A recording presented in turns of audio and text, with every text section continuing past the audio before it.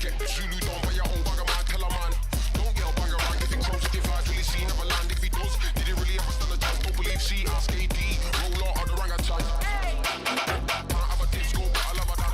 Liquor might flow up, pay no mind if I don't drop a glass on the can. So much man think thanks brothers don't bad. Last longer than the dead they did, I'm a man from man. Go all next caliber gun, just my 3-day scene, not the character man. Got Chilean African power in my hand, done things that'll make them carrot and luncheon. Rub their weed, take the barrels out of man, make them feel at home like Johnny in Japan. Get my jolly with the jazz, man stay solid with the chat. Uplift like swallow in the ground, I'll assist if it needs help, following the plan. Oh bugger man, can I grab a hand, come have a dance up. Shit, I'm on my man and we drop it, not to one man, not overstop it. Can't do that so we pop it, twist that spin that pop it. Can't knock it, no we lock it, that big old stinky skyrocket. You flash in the pan and we rock it, smack rocket, smack rocket. Bust the crack and crack it, man a WWF smack it. You speaking for a next man to whack it, we kick balls out for the bracket. Game set match what I rock it, where you get that gas till you frack it. Make it flash your pants so can't hack it. Us man. Hit this place and it don't place and it don't place. When the smooth taste takes over your whole face. From big beat to the rave, till I be safe. From big beat to the rave, from big beat to the rave, from big beat to the rave, from big beat to the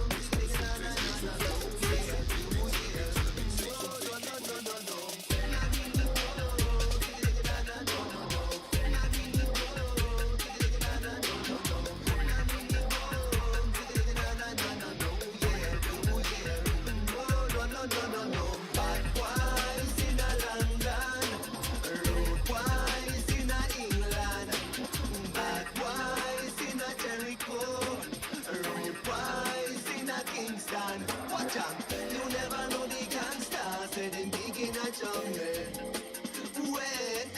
Yeah, you never know the article man them big in a jungle. Yeah, you never know the gangster said him big in a jungle. Yeah, you never know the article man them big in a jungle. What me telling the rude boy? Me and the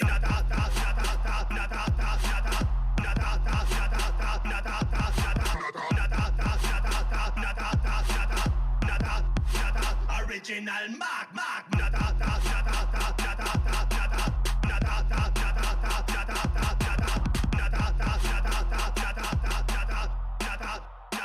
Original Mark.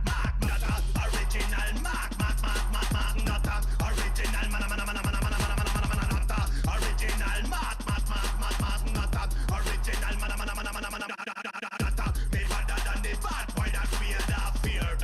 Let down the Jedi while you are Skywalker. In a one school, them call me troublemaker. Better than the Predator and the Terminator. Better than the Gargan and the Dandada. Say who try a thing, you ain't fine butter. I tell you, Shuriken man, I control the border. Yeah.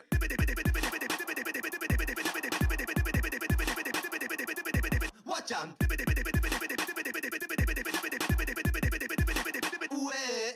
Yeah.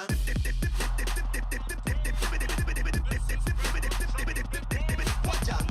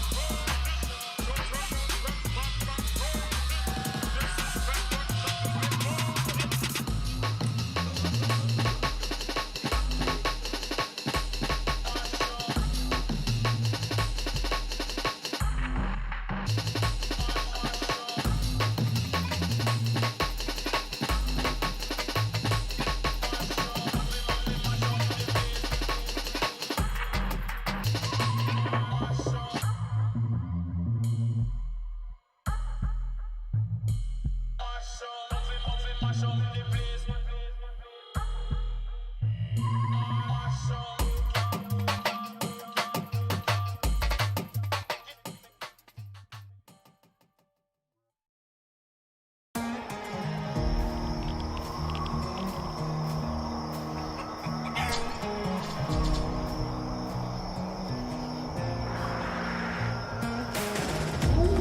for hire, soldier of fortune.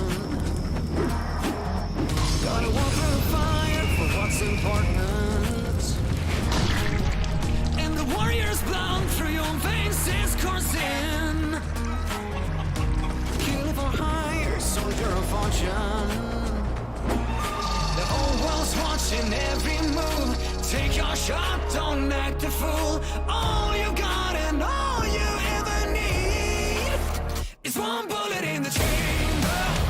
Breathe easy, take your aim, boy. Ain't nobody gonna save you. So what you gonna do? One bullet in the chamber. Breathe easy, take your aim, boy. Ain't nobody gonna save you. So what you gonna do?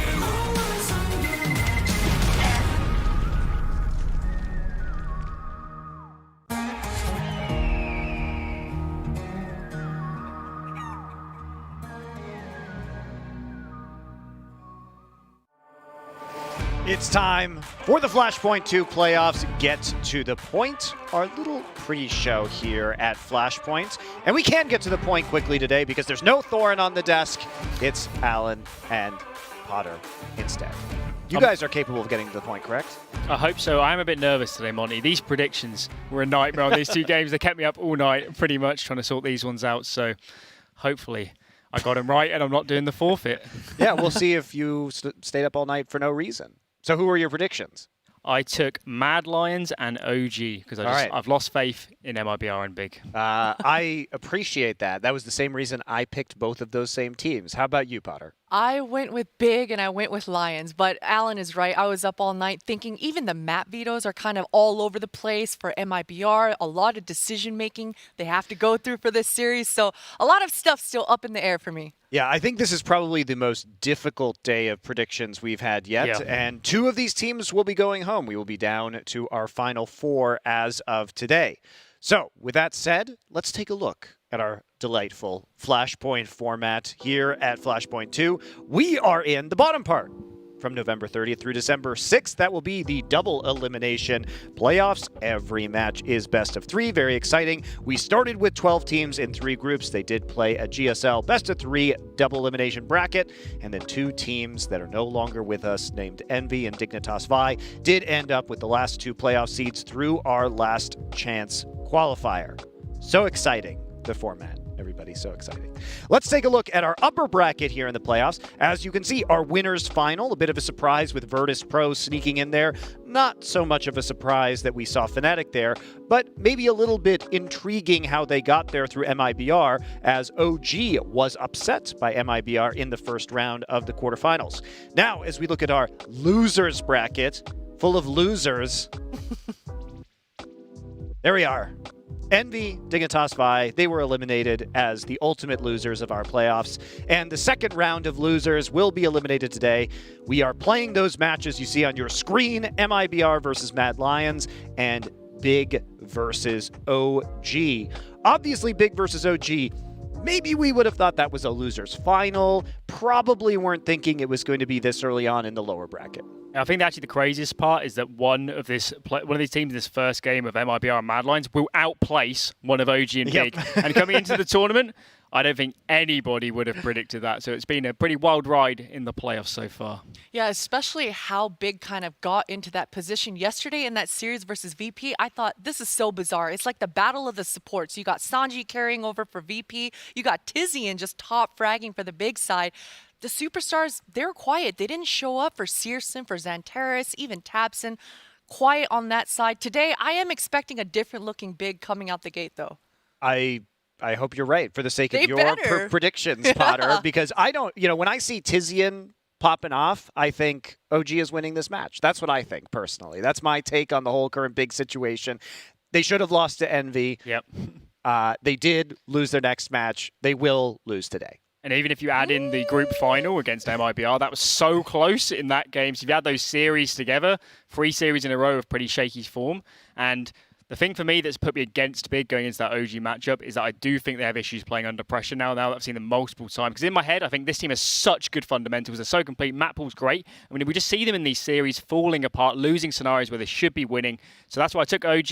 Even though OG, I don't think they have the greatest, composure of any of the teams in this tournament. But I do think Valde, Alexi B, MBK, these sort of players, they are clutch. They played massive tournaments. And I think they will bring home the bacon in that match. I agree. I'm glad we got your thoughts on that because you guys are not doing that matchup later today, so we'll keep those in mind as we discuss our predictions a little bit later on. But first, we got a little game to play, and that is New Stars of CSGO. And what are Alan and Potter's opinions on the longevity of some of our newer players' careers here at Flashpoint? Up first, even though he's been in a little bit of a slump as of late, the new Latvian blood. It is Yakindar from Virtus Pro. He is the latest addition to the Virtus Pro lineup and has reinvigorated them in many ways. Even though we've seen them primarily recently competing in the CIS region, they have now officially made our winners bracket final. They are now officially top 3 here at Flashpoint 2. Third place, $100,000, is the worst they can do. So how much of that was Yakindar's performance, and do you think this kid has a long career in front of him? Oh, he absolutely does. I don't think it's any mistake that as soon as Yakindar came into the mix and joined this VP roster, that's when we saw the resurgence coming out of VP. Look, the beginning of 2020, it was rough for VP. Even towards the end of 2019, they were struggling. James trying to figure out a way to play that perfect style of CS that he so loves. But Yakindar, he's bringing a different kind of flair, and that young blood, that enthusiasm, the eagerness that he shows, whether he's in those interviews or whether he's in that server, he wants to get involved and he wants to show exactly how good he is. And I think that new blood coming into the mix for VP, it's just really revitalized them. It's pushed them forward. When you think about the old guys on the team, sometimes you go through the motions, practice can get a little boring, you kind of lose that hunger and drive. You get a new Zoomer into the mix that just wants to practice 16 hours a day. Every day he shows up, he's eager, he's willing. That enthusiasm, it carries you a long way into the team culture. Alan, what's your judgment of your fellow Zoomer? I think with Yakindar, if you'd asked me who he was 4 months ago or so, I would have said I had no idea, to be honest. But Yep, precisely. Same trajectory. Yeah, so it's good. You guys are on the up and up. So yeah, at least from that angle, we never would have expected him to just be playing at such a high individual level. If you remember, actually, Monty, earlier on in the tournament, we talked about the Esperanto confirmation bias conundrum. I actually think Yakindar has a bigger confirmation bias problem than probably any other player in Counter-Strike right now, actually. Okay. Because he's so skilled and he's got such great individual plays. When he plays the weaker teams, and when I'm talking weaker, we're still talking bottom end, top 20 sort of teams, he can destroy them individually. He can open up rounds, he get them in great positions. But then when he gets in man advantage scenarios, when he gets his team in great positions, he can throw a lot of rounds through not understanding the team game. And this isn't surprising when he's only had so many months at the top level of kind of professional play. So hopefully in a year, 2 years, he can build up these fundamentals. But I think it's important at the moment to not conflate potential in 2 years with how he's playing at the moment. I think some people, I'll call out Maui actually, I think he does conflate how this player is going to be in that kind of, in 2 years' time with now. Maui, he gets very emotional about players. He does. We saw the shower painting with Yakindar. But yeah, with Yakindar, at least for his experience, incredible player, actually, if you consider that. But for a player like him, it's 2-3 years, really. I think we've got to be looking for him to really develop. I think that is a very sobering take, the cold shower on the Yakindar hype that we all needed, right? We'll take the cold shower now so we have better performance when we expect Yakindar later, right? It works in that regard. I mean, fans overhyping players actually destroys players in like a position like Yakindar. If he goes into a big series and all the fans saying, you're going to destroy them, you're going to be incredible, then he might just fall apart with all that pressure coming onto him. Let's shift our focus now to a different player who I think has had more star performances at the top level, but is still relatively young, and that's Brolan from Fnatic. This guy has been really good in the playoffs so far. We've seen him clutching out a lot of rounds, helping Fnatic to reach that spot alongside Virtus Pro in our winners bracket final. So what are your takes now on Brolan? I think Brolan is a really exciting piece of this team. When you had the old lineup without Brolan, I think when he came into the team, he instantly changed the look of it, and they really needed a younger player with a different look at the game, potentially with some of those older players, JW, Flusher, these sort of players. They might have been locked in how they used to play in 14, 15, 16. But Brolan is the new generation. He plays more aggressive. Aim is absolutely unreal, as you're seeing in some of these clips. So Brolan, a very exciting player. And as we talked about on the desk yesterday, the best thing about Brolan is how this team uses him. They have a very good sense for how to use a young player. Take him out of the positions where there's loads of decision making, put him instead into the spots where he can emphasize his aim, emphasize his individual ability, put the decision making on the more experienced players. And what's so cool that we're talking about Brolan right after Yakindar is that Brolan was exactly in Yakindar's position about 2 years ago. So that timeline that Alan just alluded to, it's perfectly illustrated. As long as Yakindar kind of goes through the motions that kind of Brolan did, now when we speak of Brolan, we talk about the consistency. Mr. Consistent on a lineup filled with superstars. That is impressive in and of itself. So Brolan, man, he's getting better and better as he marinates in this Fnatic squad.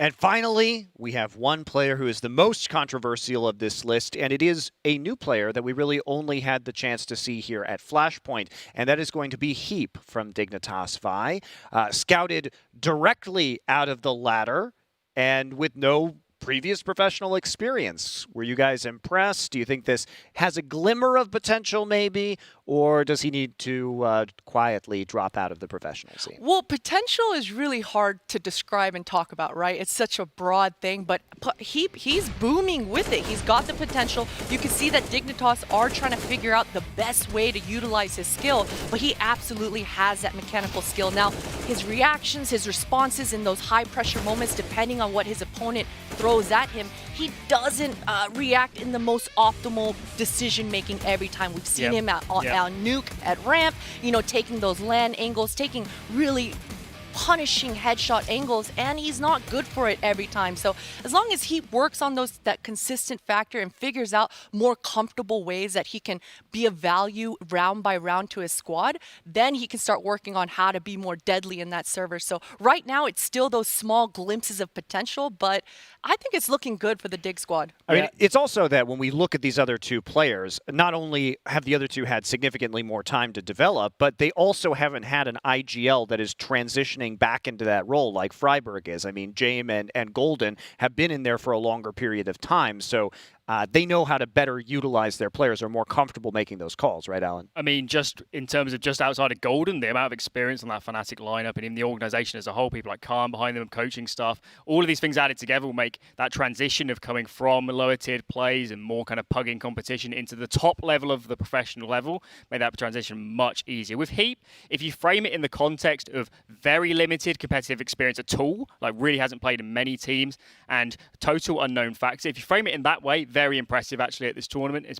probably performed much above what I would have expected. I think actually in like 1-on-X situations, he's looked pretty good, because in those cases, it's not so much about the team play, it's more about you can focus on yourself, how you play, isolating some fights, and he does pretty well in those scenarios. So with Heap, for what I would have expected with a player like him, much better, but it just feels like, what is this Dignitas team growing towards? What can Heap add beyond just fragging power? Can he add, great team play, great comms? Can he help out a bomb site? And it just feels like we haven't got a very well-rounded roster beyond some of the more experienced players of Freiburg and Forest. I think it's a very sober take once again, Alan, on the Heap situation. We've got to move on and talk about our first match of the day, but first, we do have a raffle here from our partners over at Pinnacle, pinnacle.com/raffle. Week 3, look at that beautiful knife. It's nice and evenly black. You could be carrying that in your Counter-Strike games. Mr. James Bardolph, he selected these knives for you because he is a gentleman of taste and culture. So if you head over to that link, you can deposit 10 euros in your Pinnacle account and be eligible for that raffle. Remember that you have to be 18 years or older or of legal betting age in your country. So don't try it if you're not. All right, guys, thank you very much. We're going to come back with a preview of our first match in just a few minutes, and that'll be Mad Lions versus MIBR. After the break. MIBR versus Bad Lions at Mad Lion. only on Flashpoint.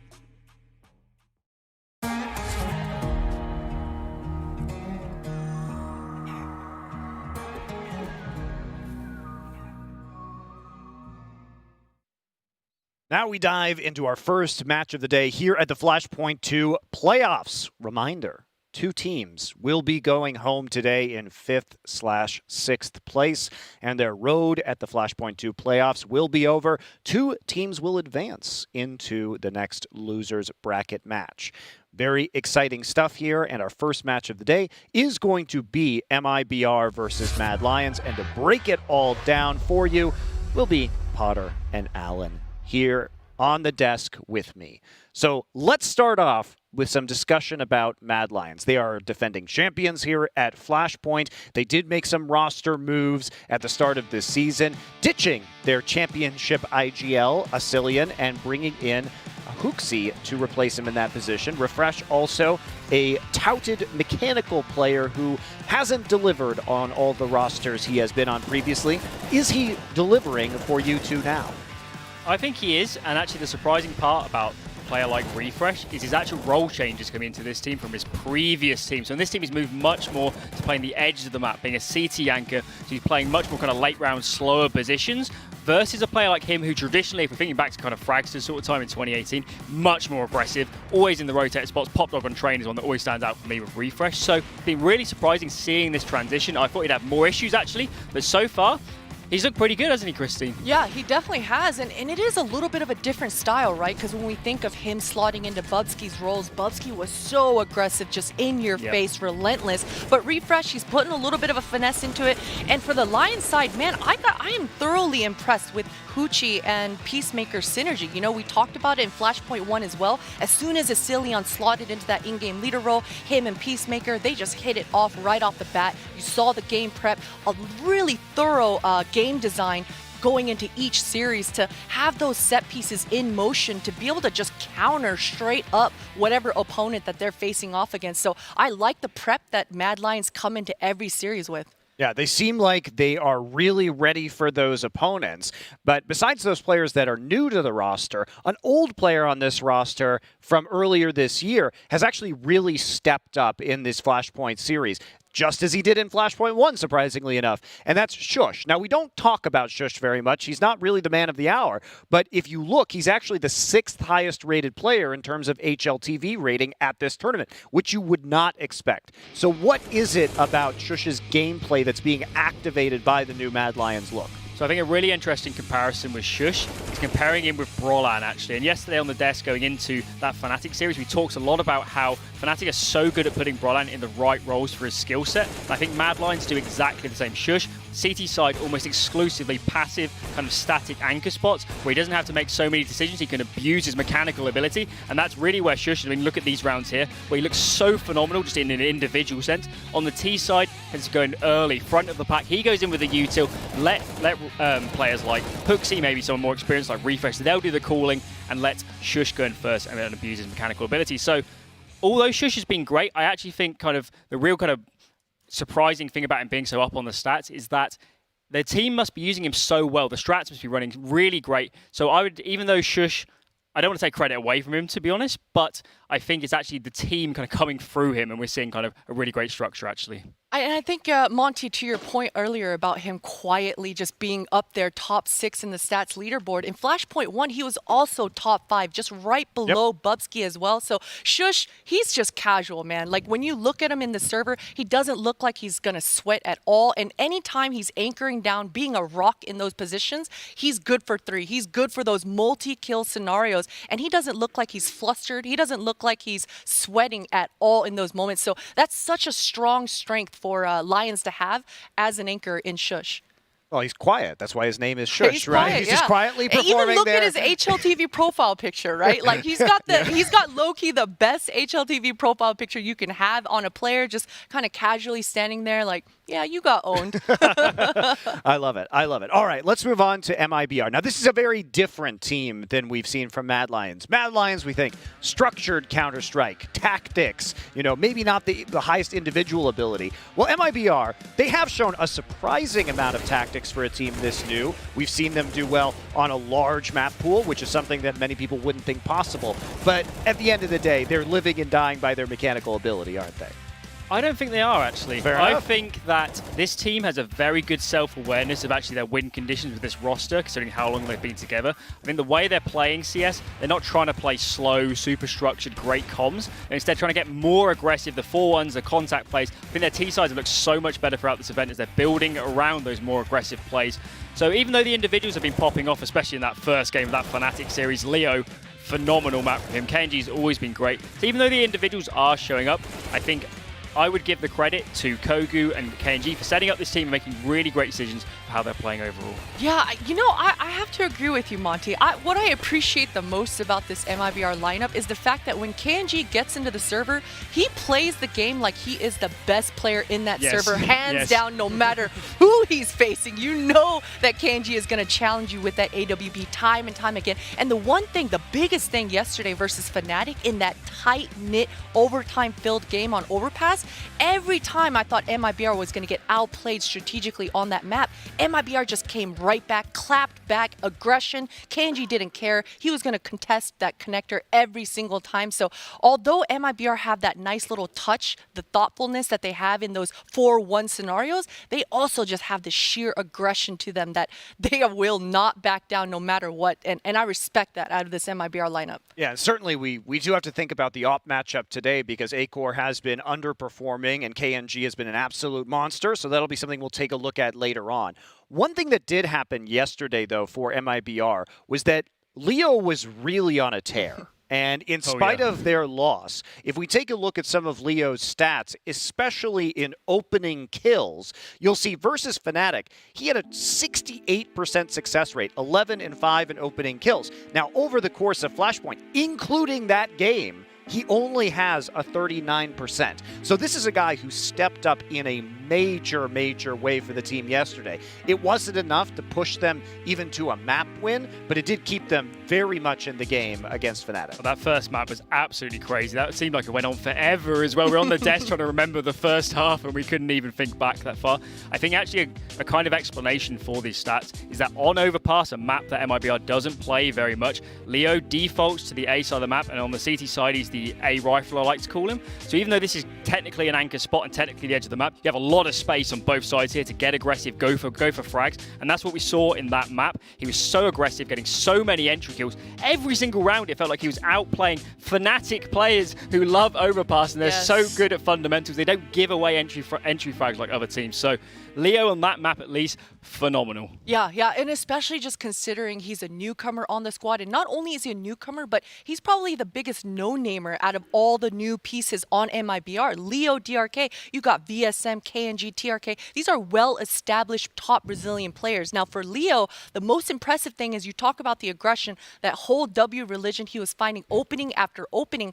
That autonomy, you rarely see that in a new, unexperienced player. Usually they'll come into the mix, they'll have a whole new set of rules, a whole new set of protocols, all this overthinking that tends to happen where, can I make this move? Shit, I don't want to make a mistake. Things of this nature. But Leo, he seems to be very autonomous. He seems to know exactly when to hold W and take over the map. So I like that, and it's deadly for MIBR. Well, we're going to see if Leo can bring that heat into the game today that we saw from yesterday.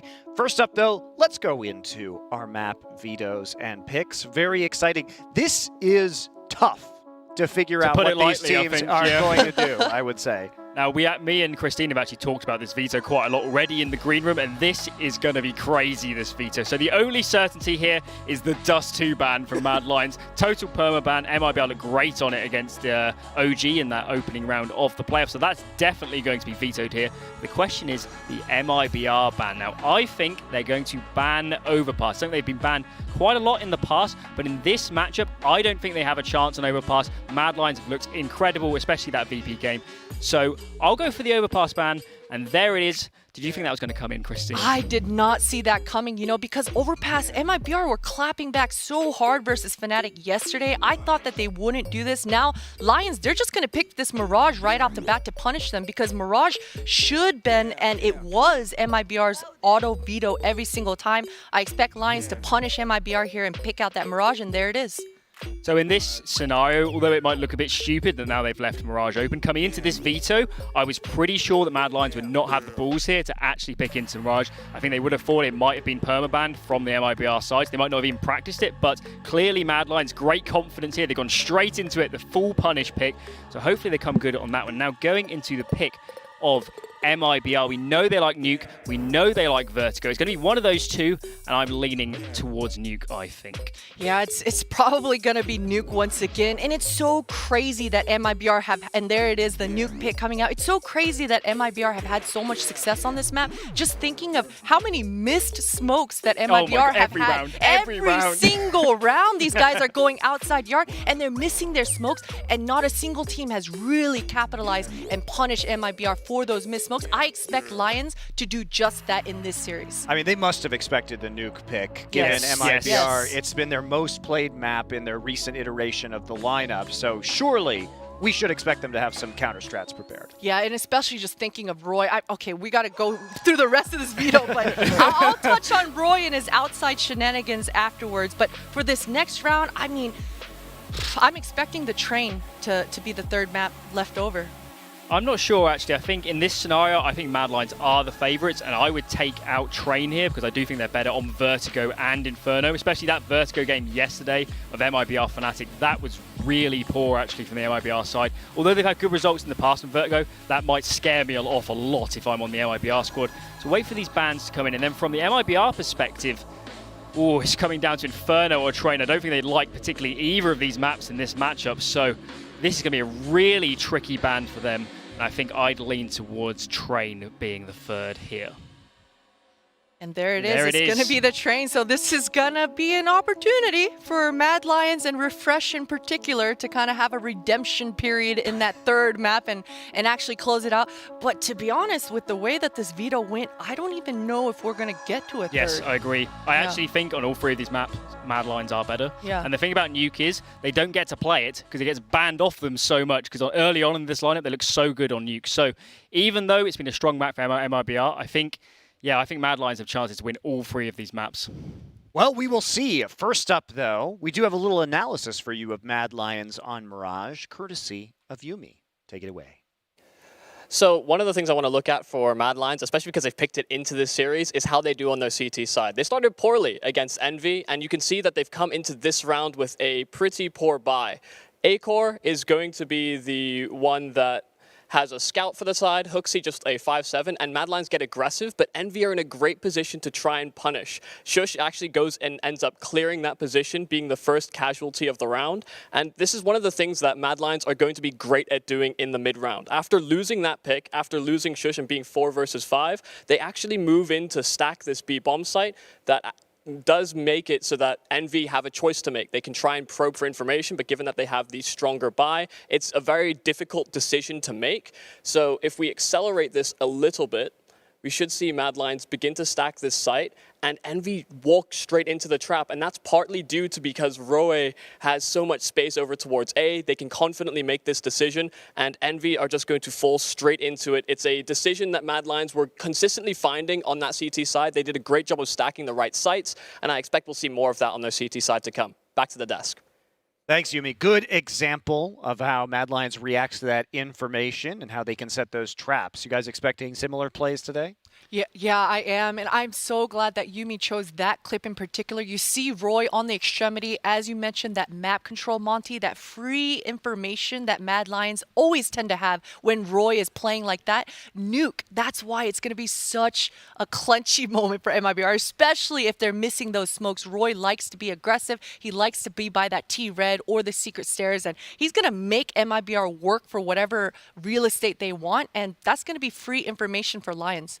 I'm really nervous actually for MIBR going into this Mirage map because in that game versus Big on the CT side, they had real problems. 2 rounds they got on the CT side, and on this map it's VSM and Leo that play B site together. We've seen this matchup on a lot of bomb sites, particularly on Inferno. They had a lot of issues with that pairing at first because they're 2 of the more inexperienced players. They're not used to this level of competition. So in this game, Mad Lions, they love the B pops. They love just sending one player out mid, hit B so much, and I think you'll see this in this matchup. I think they'll target B big time in this one after seeing that big game. A bold prediction. We'll see if it carries through. First up, though, we've got to check in on our Pinnacle Points leaderboard. The day of judgment is almost upon us, where we will have some revelations about our skill sets in various areas due to the punishment, which you will hear about in a little bit. But it is the bottom 6, including myself and Alan. Potter, barely escaping right now. Not too far above the rest of us, though. Escaping is escaping, Monty. I'm out of there. I'm out of there. For now. An inch or a mile, yeah. For now. For now. All right. Let's see who is going to be in the danger zone today. First up, though, we're going to take a look at our odds that we were wagering our Pinnacle Points on from yesterday evening. And those odds were 1.64 for Mad Lions, 2.29 for MIBR. So some rich rewards for the MIBR choosers. And who are those MIBR choosers? Are they Anders or Semler? Split this time. Man, Are you MIBR choosers? Absolutely not. I don't bet on cheaters. Oh. So get out of here, MIBR. I want them out of the tournament. I don't want to watch these guys anymore. So they can get out. Mad Lions are going to destroy them, and we're going to move on with our lives. It seems like it would actually be wise to bet on cheaters, generally speaking. No, because I want to sleep at night. I want to sleep at night, Monty. So that's just the way it goes. I think Monty's got this figured out. I wanted the odds are amazing for MIBR. I did go for Mad Lions, but those are some good odds, I think. Well, we do have an MIBR predictor here with Yumi, who is just on the telestrator. 500 Pinnacle Points in for him. The rest of Potter, Allen, 500 and 650 on Mad Lions. I also put 650 on Mad Lions. Played the safe game here today. How did everybody else do who is not on the desk right now? And it will be Freya, Thorin, Maui, Thorin only went 250 on Mad Lions? James is back. Oh, Thorin's all aboard the OG train. Yes. He is all aboard that. I promise you it's 750 OG for that second one. But more MIBR takers, so definitely some opportunities here for movements in the points. Bardolph just going all in, 750 MIBR. He can throw his whole lead with this. He actually can throw his entire lead with this. Or he could just be so far ahead and first that no one can ever catch up. That's what he's going for, I think. It's bold. Bardolph it's not such a bad lad. It's a bold move, Cotton. It's not what I would do personally in this position, but you know what? I can't argue that it's entertaining. So well done to Bardolph. Community poll, though. The community poll sleeping on the Lions. I mean, it's just all the Brazilian fans. What are you expecting? 100,000 of them. Semler, surprised by the Brazilian fans' verve. True. I should have learned by now all these years. All right. Well, why don't you guys get us underway here on Mirage, Anders, and Semler. Hope we get some good maps today. Don't mind if we do, Monty. I think it's going to be really interesting. I don't know. I mean, some of these games we've had yesterday, today as well, they look so much like coin flips to me. I don't know what to say. I think this will be great, though. I love watching MIBR play. I think they're such a just an exciting team. I love the energy when they play this game. And obviously, Mad Lions, I'm a huge fan of Acor and his opening style. A lot of questions about, how this is going to play out with Hooksy and Refresh. But, I mean, I think some of the games they've lost to get down here into the lower bracket have been games they could have easily won. So, I still want to give them like a little bit more space and prove that they could do a lot here. Absolutely. Mad Lions, I mean, that's the thing. Everybody's sleeping on Mad Lions. Yes, MIBR, they're super entertaining to watch. They've got the energy, but Anders, we always know how that works, and we saw it yesterday. When the highs are high, the lows can be terribly low, and MIBR got absolutely destroyed on the second map against Fnatic. They just completely vanished from the server. I think Fnatic lost like 4 rounds out of 26 rounds or some crazy number like that after the overtime finish on Overpass. So something that would have been just so interesting to watch is what would have happened if MIB had won that map. Like how hard would that have hit Fnatic? Because it's really hard to lose in triple overtime, right? Like the amount of energy you put into that. So I don't think Fnatic would have had the same like roller coaster ride straight down, but it still would have been taxing, wouldn't it? So we'll never know. But I thought that even watching, I was like, man, I wonder how the Swedes would have reacted to that kind of a loss. Yeah. Dude, it would have been brutal. I mean, it is hard, we've seen it so many times. We've seen it so many times where it's so close in the first map, and it's just incredibly difficult to get back in. That's why you have to have so much respect for the teams that have that kind of mental resilience, that can take a beating on the first map and reset and come back just as strong in the second. That's unheard of. So hard to do, isn't it? And well, those are the champions. Those are the marks of champions. Fnatic, once upon a time, were one of those teams, and well, they're still in the mix. But now it's a question of whether or not Mad Lions are going to be able to put up that fight against MIBR. And you can't sleep on the Danes, man. Danish CS, they just keep cranking out talent. They're so good. And so I think this is going to be a fantastic match. I definitely agree. Defending champs, no less. Defending champs as well. You're right. Slightly different lineup. Oh, what's this about? This is so straight DMs from Maui. Not the sort of stuff he DMs me, I'm noticing, but yeah, nobody wants to see that. All right, so he's switching back and forth. He's not quite sure. Yeah, but he's still just, Maui gets so deep into the prediction game, man, I swear. We got the PC rooms up there, and it's crazy. The final prediction is at 4:30. And wait, he gave his final prediction at 4:30 in the morning? 4:30 in the morning. Dude. And when you say, I'm submitting this in all caps, you know that you've just lost your mind. So, yeah, it's great. I appreciate this. Maui has lost his mind when it comes to the predictions, but can we have a talk with him after this? Just go to sleep at 5 in the morning. I'm right there with him. In fact, I'll play in on this game. So James went 750 on MIBR, right? Okay. So he went deep on that one. Okay. And Maui and I have been trying to lay down a strategy to try and get James to go a little bit more all in, because otherwise we can't catch him. But you're maxed at 750, so what's the strategy? Well, we need him to throw all his points away on this sort of stuff, right? Okay, so round after round, day after day. Basically, we need to push James into making less safe predictions and just go for like the slight underdog, go more all in. So far, it's working. So good job, Maui. I think slowly we can push him there. That's what they've been up to. Because I left them in the PC room last night, and they were all over the new operation. But I bet you Maui was just whispering sweet nothings in his ear. It's part of the psyop. We're getting in there. It's part of the psyop. This is full-on warfare now. Just you wait. We're all done here. We're all done. I reckon. The problem is though with because some of the earlier games, you really could sort of say, well, I'll play it safe, and there are no safe picks anymore now. It's none of this is safe. We both pick Mad Lions. Yeah. I'm not walking into this thinking, yeah, that's going to be like a sure thing, like no problem at all. I'm thinking I don't know. Because you're right about MIBR. They do have that fall down when things aren't working. If they get too quiet, then it gets just dead silent in that room that they're all in. And I bet you can feel that if you were in the, standing there. But yeah, at the same time, if they get off to a good start, KNG, when he's doing the leading and the AWPing at the same time, it is out of control, right? And VSM right behind him.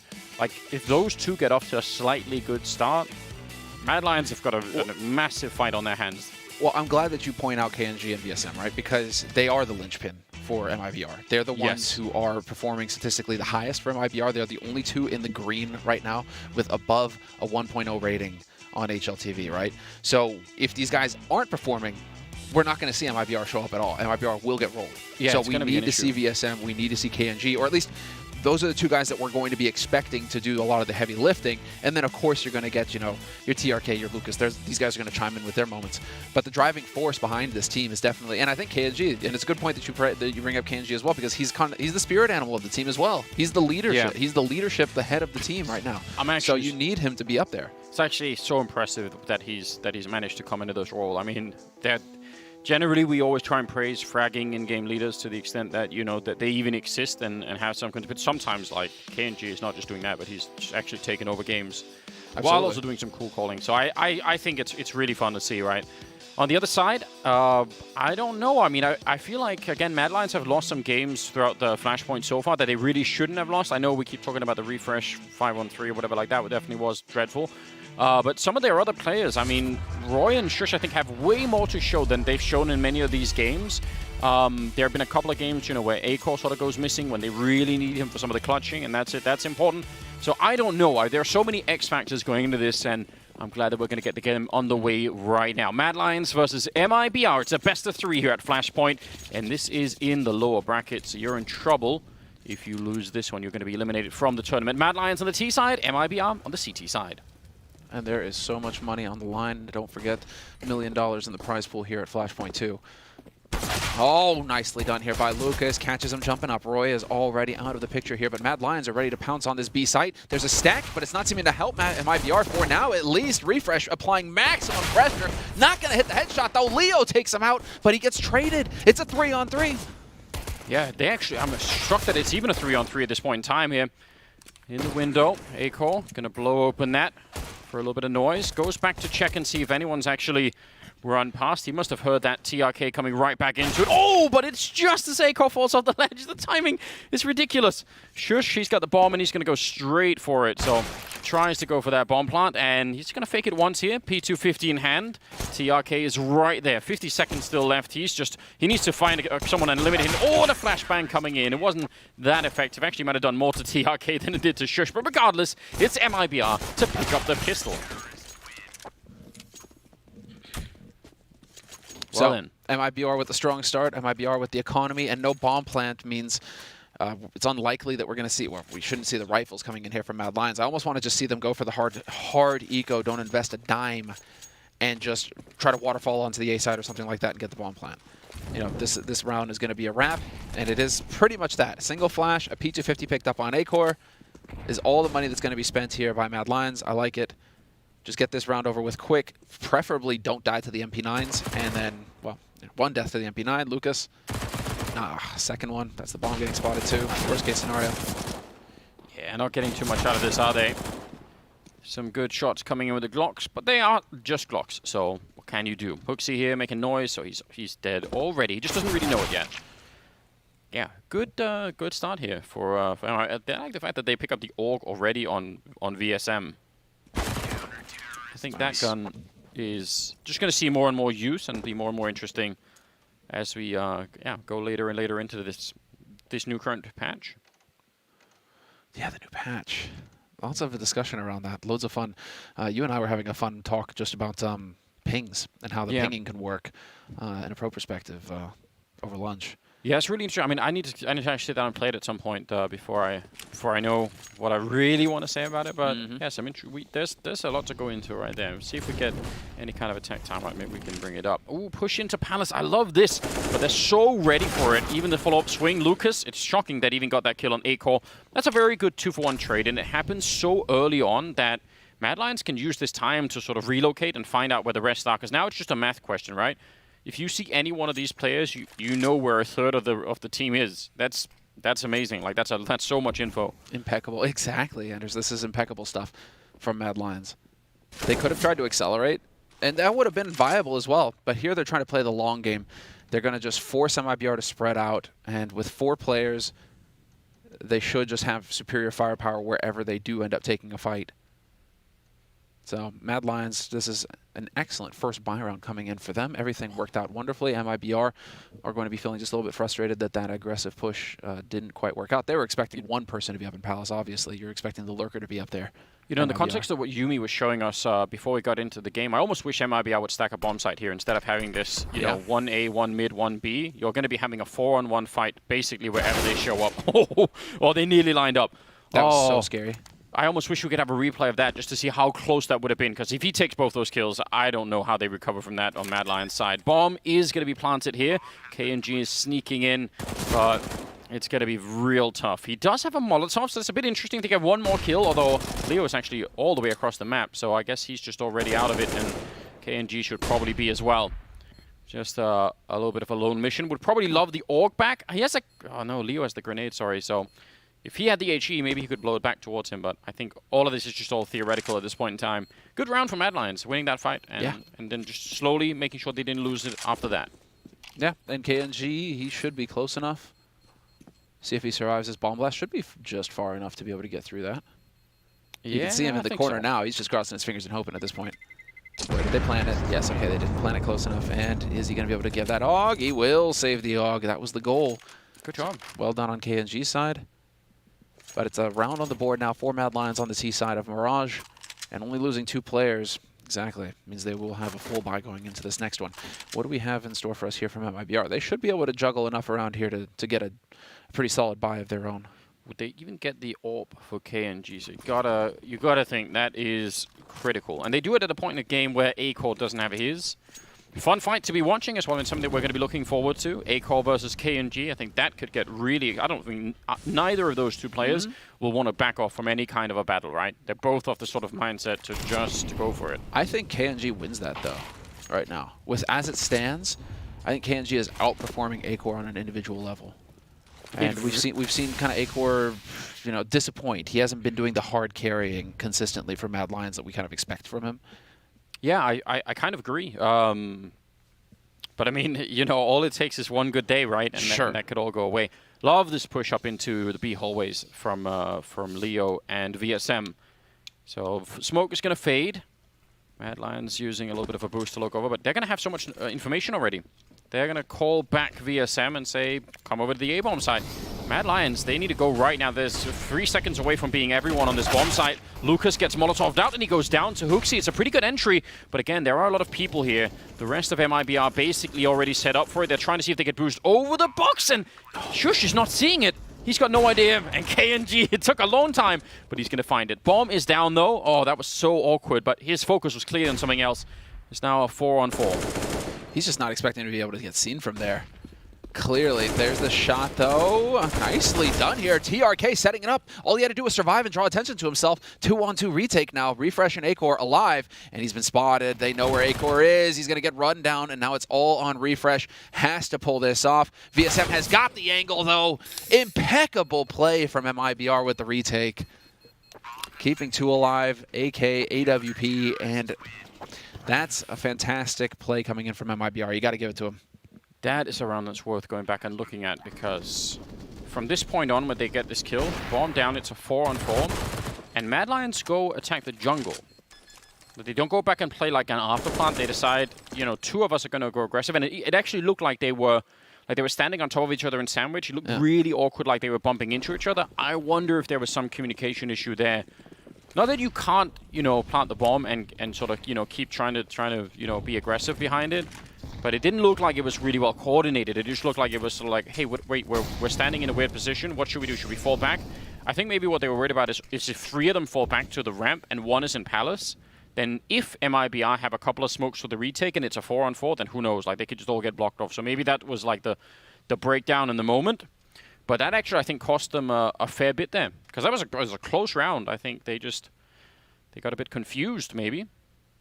Another push into the Palace on the A side now for TRK. That's still very cool, very good. And it's looking like the mid-crunch this round coming in from Mad Lions. 2 underpass, 2 top mid.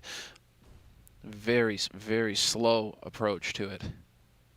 Oh, timing here between Shush and TRK is everything. Shush back to looking, but it doesn't matter. He's going to go straight down.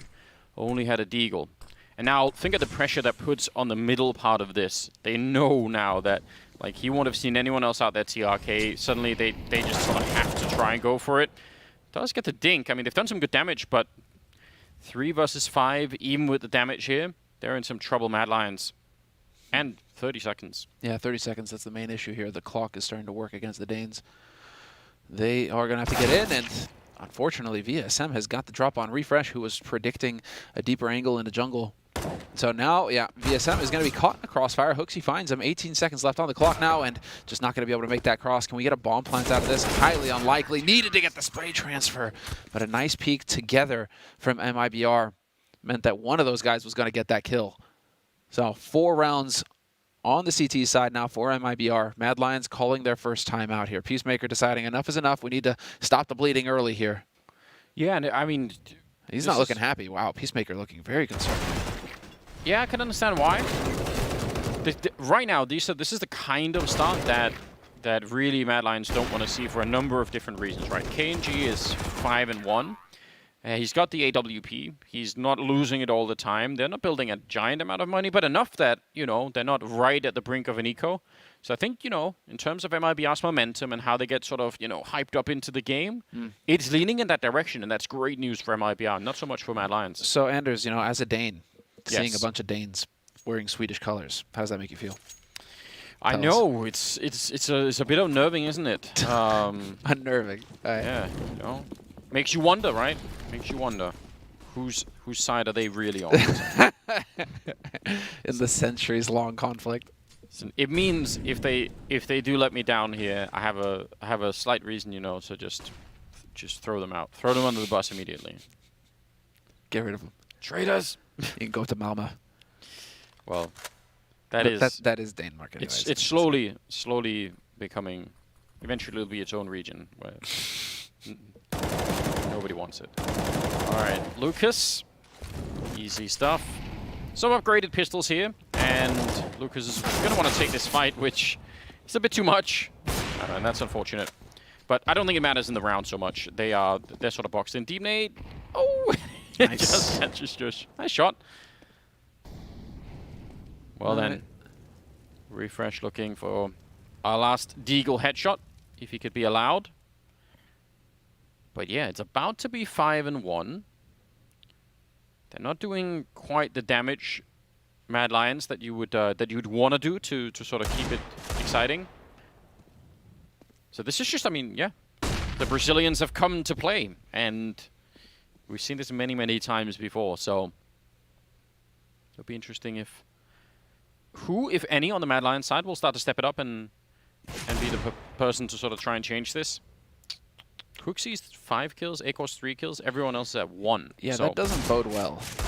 Hooksy, I think, is the lowest in terms of rating going into this match. And he still gets a shot on KNG. Get out of here. Do they save the op? Wow, okay. That would have been just the greatest ending to that round, spitting in his eye. You know, if you get the kill on the guy with the op, that would have been at least some serious economic damage. Well, let me see. Mad Lions, yeah, Hooksy, 0.9 rating going into this match. Lowest performing on...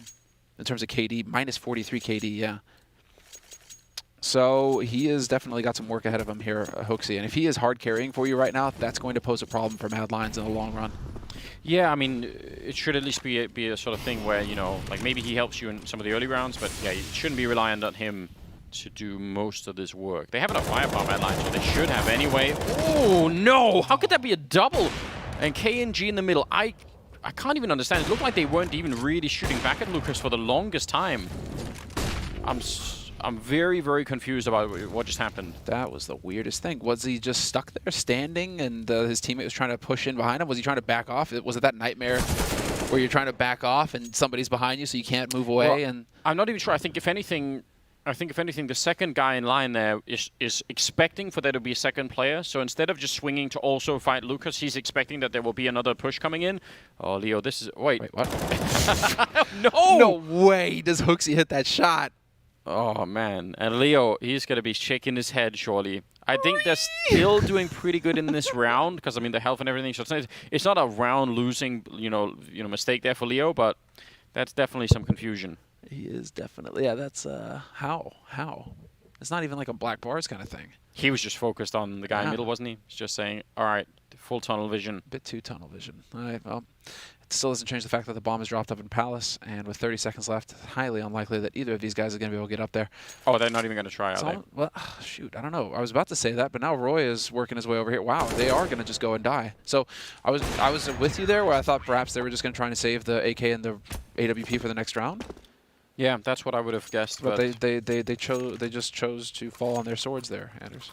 It's another round where MIBR come out of it with 3 people alive, and you can it's starting to show in the economy now. VSM is on 0, but everyone else is, at least got something. Yeah, the fact that that's a double kill is still a little bit mind-boggling to me. Mystifying. But great job on MIBR. I love the forward aggression. I love the fact that they keep pushing. They've been doing it over in B, even though like it hasn't been super effective so far. But it's just the constant attempt to keep the pressure on. Oh, Refresh charging in. He's going to put out the Molotov, and they know MIBR. They know this is a rush. Trying to fall back as soon as they can. VSM standing his ground, and he will get a big double kill for it. Bomb plant here would be really nice, but so far that's not looking very likely at all. Leo now into the fight. Bomb is on the ground, and no bomb plant allowed here for the Danes. VSM with the quad kill surviving on 1 health.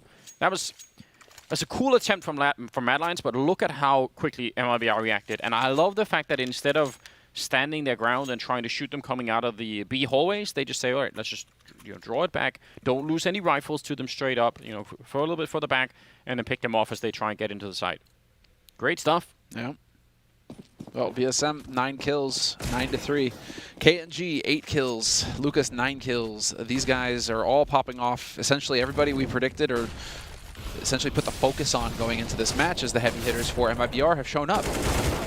They are murdering Mad Lions. VSM with a double again. Hooksy and Roy just going to fall at the top of mid and wisely backing off as well. There it is. Another one from Leo. Make that 2. Mad Lions are trying to go toe-to-toe in firepower right now, and they are just not measuring up. Yeah, and what's really, really worrying about much of this is that they're on the T side, right? So, yeah, theoretically, they have, they're the ones to initiate the fight. They have, usually you have that slight, advantage in being the one to initiate some of those fights, and you get to decide where it's happening and all the rest of it. Acor, while the jump past, he does have some very cool movement. Trying to do that 180, not going to work out.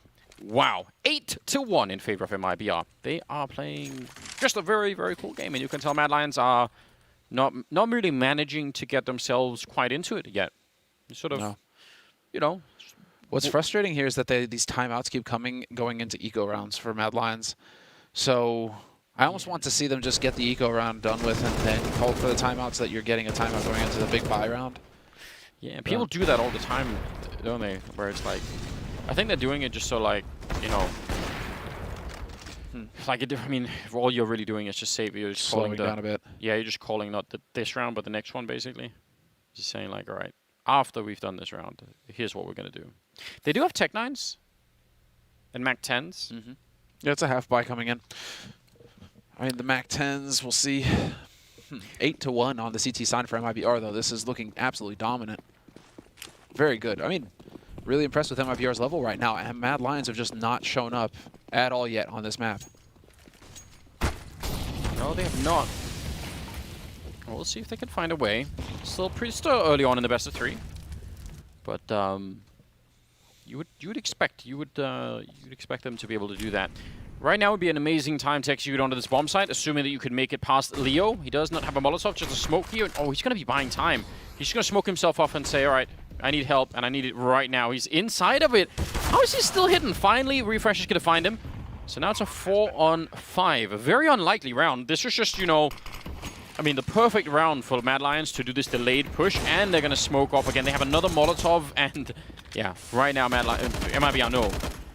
They're still hanging around, but I feel like they must realize this is so much time off that bomb, and they're going to fall back, yeah. The missed gamble from MIBR. They expected this to be a quick A execute coming in, and instead it's a B. So it's that 50-50 kind of guess where you're like, they have 4 players over towards A. And, well, that just isn't how it went this time around MIBR. So tough break. Will be a second round on the board for Mad Lions. Mad Lions can give themselves a little bit of a pat on the back. Yeah, but it's so cool, isn't it, though? Because Mad Lions win a round. It's like, okay, that's cool. What do you have going into the next one, though? You have still Tech 9's Mac 10, 1 M4. They get to save 4 rifles, including 2 AWPs and an AUG. If you were going to give away a round, this is the one to do it. I really respect the fact that MIBR just didn't go for this. Because if they went for it and got slaughtered and gave all the rifles away, it's such a different game. Really smart call, really good idea. Leo obviously was probably thinking that someone was a little bit closer.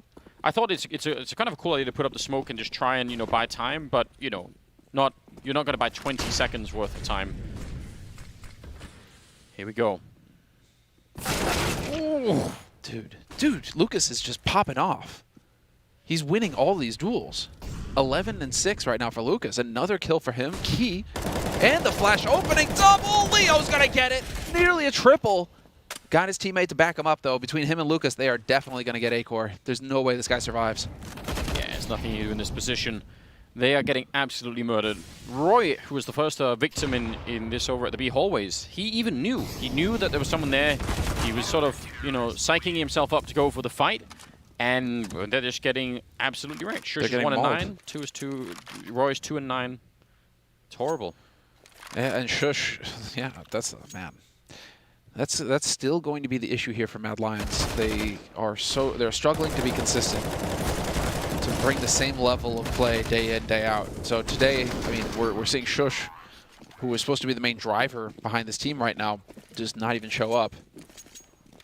It's really, it's rough, right? I mean, I feel like the other games that we've seen, the lack of consistency at least hasn't been on this level, where it's like, you know, they haven't just gone completely missing. They've just had some, VSM shot right through the smoke. Hooksy, he was meant to be the main driver going into the B bomb side, and the rest of them following through. Leo is hiding inside of the smoke yet again, and this could be a genius play. He's waiting for it, just buying his time here. Going to turn around for at least the 1 kill, but now they're stuck, and they know it. They're in so much trouble inside of this bomb site. Technically, yeah, they're going to get the bomb. It's going to be a 5-on-3, but this is not going to end well, I think. Oh, that HE. You're just going to get bombarded. Molly goes into behind the truck, so make sure nobody can get up over there. Now Leo, another peek. He's going to find it. A-Core is able to trade, but TRK now is going to spot out Refresh. So, Refresh and A-Core, last two alive here for Mad Lions in a 2v4. And make that a 1v4. Refresh trying to do the best he can. Nearly, yes, going to get 2. But he's got a man at his back and 1 going for the flank. He is in a tough spot, and it's just not going to be enough. Lucas, once again, locking down another kill. 14 and 6 for Lucas right now. That's nuts. I mean, it's some pretty good good damage considering how boxed in they were there, Mad Lions.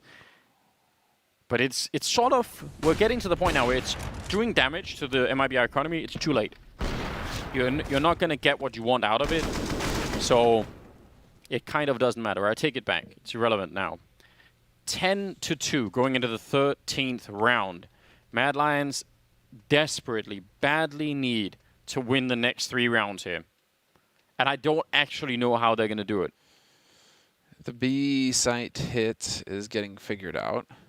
Well, I mean, their B site hits have been looking slightly better when there's only Leo there. But how would you know that, you know? The problem is that MIBR is setting up for the anti-A take every round right now, because they just keep expecting Mad Lions to get frustrated and eventually have to go back to an A take, right? And so MIBR are putting 3 on A with 1 real close by as well. They're just ready to just smash Mad Lions as soon as Mad Lions try to go for that execute. And so yeah, I'm not really sure what the answer is here for Mad Lions, because if they could go into mid, I guess, and they have had some success there if they can stop that underpass push. But again, look, 3 towards A. VSM is going to be hanging around in mid as well. They were ready for it, MIBR. They're like, yeah, come A, let's fight. All right. A-Core is going to be taking down VSM. I mean, finally an opening kill going the way of Mad Lions. Is that the first one? I don't know. It's close to Lucas, though. Nearly could have had the spray down. That looked amazing. TRK, a lot of trouble here. But KNG, he's not been tested for a little while, but he's going to get that. And he wasn't cooled down. Still going to get that kill, no problem. 2 on 2. I mean, this is one of the rounds where it looks like Mad Lions could do something to win it. They don't have the bomb plant, and they've got a lot of time. And actually, they're going to use the fact that A-Core's... Oh, no.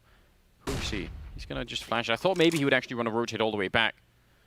Bomb is all the way back there at the default position. How quick is A-Core? Not quick enough. And that leaves Hooksy in a 1 versus 2. And he's going to go straight for the bomb plant. Don't really blame him for it, but as soon as he does, he's locked in. Smoke to cancel out the Molotov, but he's still stuck back here, and they have more grenades to try and deal with him. They're going to go for a little bit of a peek there. He's just trying to see if he could get a little bit of a height advantage. This could actually be really good. He is being flanked, though, and he's got to be really careful. KNG sneaking in. That was a 50-50. A triple kill for KNG, and an 11th round for MIBR. Just monstrous. They're so dialed in right now, MIBR. They have got Mad Lions on the ropes. They know it, and they're pummeling them. Just working. 16,000 starting money here at the beginning of the round for KNG. 16,000 in the bank. So they are not worried. They are going to be fully financed for the remaining 2 rounds of this half. But so if Mad Lions had played the first half sort of like that, where you know, it ends up in 2v2s. It's kind of like, that would be so different, right? Yeah. The issue is that most of the, this was one of the rounds we think, all right, theoretically, like, it's not so bad to lose a round like that. You just think, all right, well, we lost a 2-on-2. Like, if we keep getting into those, eventually we'll win enough that this T half will make sense. But most of them have been nothing like it, so... And now it's real late. The hour is getting late here for Mad Lions, at least on Mirage. Do obviously have a best of 3, so...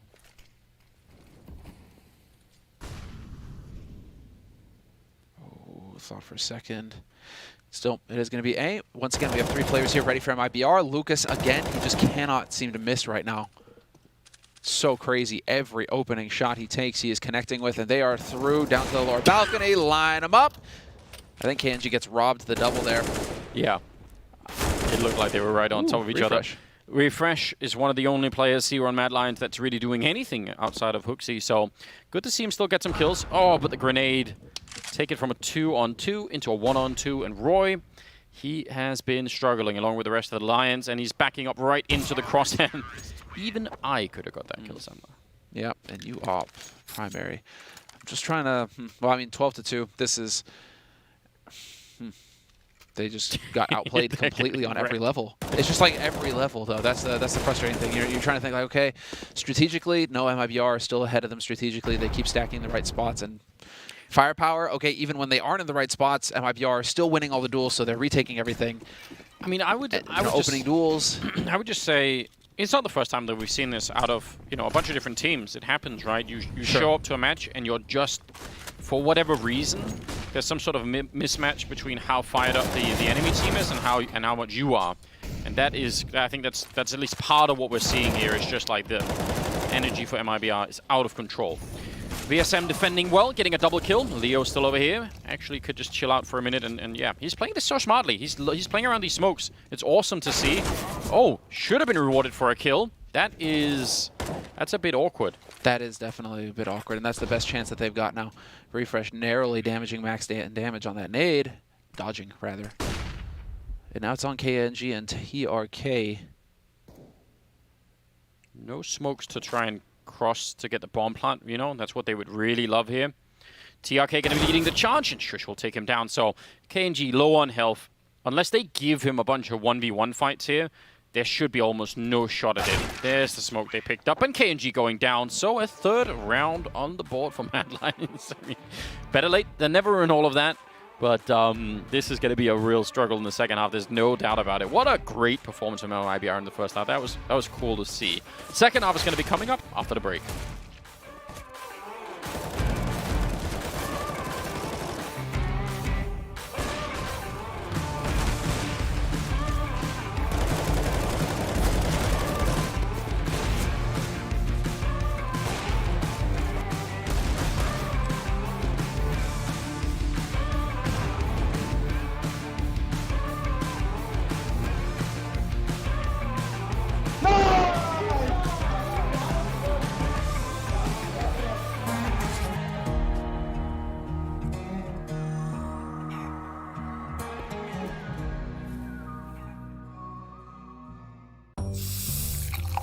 Tonight on Flashpoint. The New York Times says it's so unbelievable, it's now believable. Come on down to the Blind Spot and get 15% off new and used cars. Warning, blind spot may cause side effects including drowsiness, headaches, nausea, rashy skin, anal leakage, and an overwhelming sense of joy.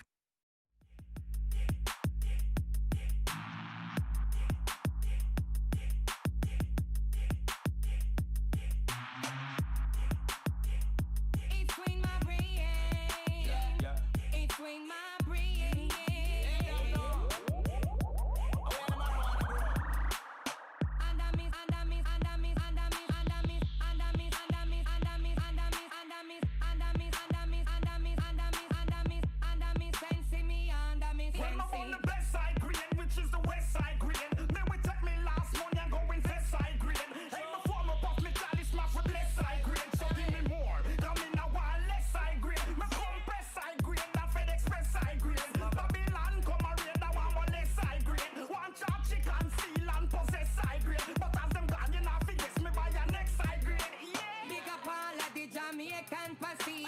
Cause you know we have the highest grade sense. Under me sense, me under me sense. Under me sense, me under me. When the MCs came, telling about the name. And more, some had to smoke cocaine, to act insane. Get the 4 feet blocked in on down on the mental brain. Just walk the brain in the building. The people built up the track. The what?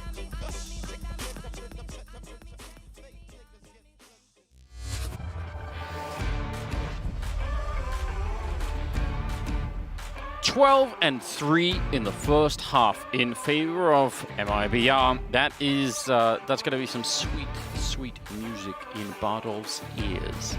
Looking at that 750 pinnacle points that he put in. He's a mad lad, dude. He's licking in his lips right now, just loving it. But, Anders, it's only the first map. It is only you're absolutely right, it's only the first map. James, calm down. Just Thank you. Take it easy. Thank you. But I think it's been real enjoyable. I really do just love watching MIBR play. My pinnacle points aren't loving it. They're not loving it nearly as much, but I am enjoying it quite a bit here. Roy and Shush defending the bomb site, and then close by they've got Refresh and also A-Core. So essentially a 4-man setup here towards A. MIBR do not care, and they're going to go straight for the bomb site. Charging in, Leo just keeps pushing. Refresh will catch him mid-air. That's a nice headshot to begin this round with, and everything is on the line here for Madline. They need to keep trying to do this. VSM fighting back, and they're all getting slaughtered. They just can't do much, can they? Oh, Shush though, back in it. Back-to-back triple headshot, and now VSM up there. He can't get the last one. It'll be VSM to take him down instead. And MIBR dangling that round right in front of them. Dude, Shush, to tell you how much of a struggle this has been for Mad Lions, Shush doubles his kill count in that round. Listen. He got 3 kills in the pistol. He started the half with 3. And, well, now he's got 6. That still leaves Roy on 3, though. So Roy's got to now get 3 in this round. Listen,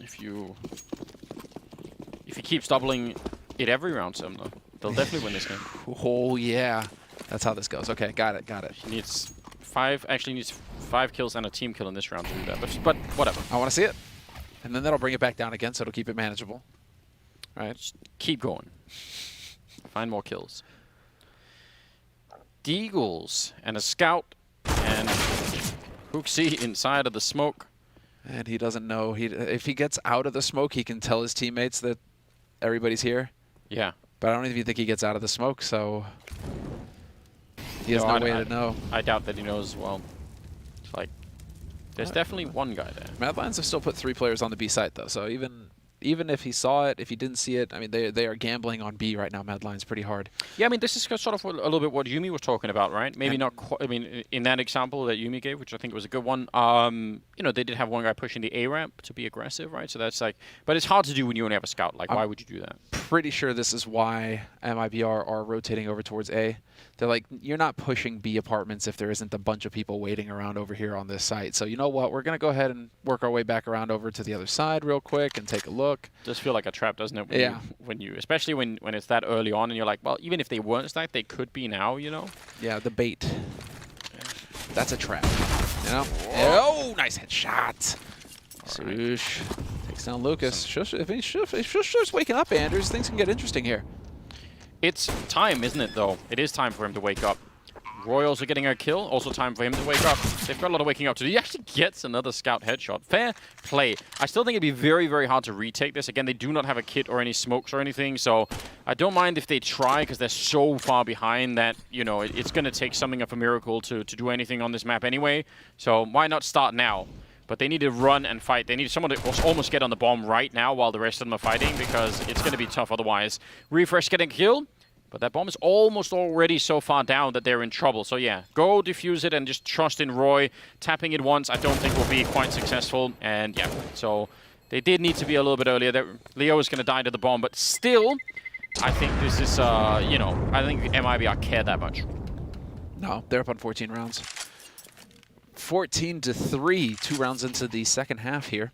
MIBR on the T side, just looking absolutely fantastic. Refresh was able to save that AK, so good on him. We'll see if he can get some use out of it this round.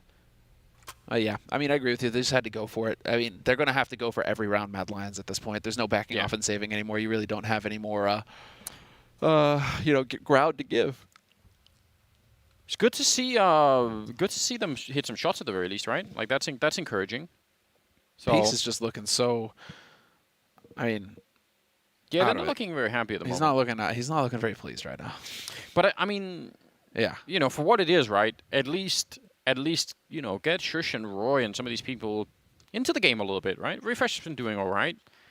Acor's got 8 kills. I'm not sure many of those kills were like really important kills, so I don't really care so much about the number. But I feel like I just want to see them wake up for map 2, right?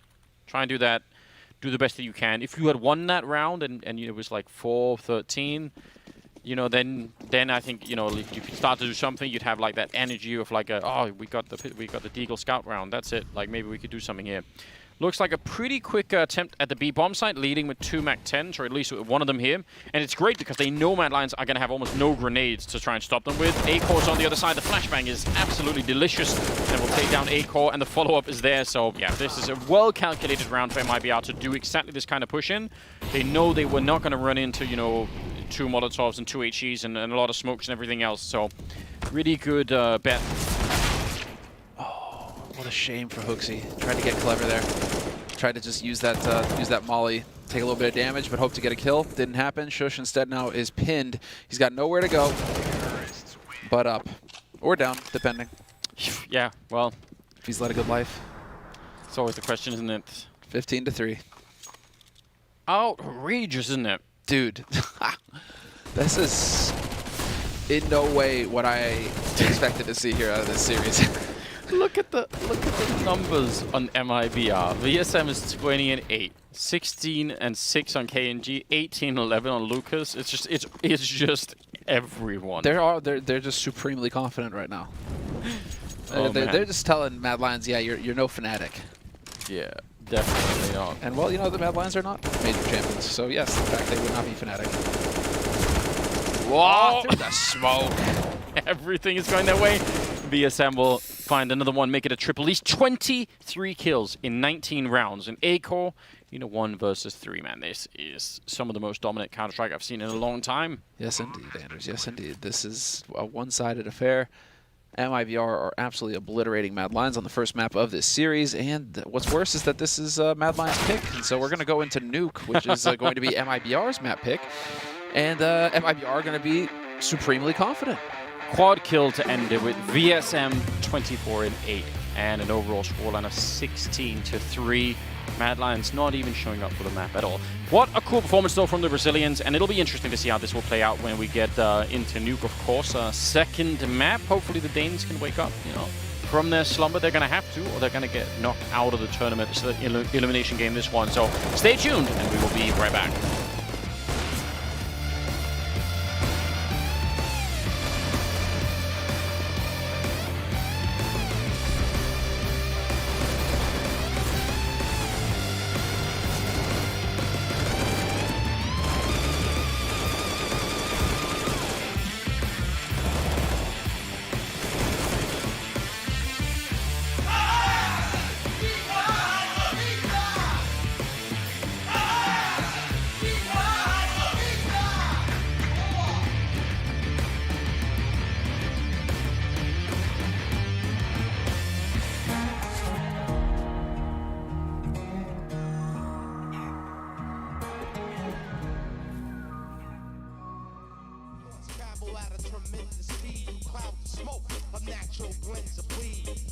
Under one circumstance, as if I'm blunted, turn that shit up, my clan in the front wanted. That was the MCs came to live out the name.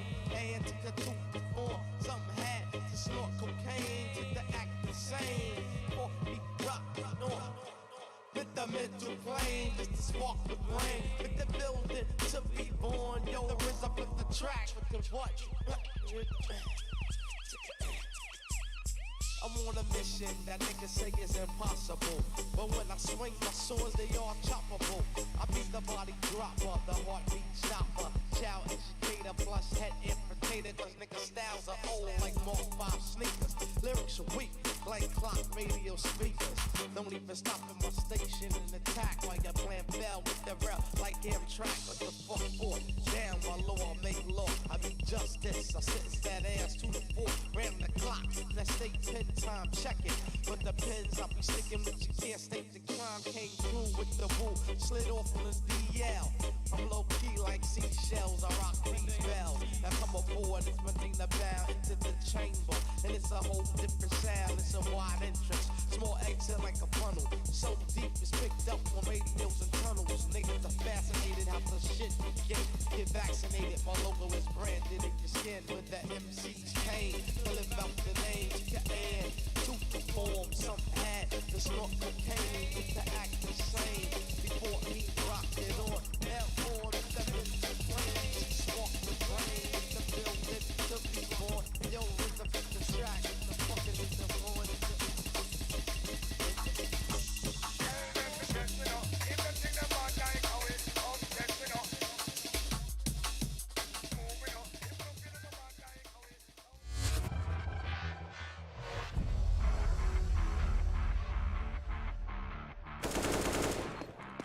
Well, that was fast. Our reigning champions, Mad Lions, getting absolutely giga-clapped on their own map of Mirage.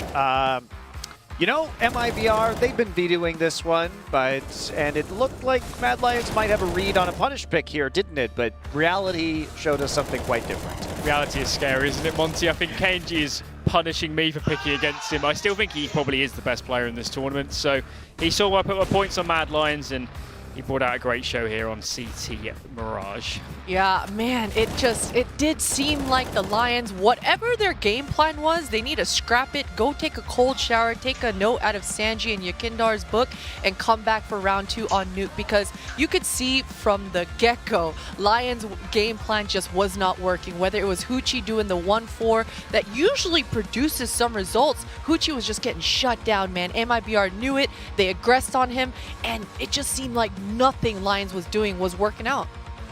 Yeah, really, really rough. And, you know, we've heard some of the other teams say when they play against MIBR that the game plan has to be to slow down their momentum, because once they start to get rolling, they become pretty damn hard to beat. But we saw that, you know, after Fnatic slowed them down last night, it looked like they really emotionally and mentally broke them on Overpass and then easily cleaned up the rest of the series. So let's take a look, though, before we get into the next map and what Mad Lions could do. Let's see what they couldn't do first off. And I know, Alan, you have round 9. You wanted to look at this one from MIBR's perspective? This is a really great round from which team are we on about? MIBR, that's there the one. You go. Aggressive mid-play. So in this game, I think they really understood their win conditions. We spoke about this going into this series, and on this round, they were so aggressive. Leo, this is the first round he picks up an AWP. It's a really great 2K. So overall, I think MIBR really came into this one understanding that if you sit back and you let Mad Lions play the game they want to, late executing onto the sides, you're going to have no chance here. And they played it perfectly. They got aggressive. They disrupted the T side, and it just fell apart from there. What do you think was the biggest issue for Mad Lions as they approached this game, Potter? Honestly, they looked scared to me, Monty. They looked scared in that server. Can't have a scared lion. That's just sad. A scared lion is really sad. But I do think it makes sense, and I don't think that it's going to be as detrimental as that scoreline shows on this map 1, because as I mentioned, just nothing was going right. Nothing was working out. And I don't think the players looked as deflated as that scoreline would indicate. So moving forward to Nuke, I think they'll be fine. Mirage, obviously, it just didn't work out. You know, Alan had a good point as well. Did Lions even prep as hard on Mirage coming into this as well, thinking that there's no way that MIBR would have the cojones to float it versus them? So a lot of questions still floating through my mind, but I have full confidence that Nuke, they should have a better, stronger game plan. I mean, we talked about this in the draft, that surely they must have known that MIBR would pick Nuke. So we do expect them to be prepared on this one, even if Mirage was a question mark. I mean, throughout the whole tournament, we've actually praised Mad Lions so much for their prep going into games. I remember in that train game against Virtus Pro, they did lose that game, but they were stacking B on so many rounds, they had no information. The only way you could do that is if you had good prep going into the series. The player I want to touch on quickly here is Shush. So coming into this game, we picked him up. We said he's going to be a really great player. He's been so good statistically throughout this tournament. But in this game, he had a really bad first half. And the point I was trying to make in the first segment is that he's a product of his team structure. And that goes both ways. When the team's playing great, he has good stats, but it goes the exact other way. When the whole team is falling apart, when Hooksy's struggling to call the T side, there's nothing Shush can do. He's going in first. If the calls are bad, what is he supposed to do? So in that game, we saw pretty bad tee half. I think they called it quite badly actually on the Mad Lions side. They weren't ready for such aggression. Hopefully on Nuke it looks a little bit better because KNG is going to be very hard to handle. Yeah, let's talk about KNG. First off, let's take a look at some of his individual plays that we saw on this map of Mirage because he was just on fire. So this game was played actually quite a while ago now. This is one of their first ever matches with this lineup. This against Astralis back at Blast. But in this game, his mobility was unbelievable in this one. Every single round somewhere different. And this is why KNG is so difficult to play against. How are you supposed to predict a player that can play 20 different spots in the early round? It's so hard to call against. And for someone like Hooksy, who realistically doesn't actually have that much experience at calling at this sort of level, he could fall apart if he goes into this game and he struggles to get any kind of traction going into the T side. So as we are considering this next map coming up from Nuke, you guys have said that there are some holes in the Nuke play in terms of outside smokes from MIBR. What should people be looking for as we see Mad Lions attempting to exploit this? Well, it's just the missed smokes, right? And MIBR heavily depend on those smokes to be able to actually land in order to condition the defenses so that they can actually resort back to their ramp contact play or that inner set piece that they actually look really damn good on. The set Molotovs, the set flashbangs. They have a really good inner hit that actually produces great W's for them. Yep. But again, if they're missing those smokes, Roy, he has those forward aggressive plays. And actually, I remember even in an interview where the coach Peacemaker was talking about, we want Roy to play a little bit more back, a little bit safer. But in this instance, I do think that if Roy, sheds away whatever fears he may have had in Mirage, comes into this Nuke, newfound confidence, and tests Mirage and test MIBR and make MIBR work for that outside control on Nuke, they may not have an answer. I mean, they've been slipping by multiple times on this Nuke pick because of just sheer power, sheer firepower, winning out duels. But this time around, they're going to have a little bit more than just the firepower. Do you agree, Alan, or do you think there's another weakness that Mad Lions may go after here? I think in terms of the smokes, I'd be very surprised if they were actually missing them again. It's such a simple thing to fix. You see it once. I was amazed it kept happening in repeated Nuke games. I mean, you should just fix that in 10 minutes once you see it missing it once. I've heard you talk about anti-ecos this way. It's so stupid they should just fix them. The anti-ecos are a bit more complicated. You have to kind of change your style of calling. Missing smokes is just aim at the right dot on the wall. I appreciate that you think these things are easy to fix, but apparently it's much harder to fix in the past. Well, if I was coaching them, they wouldn't be a problem. All right, that's fair. Let's put it that way. That's fair. But regardless, in this matchup, I think the pressure on Mad Lions is on Hooksy and Refresh. Those are the inner players. And as we talk about MIBR on the T side, they love these inner hits. Every single round, they'll almost always finish on A. They'll just throw the outer smokes, try and force lower rotates, and then hammer the inside site. Mini splits, hut pops, through squeak. So those two players, if they're not on point here, as we saw in that game, this could be a disaster. All right, well, let's take a look at our updated pinnacle odds for Nuke because MIBR coming in as slight underdogs, but you know what? I bet things have probably changed just a little bit since we had that moment, and it will be a very, very even 188 to 194 for map 2. Now, you guys thought this was a good map pool for Mad Lions, maybe a 2-0. Obviously, that's not going to happen. But do you still have Mad Lions winning this series overall? Especially because I feel like Train is such a question mark between these two teams. Yeah, it is, but I want to go back to your point again with the momentum aspect of it. I was talking to a few coaches and players, and they all had the biggest question mark of how the hell are MIBR getting away with so many W's in Flashpoint 2?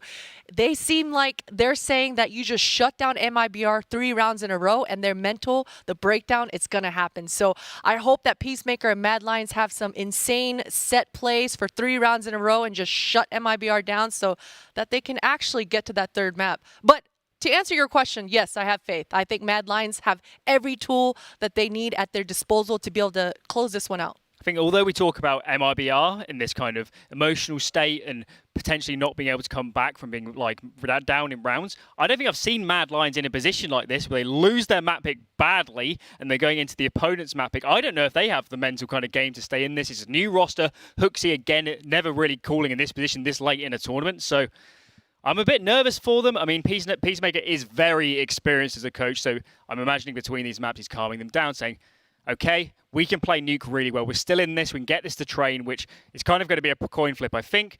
But hopefully it goes all right for Mad Lions and we do see a third map. Yeah, before we get into Nuke, though, we are going to take a look at some specific statistics here from KNG, who has been the final boss, or just Nuke picks in particular, rather. So Mad Lions versus MIBR. Round win percentage on CT side. As expected, pretty above 50% there for MIBR. Is there anything that which side do you think these teams play better, generally speaking? It's a good question, actually. I think MIBR is probably quite even, actually, on both sides. I think T side, it suits them quite well to try kind of sort of a map where if you're quite good at forcing the low rotate, you can play fairly contact safe and just pop the inner site loads or contact ramp, as Christine was mentioning earlier. So I think they're fairly decent on the T side. And then on CT side, KNG is a monster on CT Nuke. So from their perspective, I would say it's fairly even, actually. Yeah, I'd have to agree with that. And we have to remember MIBR also have that secondary AWP from VSM that they bust out. Seems to be a really strong win condition for them. And for Mad Lions, I think that makes sense as well. You know, their T side is probably their strong side. You know, A-Core, he has so many little looks, some boost AWP picks, whether it's towards that ramp or down towards that secret, even outside. So Mad Lions have a lot of little protocols in order to get A-Core involved. And we're going to need to see that because Mirage, he was pretty quiet.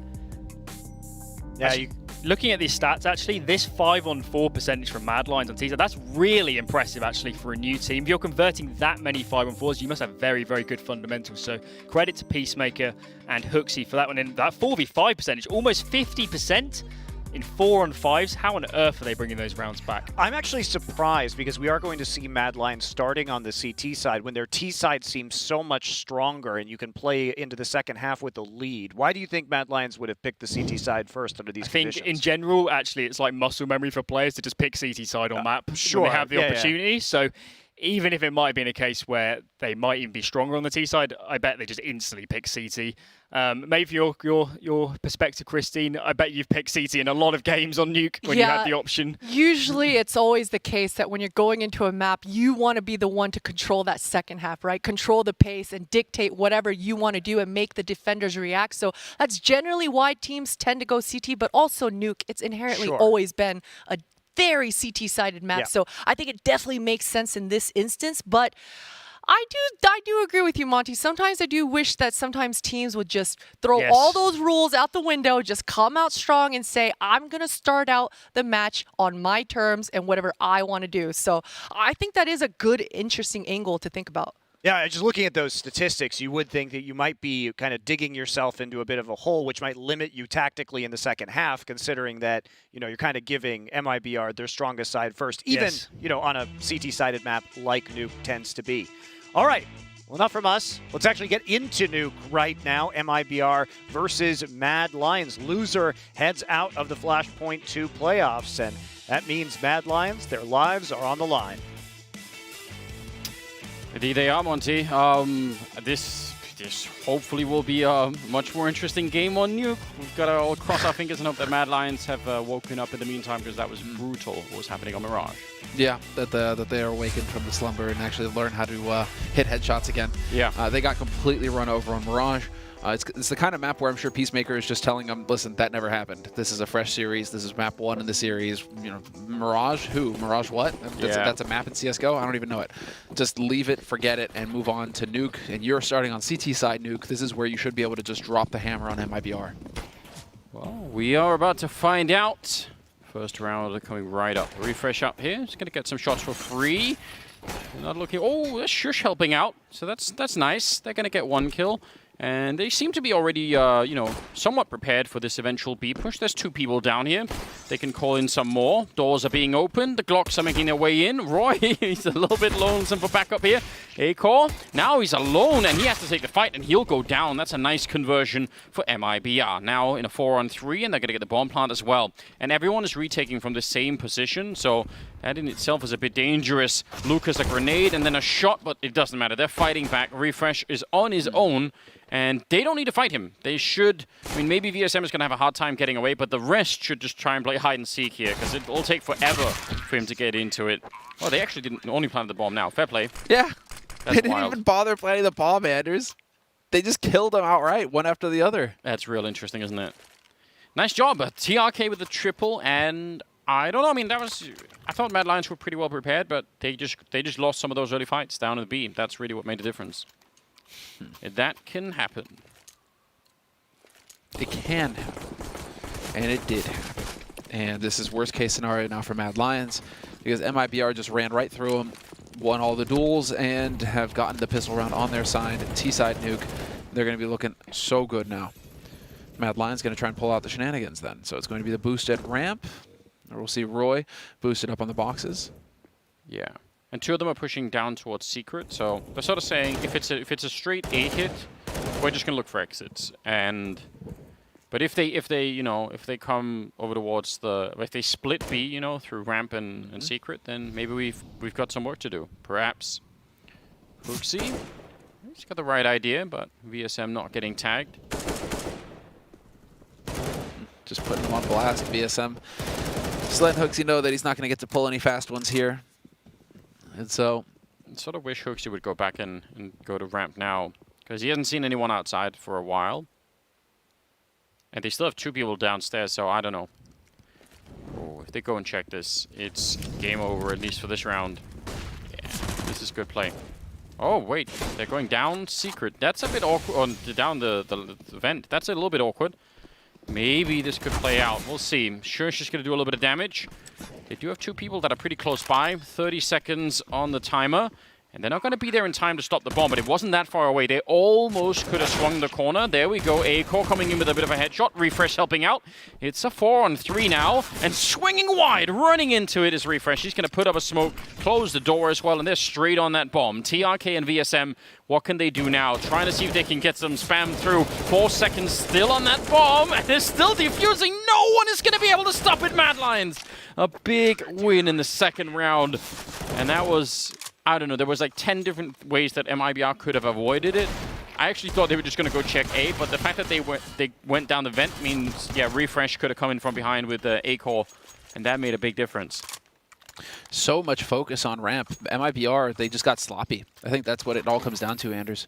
You can see everybody's looking at ramp there from MIBR once that bomb's planted. They're not checking all of the other spots that Mad Lions can retake from. And so getting blindsided, getting flanked, it ends up working out for Mad Lions. But if MIBR tighten up their game, they shouldn't be making those mistakes again. And so Mad Lions are going to need to start hitting some shots here. Nice and clean. And well, Leo goes for the 180 and takes down Roy. Shush, though, with the perfect flank. Double headshot for him. Gets that spray in there. And now life is going to get pretty difficult here for MIBR. They must know Leo is out here. He's so good at playing around the smokes. He was doing it in a Mirage, and it's a 2-on-2, which is actually somewhat unforgivable at this point in time.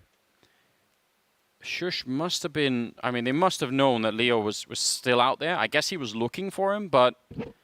And also, I mean, that's a kill that Roy needs to get 10 out of 10 times, right? Yeah. Without a doubt, that first one is a little bit outrageous. But do they not realize that the bomb is dropped in main? I guess not. Why are they running? Why are they making so much noise? Refresh is stomping all over the place. That's a really swift way to lose a 2-on-2. Now, KNG is coming back into it. He might have been lured into it by the steps. That does not make that a good play. Yeah. And so, Leo, now, what can he do out here? Not anything. Were there any AKs? I can't remember if there were any AKs at the beginning of the round. I think there's one somewhere, yeah, but I think in terms of winning, there's not much left, is there?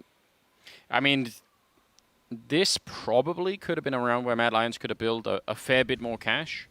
They might be focused right now on just, I guess, I mean, they're probably just happy winning rounds at all. So don't want to go too hard on them, but did look like there was some confusion outside. I really enjoy Leo's playing around the smoke. He seems to be quite an elusive player when it comes to that. Hard to catch, apparently. Really wants it. He's trying to check and see, like, what is that? Oh, they're right there. I'm really surprised that he just sticks that out. Okay. I think he heard them running around the main, and he was like, "That's not going to work out." So, man. All right. Well, Mad Lions win the round. That's good news. No bomb plant either for MIBR. 4th round is going to be coming up. Leo has that Galil still. Try and do some work with it.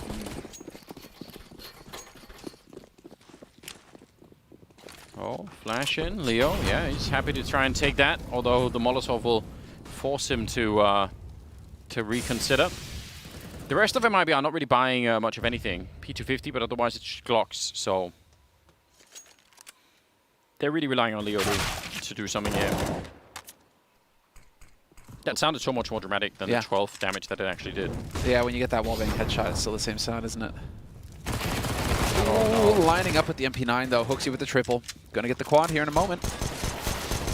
No, never mind. I cursed him. KNG is going to take him down. Okay, 1 loss, 1 man down for Mad Lions, but he got 3 kills with an MP9, so he's going to be filthy rich going into the next round. No worries there. Now we should have a buy round coming up here for MIBR. It's not going to be the strongest. They're going to be a bit light on the nades, unfortunately. But they are going to have the firepower necessary to go toe-to-toe here with Mad Lions. Still no AWP possible for MIBR, though. So A-Core gets to kind of run amok, and that's exactly what Mad Lions need right now. Yeah. A-Core, he is still one of the key players for Mad Lions with that sniper rifle. They need him to start popping off. If he could get a little bit of a hard carry going here at the beginning, Mad Lions would be appreciative. Leo, he's going to try and do it again, but this time goes all the way past. Don't know if he gets spotted there from the guy in garage. Doesn't seem like Roy knows. Oh, Leo, this is such an incredible play. He might not be quite visible, but still, this could win the round. He could be 10 seconds away from just clearing this all up. If he gets 1 kill, that might be enough. Double kill, and it's done. There's the one. He's waiting a little bit, but it's still the pressure on this A side is tremendous. A-Core knows he's being flanked as well. That is such an amazing play from Leo. It's such a heart attack moment. Imagine turning around and then just, I mean, he didn't even turn around. He didn't even see what hit him. He's just dying all the way up there in heaven. Really love to see that from Roy's point of view, because I think it's just such a passive hold all the way back in garage like that. You're just not seeing it. Sure, just going to catch him in the open, though. KNG is out of it. And that is nicely done here by Leo, the hero of the round. 3 kills for him and just opening up that A-bomb site completely. MIBR.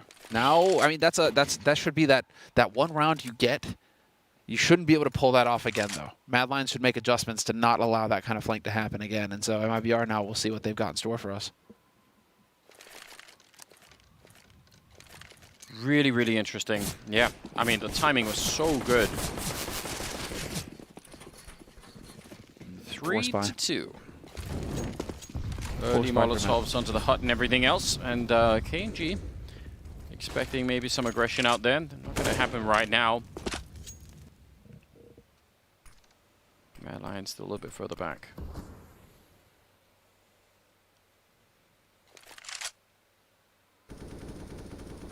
They are pushed up towards the ramp.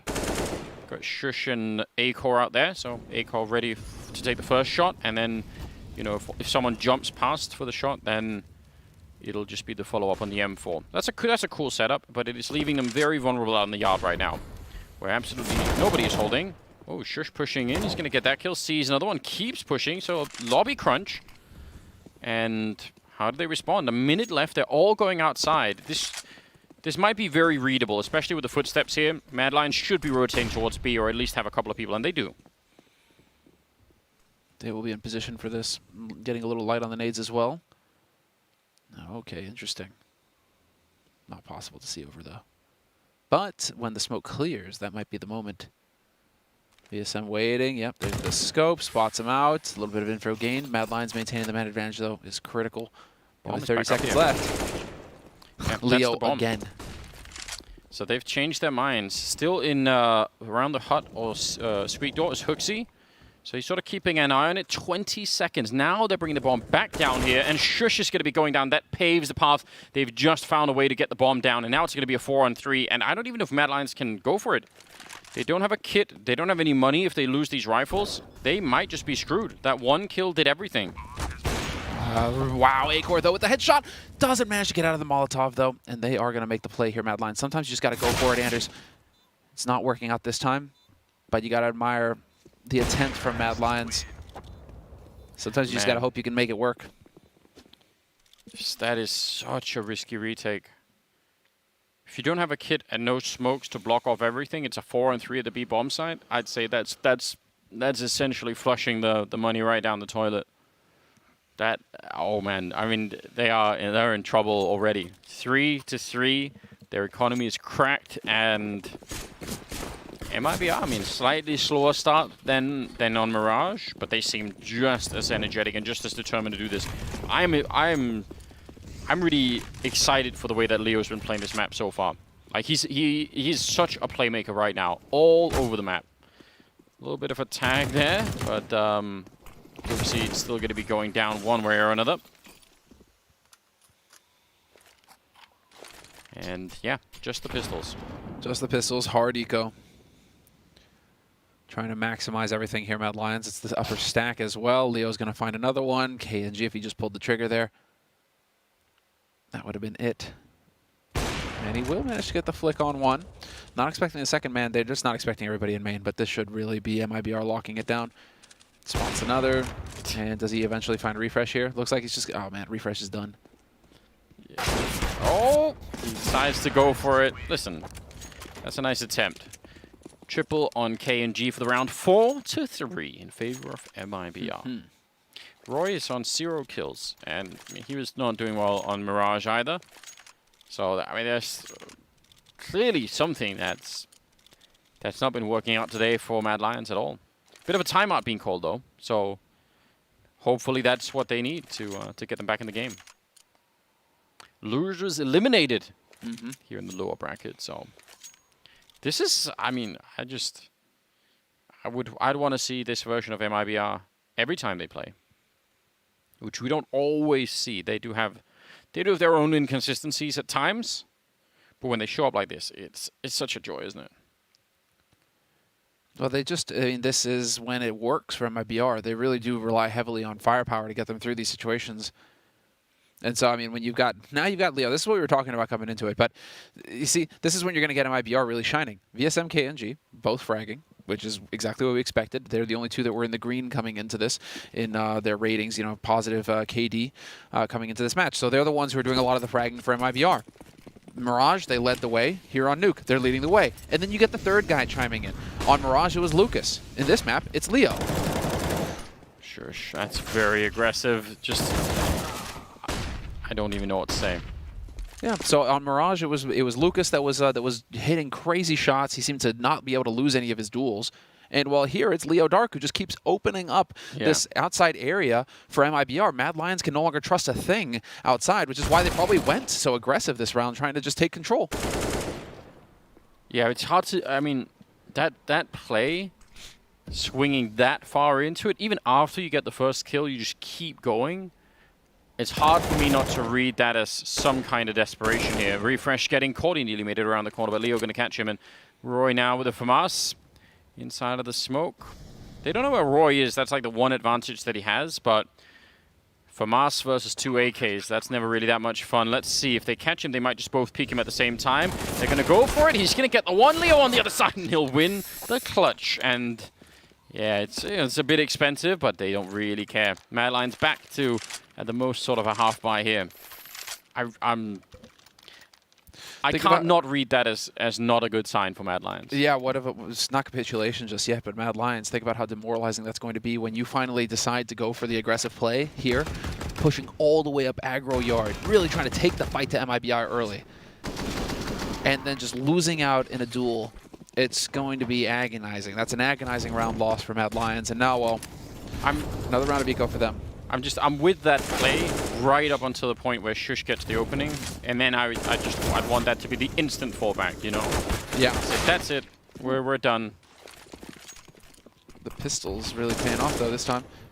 What's the answer here from MIBR? Do they just wrap all the way down low? Yeah, we're going to get the vents in play here. Hooksy going to make his way down to the low ground. He's going to have that AK. And Acor's boxed him. So let's see. Still a chance here for Mad Lions, actually, in this round. With the AK in hand, there's some real firepower. It'd be so much better if Hooksy wasn't so low on health, right? Oh, wait, did they already spot that out? I'm not sure. But yeah, the problem is, you know, just the health, right? Yeah, he puts himself in a headshot angle, though. So he has, but also it can be grenaded. TRK can bounce it off the wall, so... But you're right, I mean, like, he's in a good, decent angle for it. A little bit there. Molotov to the one side, and look, are they going to try and boost to look over? They got 45 seconds, so they're just waiting it out. They're just trying to see what our Mad Lion's going to do. Acor's picked up an AK now. That's interesting. And the bomb is still in the hallways waiting. 35 seconds. Oh. I don't know where the bullet went, but it wasn't to KNG. He would have been dead. Yeah, so now they might be forced down. But actually, Hooksy, yep, he's going to start realizing. Hold on. 20 seconds. He's going to need to get at least 2 kills here. There's the one. The headshot to follow it up. And yep, now play for time. 18 seconds. You know VSM has to charge you down. Otherwise, backup is going to be there. He's around the corner. This is really good play out of Hooksy. A triple, make it a quad at the end to take down VSM. What an amazing round out of Hooksy. He actually played everything so well, realizing the time, because I guarantee you when you get the first 2 kills, you want to go for the third. You feel like, all right, I've got it. But playing for time is just smart. And so important. And that's the leader getting involved as well, making the clutch happen here. If anything, Mad Lions need to be getting just a little bit more fired up here on their side. Got to feel that flow, that energy. Because you need to match up against MIBR now. And so MIBR, we'll see, do they bounce back here or not? Is this the return of Mad Lions into this series, let alone this map? 5-4, MIBR in the lead on the T side. And it looked like MIBR wanted to get a little frisky here at the start at least. Wallbang's going through, and it's KNG losing out on that duel. Whoa! Leo nearly takes it as well. Some good damage.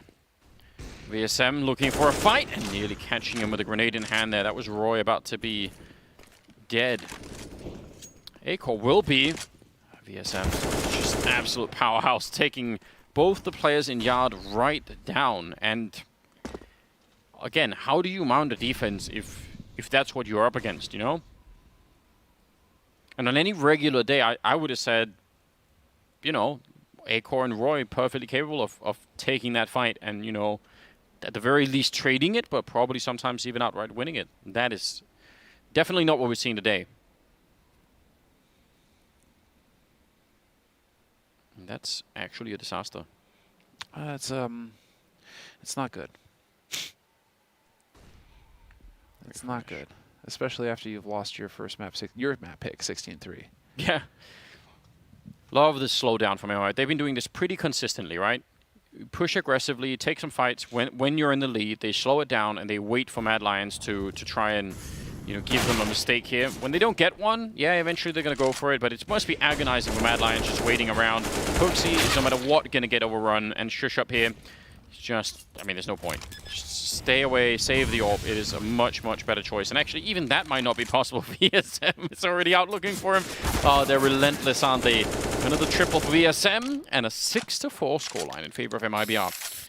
And again, the money, well, there's something on Hooksy and Refresh, but I don't think it's quite enough to make this work. I'm trying to think, no. Probably another just half buy coming in here from Mad Lions. VSM and Leo Dark are both 11 kills, 4 deaths right now. 9 kills, 7 deaths on KNG, 5 and 6 for TRK. Like, these guys are just popping off. Lucas is at 2 and 7, but I mean, it's like he doesn't even really need to do anything. Yeah, that rest of the guys are just lifting so heavy right now. That hasn't been a problem yet, has it? You know. So we'll see. It's still early enough on. I mean, in a bunch of ways that Mad Lions, in terms of the math, could easily have still a pretty good first half here. But I don't think that's what we're really trying to measure this game on at the moment. It's more about where are Mad Lions? Because you're not really seeing it. That round from Hooksy was really good. But to every one of those rounds, it seems like anyone on MIBR's, you know, so far in the series has a fair few of those. And Hooksy's nearly the only one who's doing it for Mad Lions. So that's more the worry, isn't it? stack towards ramp again. Fair play. A-Core is outside with the AWP, taking a very, very deep angle. So I don't mind this. I think this is fair play. So many full fights here, though. This is going to be interesting. There it is. Flash open, and there it is. The trap gets sprung. Nicely done by TRK, though. That control just transfers that spray perfectly. A-Core going to eat half a nade damage, but Roy is going to be chiming in, and he nearly picks up a second kill. If it weren't for aim punch, he'd have got that. Yeah, that was really close, wasn't it? They're going to step away from A-Core, and that's just a good idea. Going to go right down the vent. They have more smokes, so they can be pretty sure. And again, VSM out like, oh, what? How is he so quick? That's what they need, though. The problem is, as cool as that is, they need the rounds to start like that. Already being spotted for from KNG. So, yeah, a much closer round than they would have liked their MIBR. And Mad Lions can still buy. I mean, but those are the kind of shots that need to happen, like, to open the rounds, right? Win that fight against VSM in the beginning, and it's different. Oh, that sucks. I want to see A-Core's save shot.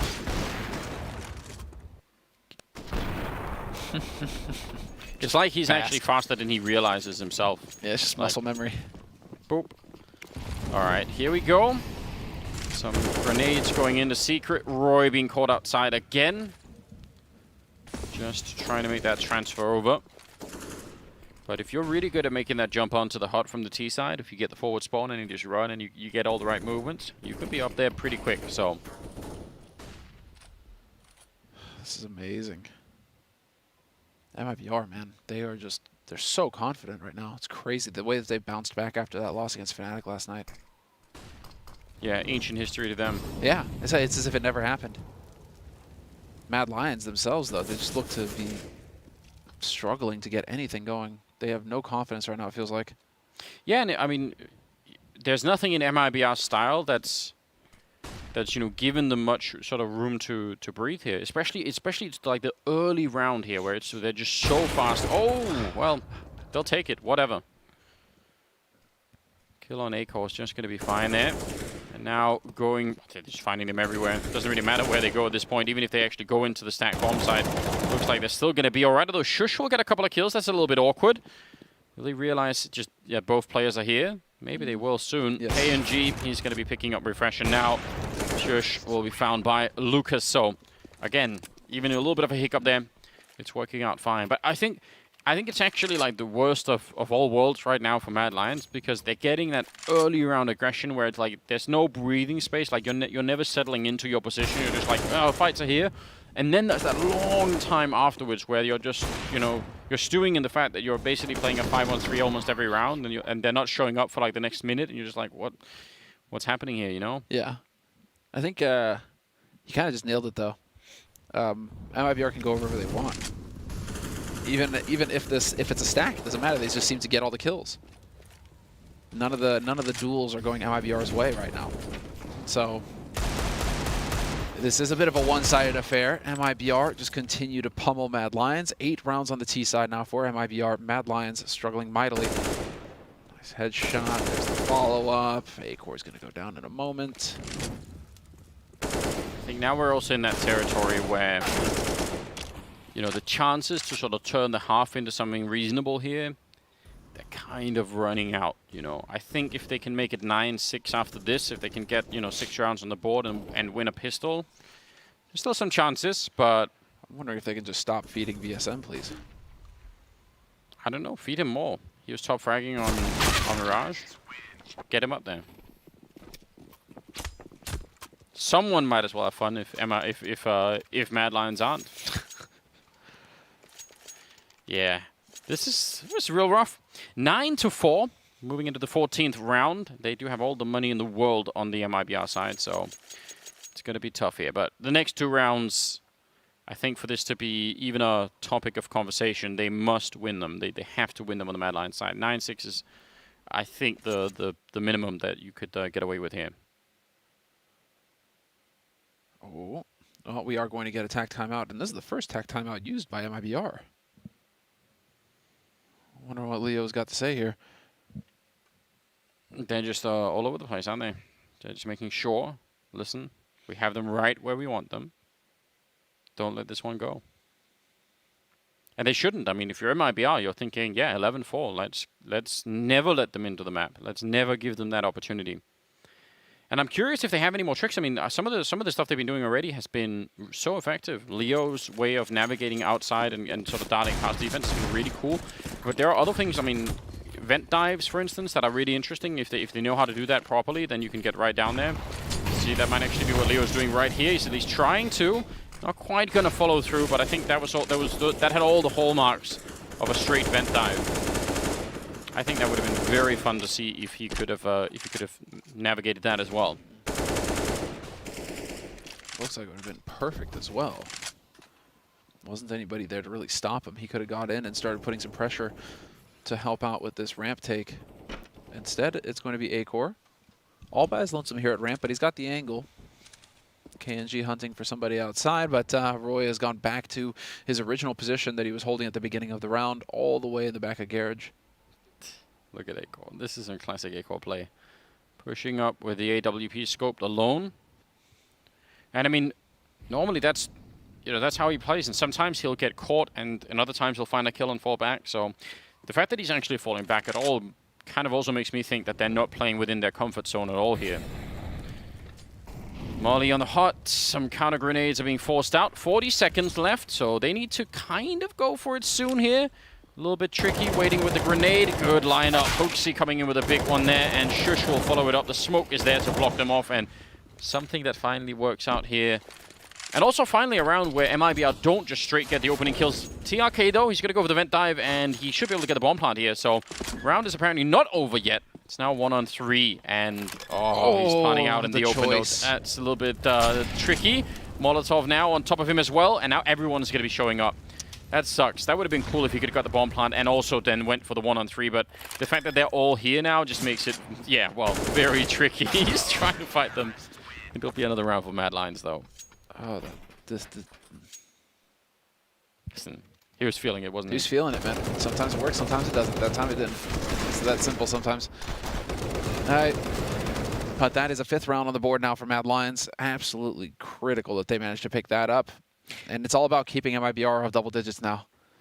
And finally, again, a round where they didn't straight lose someone, you know, in the first 10 seconds of the round, yeah, which that helps. Happened almost all of the time. So you can almost tell MIBR as well, thinking like, well, without fighting us, so maybe we just execute on the A-bomb side. And that did not work out.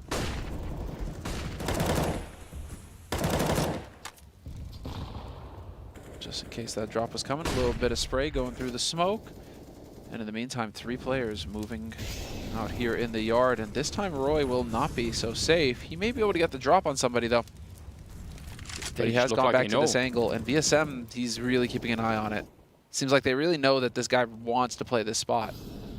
Yeah, you could also tell from this position exactly how Leo could make the jump pass without getting spotted. Oh, flashbang to set it up. They line up in front of Roy, though.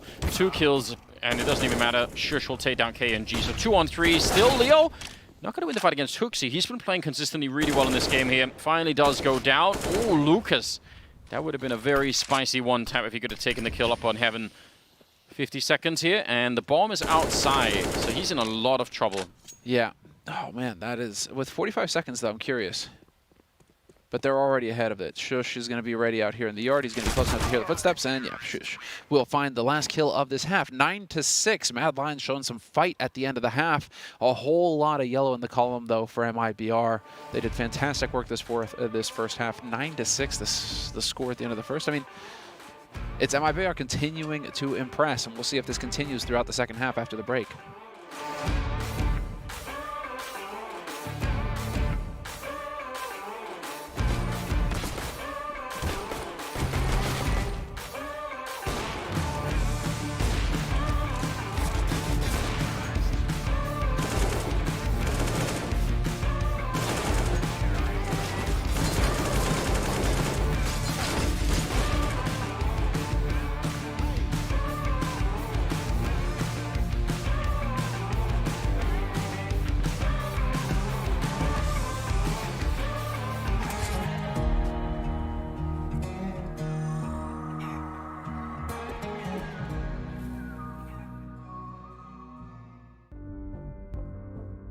he said to himself, I'm going all in.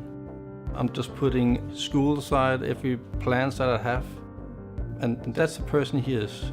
When he wants something, he goes for it and hope for the best. Just giving it all. For me, an in-game leader is just as important as a star player, and they both need each other, really. The most important thing of a leader in Counter-Strike is just someone to look at and just be like, yeah, we're going to do this and it's going to work. Maybe it's completely the wrong tactic, but if you believe enough in it and you do it well, then it can always work. And that, for me, is the most important thing of having a leader. If you go and look at the case of Ben Tech coming from Indonesia, there's basically no reason actually as to why a player would make it from there. The fact that he basically even got to become someone that Westerners would know and want to recruit, I think it's one of the most unlikely stories probably in Counter-Strike history. Adam's strength has always been that no matter what, he doesn't really give in.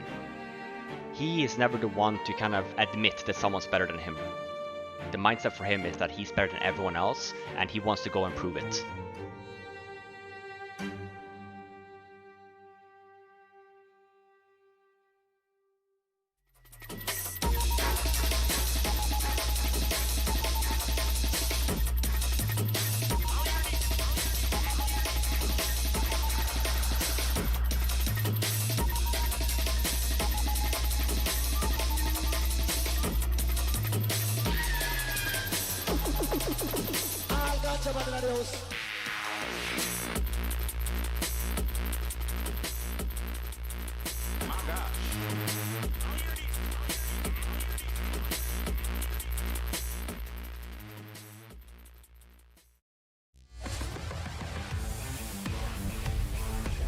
And we're back once again. This is the second map between MIBR and Mad Lions here at Flashpoint, and it's an elimination game, so the loser will be right out of the tournament. It's looking more likely at the moment it will be Mad Lions. They lost the first map in a devastating fashion. It was their map pick as well. Now we're on the second one, and I mean, things aren't looking quite as grim, but if they lose this pistol round, we might be right there again really soon. So I think that this pistol is really, really important, even if pistol rounds sort of mean a little bit less now than they used to. I think in this scenario, that's definitely going to be true here. All of them outside looking for a fight. They've got the P250 with them, so let's see what they can do. They're going to hide it in the group as well. Plenty of bodies there. Shush, close, and that's the P250 dead. And they heard the footsteps as well. He knows, Lucas knows that somebody is flanked past as well, so his teammates are going to be here to back him up. They're going to look to see if they can catch out Hooks in. He is a goner. 3 players survive here for Mad Lions, and they've made it down to the lower site. We will get the bomb plant for the Danes. But MIBR with the man advantage. They have a kit as well going into it. They are all retaking from the ramp. There's a single flash on Roy, and here comes the setup. There's going to be one pop flash, and in we go. Refresh, he's going to get the one. He probably needs more. He's turned for it. Oh, swinging all over the place. He ran out of bullets, and Acor going to close the door. They have an HE to blow it up and a smoke as well to put onto it, and it's going to be a kit as well. So, yeah, he needs to run right now and just try and do it inside of the smoke. A second left, and it will be MIBR to win the pistol. Double digits and 6 rounds away from knocking out Mad Lions. Wow. Yeah.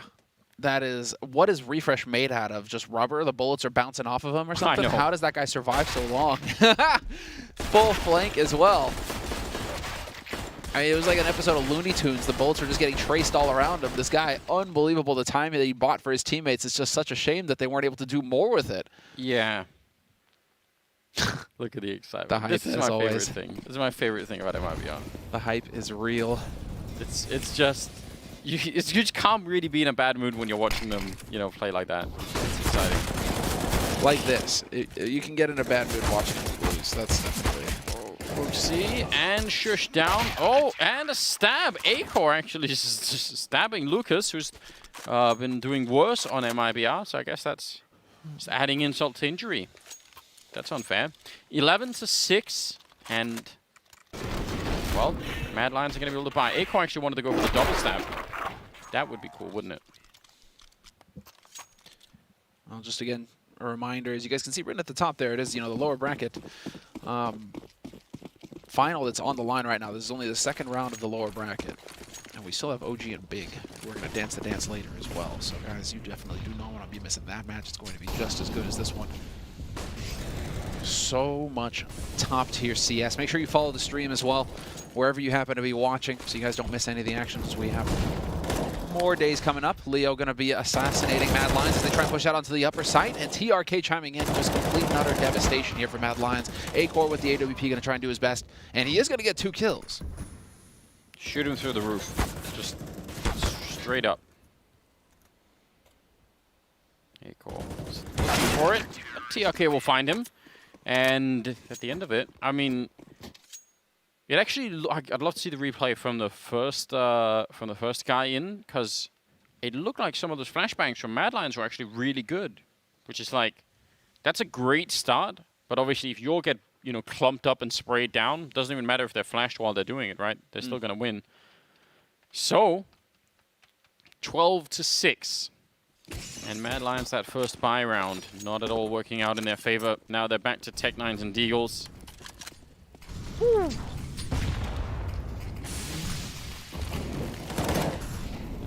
Feels like Monsieur Bardolph is going to be rich in pinnacle points, isn't it? Monsieur Bardolph is going to be VIP in a moment here. Although, as I say that, VSM does get run down. The heavy hitter has been dropped, MIBR. It's one of the worst feelings playing around. When they keep running at you and just don't stop, and you're like, guys, please, can I just, you know, just give me like 3 seconds at least to just compose myself. And they just keep coming.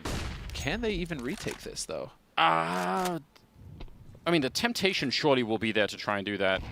But yeah, I mean, I guess if you think about the lead that they're in and the money that they have, it probably is a smarter choice. But I'm kind of surprised. I actually thought MIBR would be so high on their own victory here that they just might go for it. That's a very good sign for the future of this team. If they're able to make that choice here, I'm thinking awesome. Because there's even a world in which they could have tried to go for the retake and won it against Mad Lions here. But the problem is, if you go on to play tougher opponents in the future, that is exactly the kind of round that will, you know, wreck you, and suddenly, you know, you don't have the money and all the rest of it. So I'm happy to see them make that restrained choice here. I think that's good news.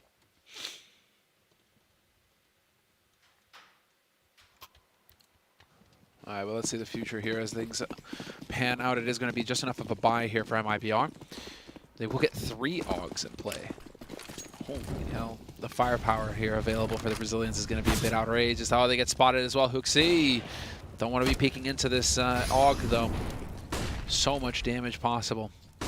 So the aggression gets spotted out to yard. Ramp is about to get real fun. They should fall away. Leo is out there. They have 3 people out in the yard still. It's very, very aggressive.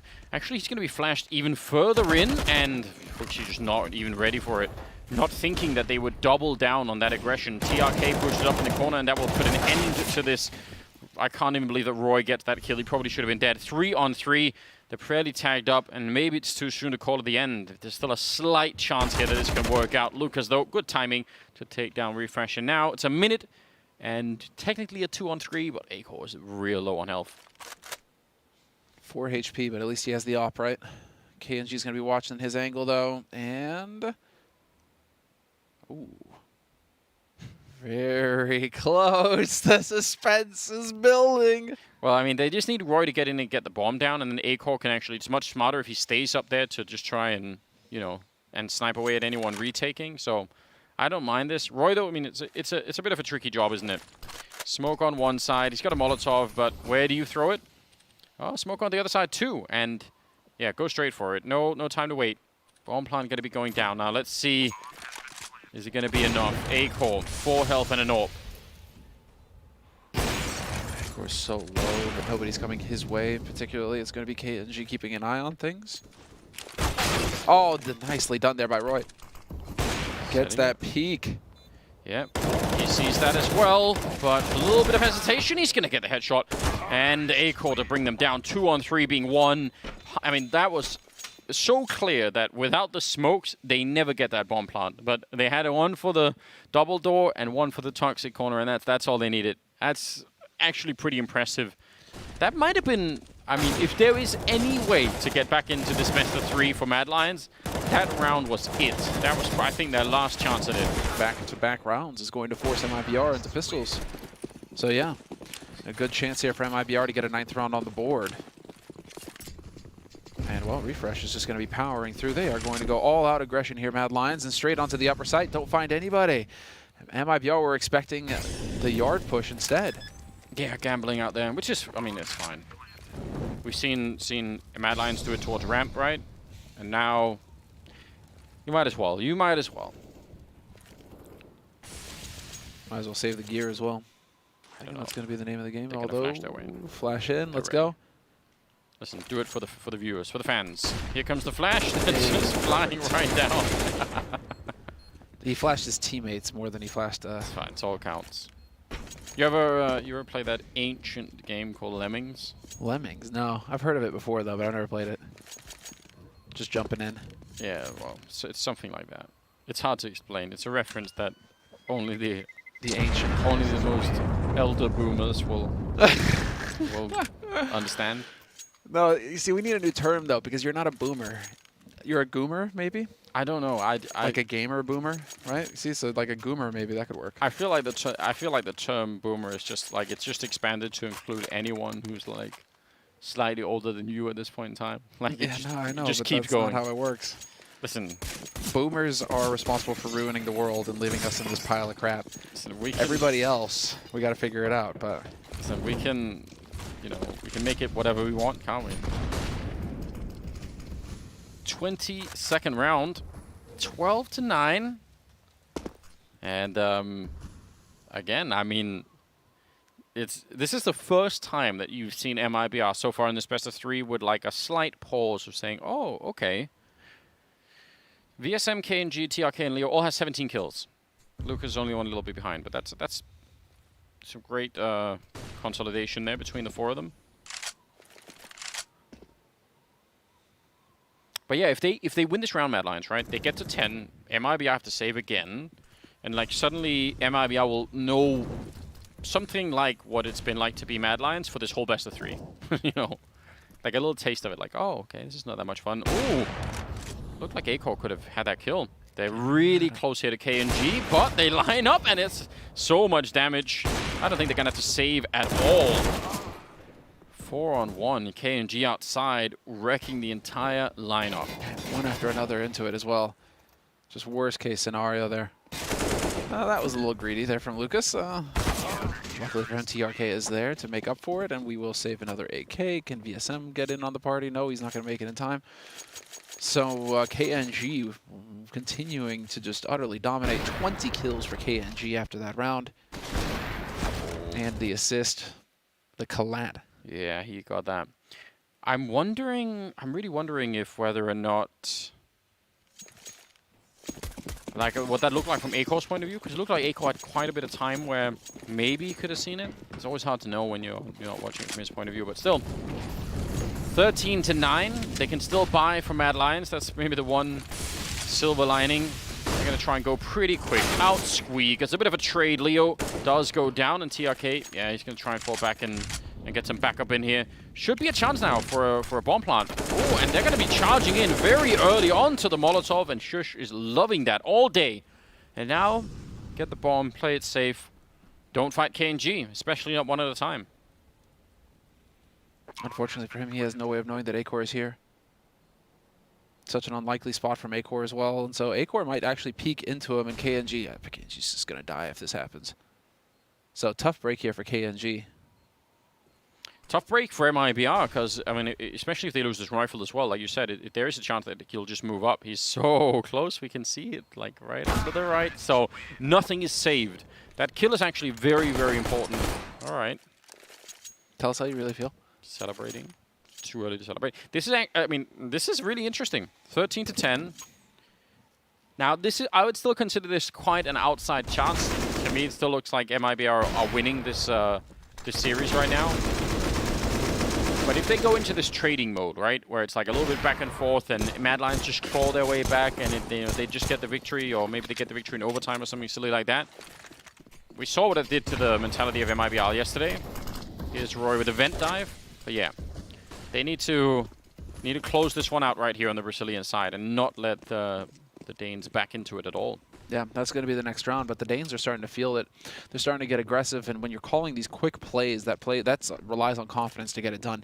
So if Mad Lions are starting to feel confident again after that disastrous Mirage and, well, the disastrous first half, that bodes well, obviously, for the Danes and for my Pinnacle teams. So we'll see how that goes.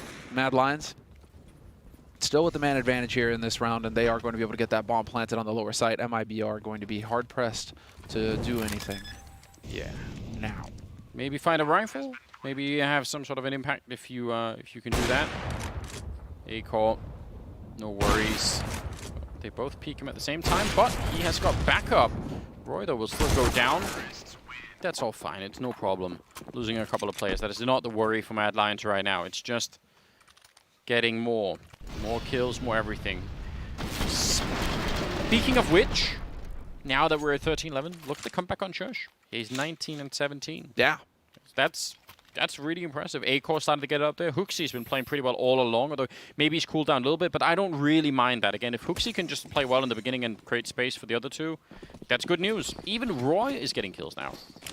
And he was very much absent for the entire first half. It's a very thin thread that they're holding on to right here, Mad Lions, but it is still there. It's another vent dive, this time refresh there, and Shush ready to catch anyone following them. VSM though, oh, he sees the doors open. Yeah, he knows. Yeah. This should be a free kill. Should have the angle here. There it is. Beautiful headshot onto refresh. Can they have any idea that Shush is down here as well, though? Well, looks like Lucas is going to catch him looking the wrong way. MIB are reacting beautifully to this situation. Mad Lions now down 2 men in this key round. KNG, nice flash, going to force him off the angle, but there is still 2 players here on the upper side. They are ready for this push, MIB are. Oh, Hooksey, if he had a rifle out, that would have been a free kill against Leo. But he was setting up for a Molotov, and that means the rest of the team is stuck behind him. That's a very, very hard round to recover. You know, actually sees that if you're on the Mad Lions side, because of the whole round is structured around that double vent dive. Oh! Oh, cutting his jump short by bouncing into the ceiling and then just jumping right down. That's pretty wild. Roy also taking down Leo. He's going to be trying to see if he could just swap something out. It's just another AWP. Roy goes down, and with 30 seconds here, there should be no way. He's trying to bait some sort of a shot, but I don't know. He's got the bomb. Might as well go for it. That was so stylish, wasn't it? But look at Lucas. Dude, A-Core. Lucas just hiding there. This should be some sort of checkmate, shouldn't it? Oh, he wanted to do that. I mean, he's got the right idea. 10 seconds, and then he's going to go down to TRK. Listen, you could see he was trying, but 14-11. 2 rounds left, Anders. 2 rounds for MIBR, 14-11. And the bomb not getting planted means that, well, Roy was going to be broke regardless. He's got very low money, but the rest of them actually have a pretty decent buy. So we should get 4 rifles and should get these guys moving. What a stylish shot, though, from A-Core. That's so cool. It is, isn't it? That's really enjoyable. But, I mean, yeah, they've needed him, I think, earlier in the series, and he hasn't really been there. So even though getting that shot is great entertainment, it's not netting a round win. No. 14-11 here. TRK's all the way up there, 23 kills. He's actually top fragging in the server. More surprises coming in. Especially considering the start that, you know, KNG, VSM, and Leo had. Yeah. For TRK to take over, it's just, I mean, it shows the depth when these guys are firing, when these guys are hitting shots. MIBR, they're so dangerous. The firepower that's on this team. It's like anybody can just step up and start carrying. Most of the money put into this round for Mad Lions. If they lose this one, they're going to have a very hard time trying to stop MIBR from just knocking them out the tournament. That's so much Molotov damage. I think they thought that smoke would put everything out, and it somehow didn't, so now they're in a little bit of a weird position. Oh, that peek might not work out. Yeah, that's probably a great peek if he's holding this angle, but if he's a little bit further back, and now they're being pushed on the other side, Leo with a kill, just like that, 4-on-3. And even if VSM and Leo are a little bit low on health, could still work out. Look at him. Did he see that barrel? Oh, that's the bomb. Luckily for Shush. Oh, if this is a double, that is going to be... Oh, no, he's down on the lower side. Forget what I said. I actually thought he was a little bit further up. All right, well, still, it's interesting. fight breaks out, and BSM not going to get the no-scope. So, I mean, a round What of Mad Lions... happened this round? I don't know, they probably should have lost this round, but I think MIBR just, they lost track of everything. I kind of What lost the track hell of everything. happened this round? It's like the second round in the first half from MIBR. They just started getting way too comfortable, just complacent. Oh, he backed off into another molly. Damn, okay, just freaking out. I think this is just MIBR getting so complacent. Pushing lobby over and over, just getting into weird places. I mean, that's just not how that's supposed to go whatsoever. MIBR, this is going to cost them. Look at this. The money for them is disastrous. They have nothing. Lucas is counting his lucky stars. He eventually got that kill. I think Hooksy thought he was being shot through the smoke, so he just, you know, he was like, I'm just going to run. Another stack here, but the pistols just aren't that great. Otherwise, they would have wrecked them. If they had anything at all, that would have been the end. Mad Lions were grouped up in, I don't know, Lucas. That's a good kill. Ache already low, so is Shush. But they're going to go up. Lucas seems to already be aware. If he throws the Molotov correctly in the vent, it's because Shush is so low on health already. Oh, if he'd gone vent and somehow thrown that, it would have been real fun. Let's see.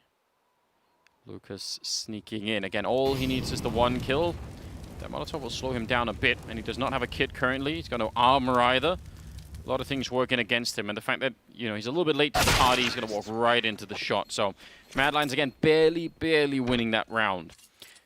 They can bind this one MIBR, but it's not going to be a great buy. It'll be all right, but they're going to be missing a couple of things here. 14-13, again, I mean, if they win this one, Mad Lions, they probably get to 15 rounds before MIBR, and then who knows? All right, Acorn. All right. Shooting them through the walls now.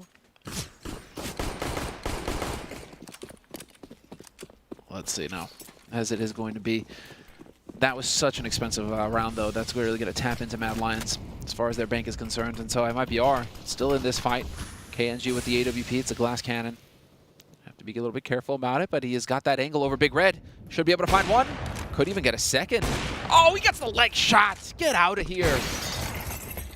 He's everywhere. Yeah, just try and do it. Why not? Lucas through the smoke. Shush. He's already tagged up. So 2 people down. How many rounds have we had where this is how Mad Lions have just had to play? 5-on-3 before they even do anything in return. Yeah, but how many rounds have they won from this position as well? They've had definitely some, but I mean... MIBR, it's MIBR's round to lose now, but they've shown that they're capable of losing rounds where they're ahead, and then they just keep getting aggressive, and it keeps costing them. So let's see. This time KNG's going to find that shot. Yeah, the problem was that was all the 5. Problem was Aco at the bomb. I don't know. It's almost like he could have thrown it to Hooksy and just tried to go for the bomb plant. Not because they need the money, but just because, you know, 5-on-3 bomb plant is a little bit better than 5-on-3 where, you know, you have to try and sneak in there. Hooksy finding a kill, but he's so isolated. He'll never make it out from that one. And Roy is going to be going down 15-13 as MIBR make it a series point and are about to knock out Mad Lions of the tournament. Yep. Match point and no money for Mad Lions. Yep. So last time out getting used here by Mad Lions. And well, if ever they had a strategy that they could that they're saving for these sorts of situations when you're on a low buy and you just got to make something happen, it's now or never. KNG through the smoke. And yeah, Lucas, one bullet would do it. It's crazy, isn't it? Oh, what a roller coaster for Peacemaker as well, emotionally. That's just a wild ride if you're the coach in that sort of situation. It really is. 29th round. I don't know. I feel like those vent dives for Mad Lions have been interesting, but it really feels like MIB have sort of caught on to it now. Like they seem to be adjusting pretty well. Outside, it's rough when KNG is hitting every shot like that. I don't know how many more chances you're going to have. Seems like they're going to be trying to see if they can go straight in, rushing right through and actually catching KNG. That is the start they need, but TRK is there and he's going to shut it down. What a lineup. Nearly the quad kill. And somehow we're back into a 2-on-2. Acor alone with a deagle and sneaking through is Lucas. Maybe he should have been dead already here, A-Core. They're both just a deagle shot away from death. There's the grenade, and that's how it ends. 16-13, and MIBR go on to fight in the tournament. Mad Lions get knocked out. And James Bardolph gets to cash in Unbelievable. points. All of the points. All of the points. James Bardolph will be carrying on. He put 750 on this. That is going to hurt the rest of us. But yeah, MIBR, they managed to take it 2-0. They stay alive in the tournament. They are in the lower bracket, continuing onward. And well, Mad Lions, they're going home, Anders. They are already home. Yeah, that's, I guess, that's a slight benefit, I suppose. But yeah, ultimately, just a great performance from the Brazilian side. Really well played. Cool Counter-Strike. I want to see them play like this every time. We have another match coming up after the break, so stay tuned. We'll be back.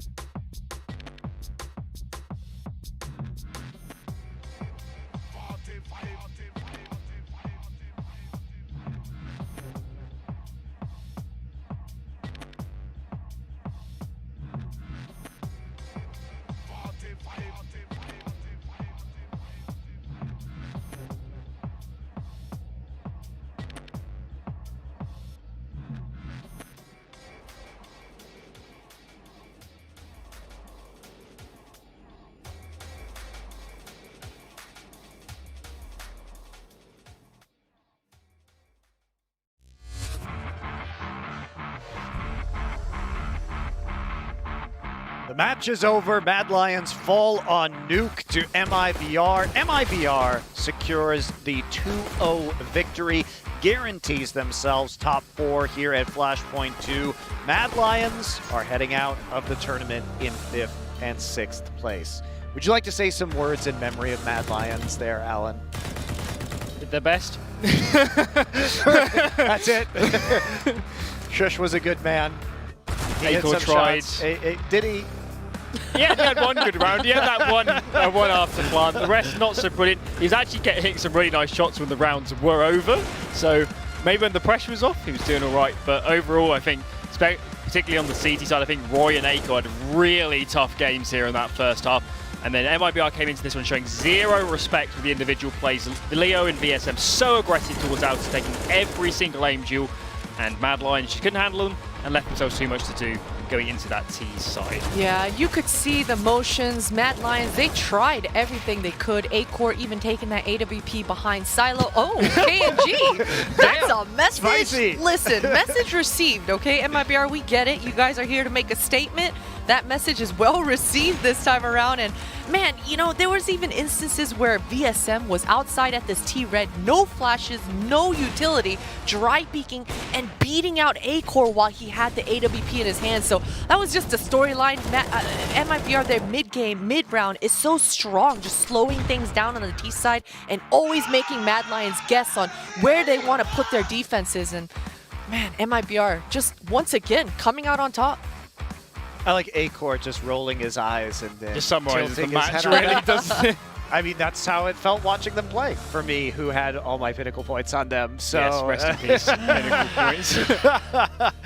Yeah, a little bit rough for some of us, but yeah. All three of us, actually. All three of us. Some of us who are not Maui or Freya or James. Or Bardoff, who's very happy right now. Or Yumi, actually, too. Yeah. Yeah. It was actually a very even split, you have to say, especially considering the Mad Lions were the favorite.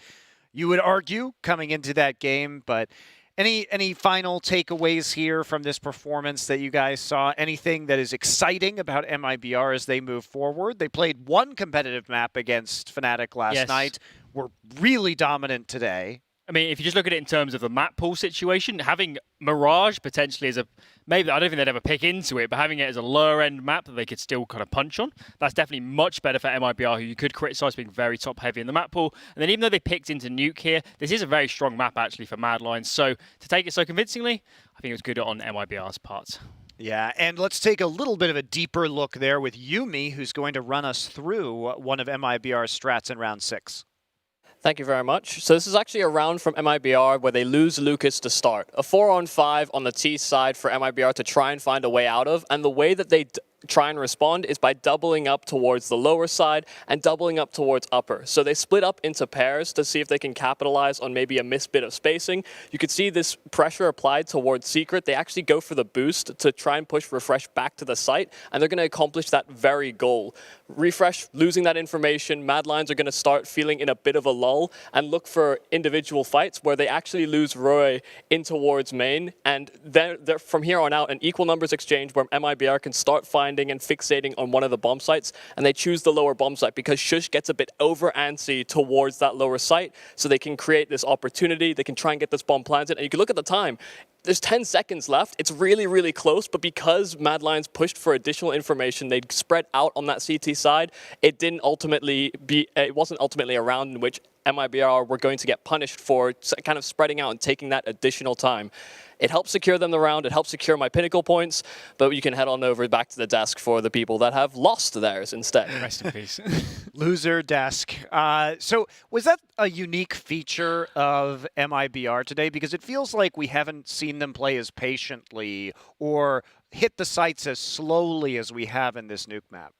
I think the thing is there's so much of a mixture that MIBR have throwing at us, but they have been doing really well with slowing down the round, and that's not a quality that we actually commend brand new teams on. But MIBR, you can tell clearly that their communication, it is on point because they are very thoughtful when it gets down to the nitty gritty, those mid-round calls when you're down numbers and when you have to make a decisive decision, right? So definitely their communication, it seems to be on point for the MIBR guys, and I'm really glad to see TRK coming out and carrying really for the MIBR guys, top fragging on the leaderboards. That's not something we've seen for the past few series. And in week 1, Maui was talking about getting turked out here. So I'm glad to see that TRK is turking pools in the server right now. I mean, we have seen a lot of turking in general. Like we have Zentaras in this tournament. We had Calix earlier. They were doing some good turking. Yeah, turking. That's the new word. Flashpoint 2. All right, we do have an interview ready with Leo from MIBR. Freya, take it away. We do indeed, Monty. Leo, thank you so much for taking the time to chat. Congratulations on that win. First of all, man, you guys are celebrating in style. I love it. Can you describe how you guys are feeling? Oh my God, as you can see, we are feeling amazing. We are really happy to have this performance on this match. And that's it, we are really, really happy. It's amazing to see you guys prove so dominant against Mad Lions. I want to ask about Mirage, first of all, because it's a map that we've seen you guys banning out quite often. So do you think you caught Mad Lions off guard floating it in this series? Had you been practicing on it as a team? I don't think we caught them off guard because actually we are a new team. I don't think if if what I'm gonna say is correct, but we played like if we played all the maps, it was like only one match or of some map, and so people don't have a lot of information about our team, you know. And then we can make the preparation thinking about their strengths, you know, because their Mirage is a really is strong map for them, and we banned Overpass because Overpass is also a strong map for them.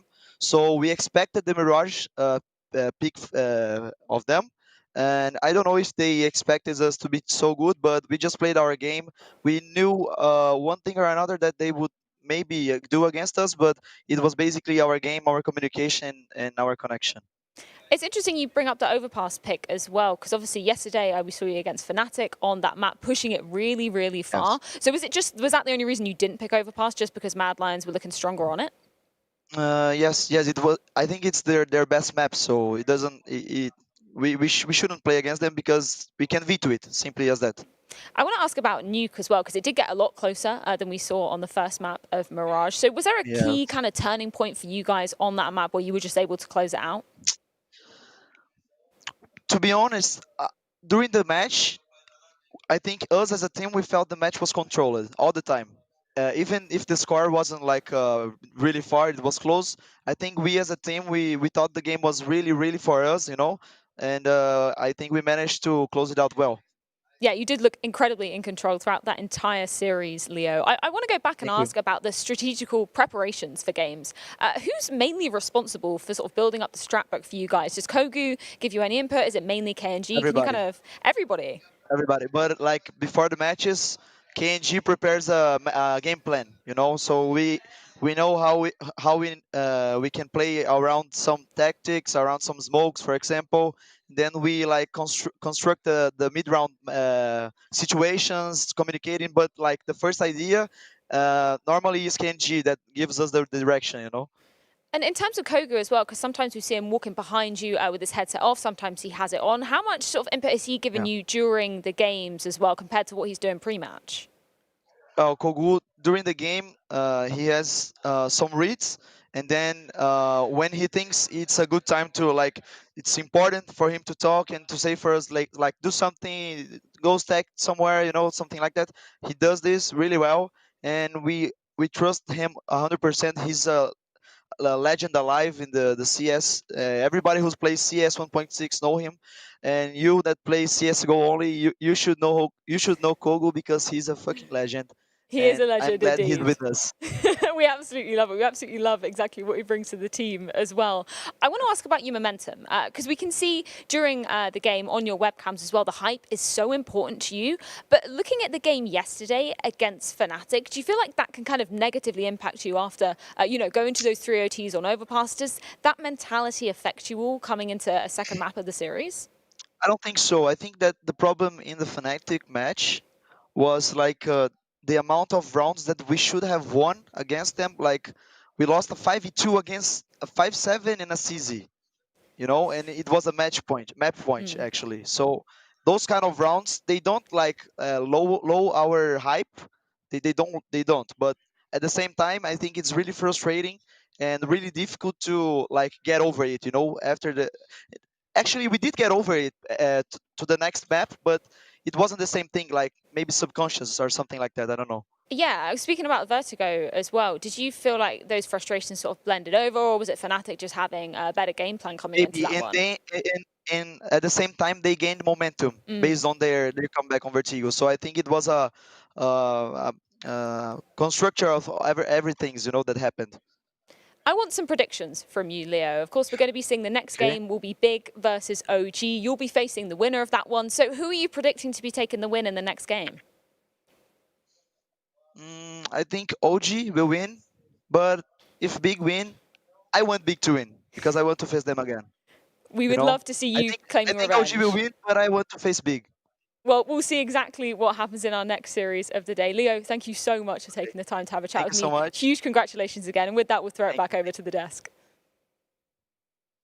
Adorable. Great Adorable. interview. Yeah. Great interview. Leo Should have him more often, yeah. it continues to give wonderful answers on behalf of MIBR. So good stuff. And they will be advancing. He wants to face Big. Now, before we leave, Do you think that's likely? Because you're not going to have your chance to speak your piece on OG versus Big in our next pre-show.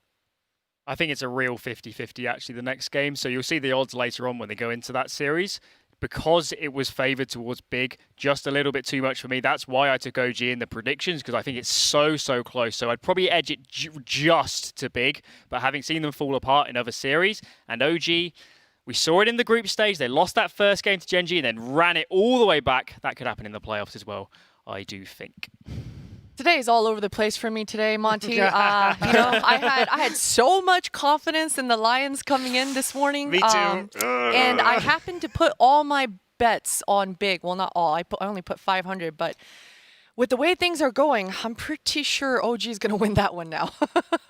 Yep, well... Losing faith out here, Monty. I'm losing faith. Maybe Leo has some inside information there. But before we get into discussing our next match, we need to hear from the teams themselves. So Montu will be sitting down with Freya to have a chat.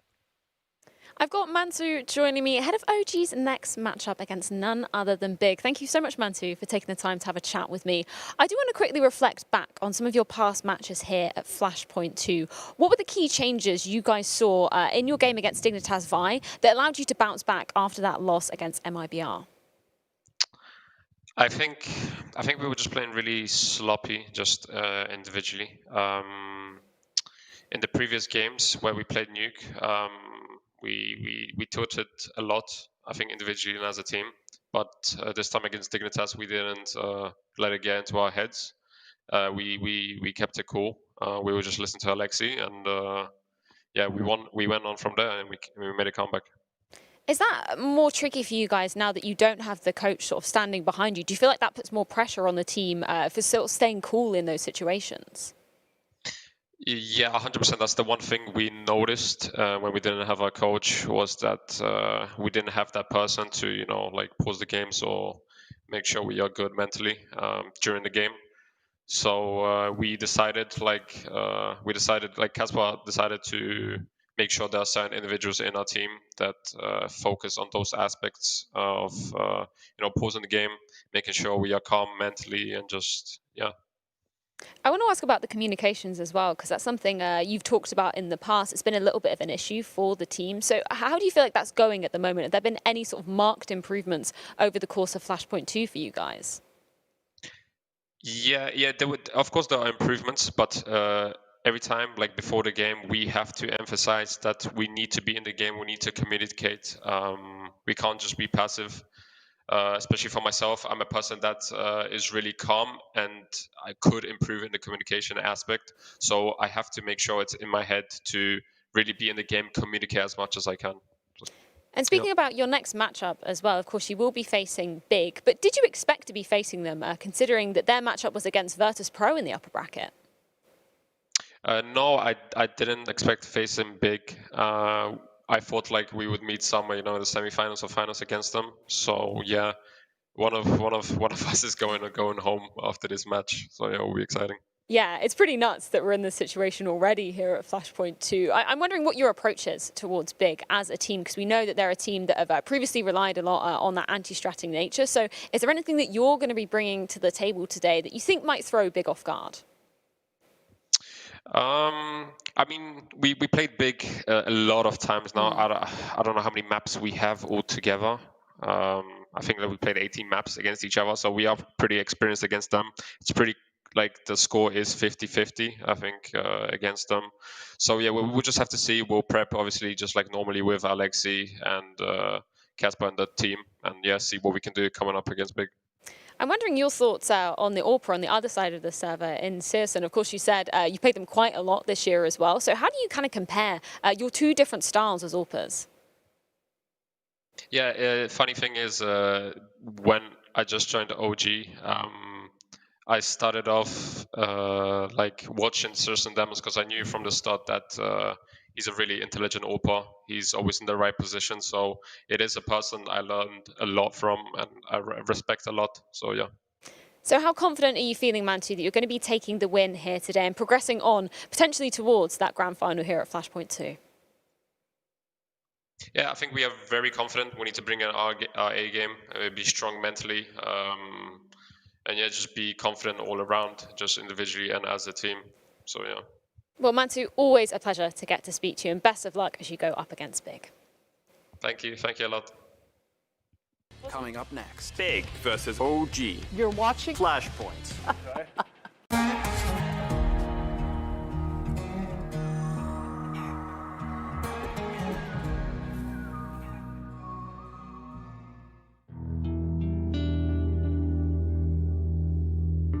He said to himself, I'm going all in. I'm just putting school aside, every plans that I have. And that's the person he is. When he wants something, he goes for it and hope for the best. Just giving it all.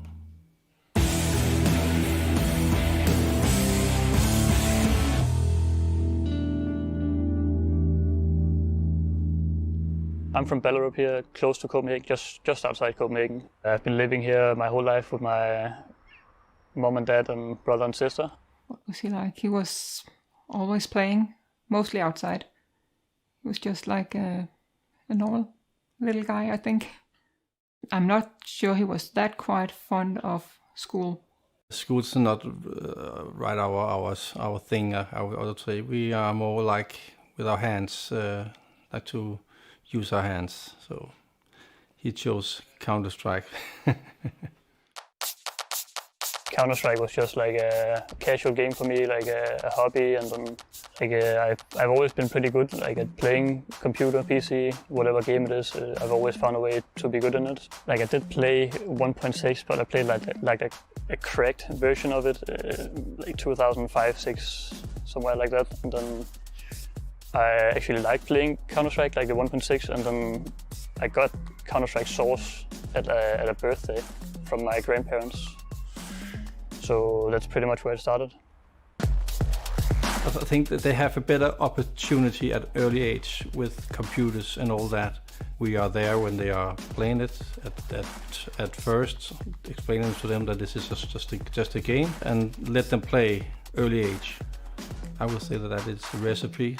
Start early and have guidance.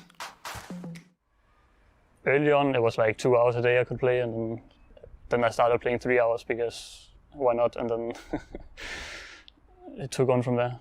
Of course, every parent will be concerned, I think, if they start to sit a long time at the computer.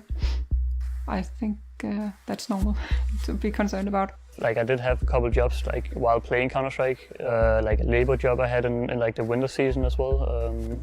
So like I've always had a job. I've always been working, earning money and stuff. So it's not like I don't know how a normal life is because of Counter-Strike. I have been in his room many times telling him you have to find out what you want to do with your life. You cannot live or go by living from this. I was working on being a car mechanic.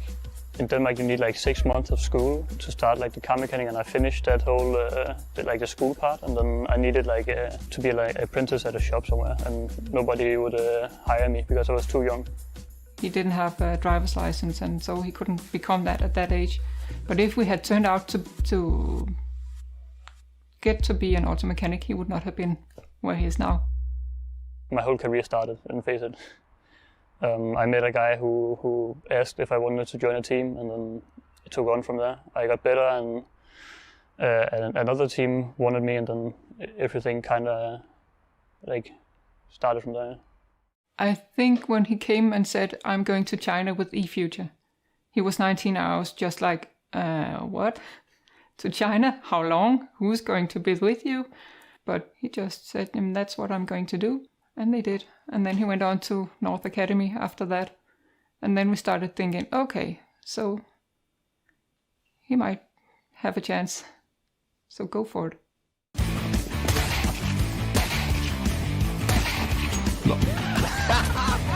There's Acorn though, finding Pronax, taking him down, gets the second one, and Schneider, he's also gonna go down. What, dude? That was filthy. Seconds on the clock, and that could be a money grenade right there. Damage done, and a triple already for Akor. Oh, what a shot! So when he came up as an rising talent, a lot of people probably thought he's going to be a flash in the pan like that. But I would actually say he's one of the rare people who manages to combine the benefits of both ends of the spectrum, where he fires very, very quickly. He doesn't do a lot of conservative play, but his hit rate is very high, and that isn't typically whatever causes him problems, the firing speed. So as a result, he's basically been able to go from being like an up-and-coming player to pretty much just skipping to almost the top of his field already, even though his team actually isn't at that level proportionally. Confidence is a really big part of Counter-Strike. You play against a really good player, like a player that you've been looking up to for years, and you've been watching him play or another team play, and then you actually play against them one time and you do good, or you do decent, you do better than your own expectation. That's gonna gain you a lot of confidence and belief that you can actually do it. He's not nervous. He's just in the game. We're just here. We cannot do anything. We just have to just watch. We sit here at this table, turn the TV, and while he's playing some tournament and all the families follow him here, we do everything we can to support him and do our best so that he can be at his best. We're proud of him, of course, but it's strange. It's just a strange thing watching him on TV. Mad Lions obviously coming into Flashpoint as the highest seeded team here in this tournament series, but they really struggled and ended up being taken out by Havu. I'm looking for Acor to go off. I'm expecting him to have tons of impact on this new game. We're just saying a lot because I don't think he's shown up yet in this series, so he has to have a big match. Same thing for Bubsky. Those two players, their star players, need to have impact on dude. Himself and gets shut down by that, but now Acor comes charging in with the AWP, but don't forget, this is what he's very good at, and he'll pick up one kill, ready for the second one. He takes down PTR, jumping down. There could have easily been someone there. This is one of the reasons why he is such a mad player. He's actually hunting him post-range. He got that and he'll follow it up. What a madman! 20 seconds, they flash him the single time. He really wants someone to go for the peak. There's one kill, he goes for it again. I don't think he knows. He didn't see it at all. Now he has to go for the straight plant here. 10 seconds left, and he's going to hold it down. Sorry moving up close, and he's a bullet away from death. They don't know that, though. Acor non-scoped, and he's still going to win it. A nice double kill and a close round here that will go in the favor of Mad Lions. Obviously, a huge upside was Acor dominating these two maps.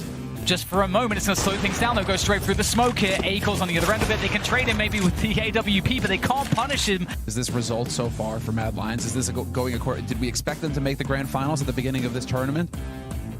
We had a goal of making the playoffs, and that was about it. That was like with 0 days of practice before going to a really big tournament, but ended up winning it all somehow. So. This is a 12-1 run in the second half for Mad Lions to get here, including 8-0, 8-0 run. MIBR is stumped. They have no answers. He can't swing for it here. They do line up for it. Oh, and it's a $500,000 comeback for Mad Lions on Train. Outrageous. They deserve every bit of this victory. What a championship for Mad Lions in Season 1.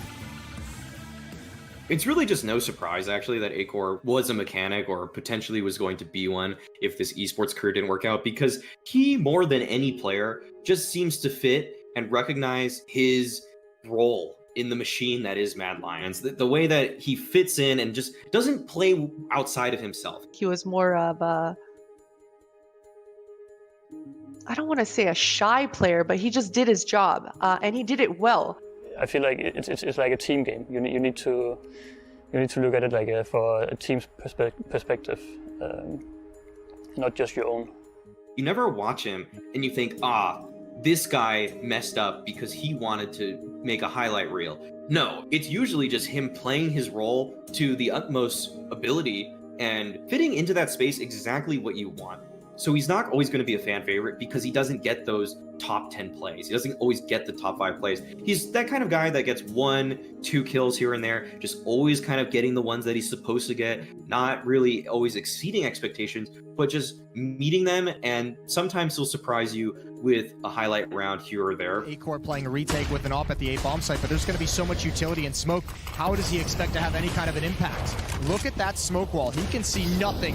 Has to be over-aggressive, and he gets a kill out of it. One more for Acor, jumping on the box. I take it all back. He's so hard to stop when he's in this mood. Gonna try and see if he could do it again. He's not afraid. Jumping up, one more kill, and that's the ace. Absolutely disgusting. What I did before was I was full sacrifice for the team. Everything I did was just to make the team win. To actually be a player in my position now in this team, I can't sacrifice as much as I did before. Mostly because of my role, like as an AWPer, you need to be out on the front. You need to take chances, and most of the times it's my teammates who has to sacrifice for me. So it's a big turnaround for me, like being the guy who has teammates that actually sacrifices for me. Maybe he can view it as now this is his opportunity to be a little more selfish, to have the squad kind of revolve around him a little bit more. I mean, our goal is to definitely show the world that we can actually compete at a higher level. I don't care about the pressure, really. It's just as long as I do all I can or do the best I can, then I have done my job.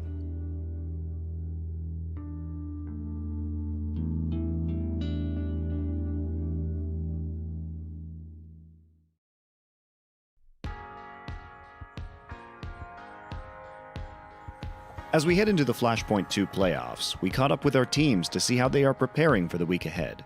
First up, it's Big, based out of Berlin, Germany. We have players who are playing in the facility here and also playing from home, because to get used to each other, to know each other very well. But I think nowadays it's very, very unique to have a place where everyone is living in the same place. Special, always very nice food from Nuran. Who's cleaning up the kitchen after? Of course you! Meat, potatoes, some veggies. Meat, potatoes, some veggies. Lecker, lecker.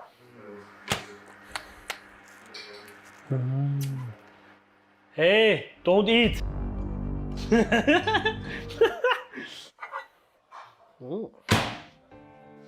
Oh, what we watching? Kaito, huh? Ah, he's winning. It's good.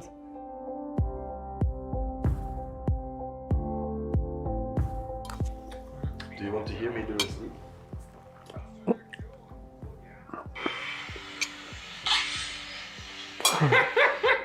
No, wait.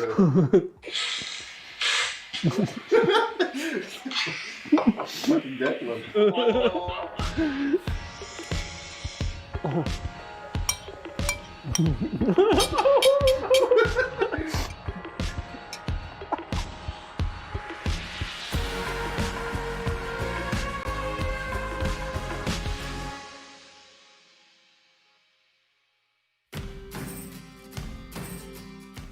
Dignitas Vi, who secured a spot in the playoffs through the last chance qualifier, have a tough road ahead if they want to make an impact in the knockout stages.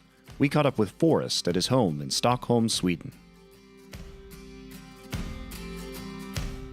It's been a rough year overall for me and the team of Dignitas, of course. Didn't exactly go as planned, I don't think, and it didn't go to plan to anyone in the world, considering COVID hit us all. So it's been very rough. It was not at all what I had in mind when we did this. We had so high expectations from ourselves, and it's just a shame we couldn't deliver to that level that we know we could.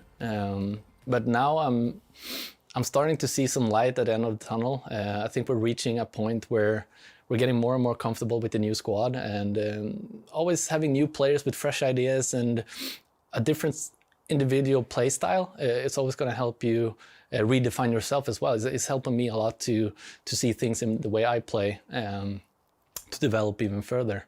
So I think we're starting to hit a little bit of stride. Making playoffs in Flashpoint has definitely been one of the goals we set. It's the main tournament we have coming to the end of the year, and we're not out. We're in the playoffs, and we're looking to do some more damage. So it's been progressively going better. You can see.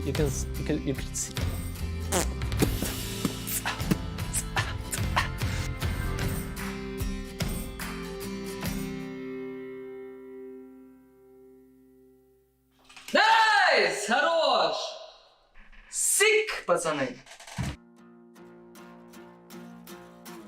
Over in Riga, Latvia, Yakindar, the aggressive young star for Virtus Pro, has high hopes for his chances in the Flashpoint playoffs. Hello, my name is Marius Galinskis. My nickname is Yakindar. I play for the team called Virtus Pro, and my role in my team is entry fragger and space creator. My father's brother, my uncle, he gifted me a Counter-Strike 1.6 disc, like CD, when I turned 6, if I'm not mistaken, on my birthday. I believe VP and mostly I would say JM is putting up a lot of work in developing the talents around him. So he's doing a lot of demo reviews, always telling the mistakes that you do, and overall the atmosphere of the team is allowing you to get up into a newer level, always adding something to your playstyle, adding something to your game, and always fixing mistakes and developing as a player. So I believe I didn't play like this before, and after I joined VP, something magical happened, as it should with these kinds of the players in the team, right? And that's why maybe people think that I play good now, because I just got refreshed and developed as a player from my teammates. Find out how the teams perform as we move through the playoffs of Flashpoint 2.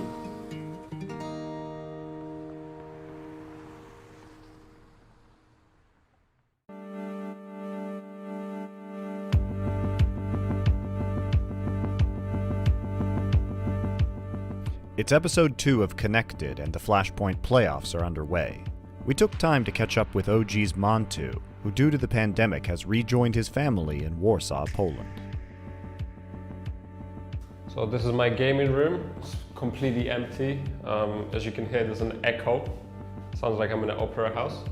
But yeah, this is my setup right here.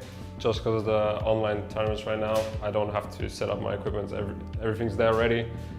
So starting OG, we had quite a journey with the team. I feel like we had a lot of bumps on the road, but we've always improved gradually. As you can see, like on the internet, there's a graph where we're going up in rankings slowly. But yeah, we always having these problems every couple of months. I think every team's having problems now, just because of the online period. But just through the help of NBK and our experienced members in the team, we are improving, correcting our mistakes, and gradually going up in the rankings. Despite the pandemic's global impact, Montu has also been dealing with his own personal battle that could have a drastic effect on his playing career. With my injury, which I got in my thumb, it was a really tough period, mentally and physically for me, just because all the doctors in England and Poland told me I have to stop playing. I can't play this professionally anymore. And it was hard for me just because I got this chance to play for OG, and now they're telling me I can't play anymore.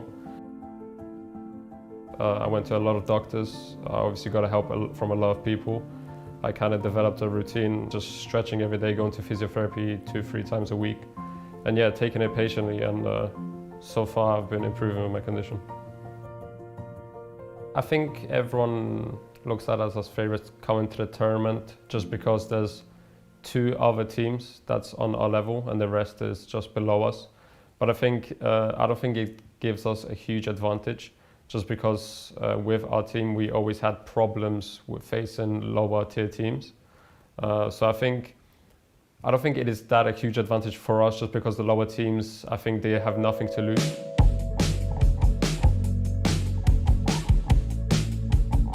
Fnatic has a lot to prove with their rocky results, but they're hoping to end their tournament year with a win through a boot camp out in Avesta, Sweden. Alltså vad är det här? Det är inte bra nu. Du får ta mina pengar. Skriv till Valfred. The year has been rough for us. It started out pretty good. I think we made semis in Katowice, and then we won the first online event. Yeah, and from there we just kind of went downhill. I felt like we kind of didn't adapt well or didn't see the urgency of adapting to the online era. Men jag kan ju inte giva. Surrender or die! It's worldwide, right? So I mean, you can't do that much about it either because it's a pandemic. It sucks, but you need to look at the bigger picture, and it's happening in the whole world. I think the way it have affected our team is mostly that when you move from LAN to online, that throws all the experience out the window basically. So now online we have to play more individually, which doesn't maybe fit us the best because, as I said, we rely a lot on the experience. It's hard to get that feeling when you like strive for something, like when you are in a tournament and stuff like that. It's pretty tough to get that motivation thing going on when you're playing online. So it's been pretty rough for me personally, but I mean, it's okay. This tournament obviously is super important for us because it's the last tournament we have, and so we really want to finish the year on a good note. We need a redemption win here, I feel like, to save up the year from all the bad performances. It will be a huge moral boost and a good Christmas gift. Envy are the clear underdogs of Flashpoint 2, but they feel they've finally stabilized their roster as they advance through to the playoffs. Nifty, the frontman, is looking to prove that this new lineup is the beginning of a strong future. The last 2 years have been like really kind of like wacky and crazy, to be honest, in terms of just being the in-game leader or being the captain of this team. I mean, it's a much different team than what I was on Renegades. I mean, we've gone through honestly many different players, many different rosters. You know, some had the choices of leaving on their own, and then some were just choices that had to be made in terms to move forward like as a team. It's been a difficult time, and I think that there were a lot of good decisions made along the way, and I think that there can be some questionable ones as well, but I've really kind of just considered, you know, the whole time that I've gone through this experience that I've done the best that I possibly could with the things that I was given. So yeah, it's been wacky, crazy 2 years, and you know, here we are. And you know, of course, we're looking to make this be the team that ascends above all the others that we've had so far over the last 2 years. So this is totally where the focus is, and the past is the past, and it's like, despite what may have gone on or what may others consider unsuccessful or successful in different ways, it's like I still value those last 2 years just as much as, you know, someone who's been a champion for the last 2 years.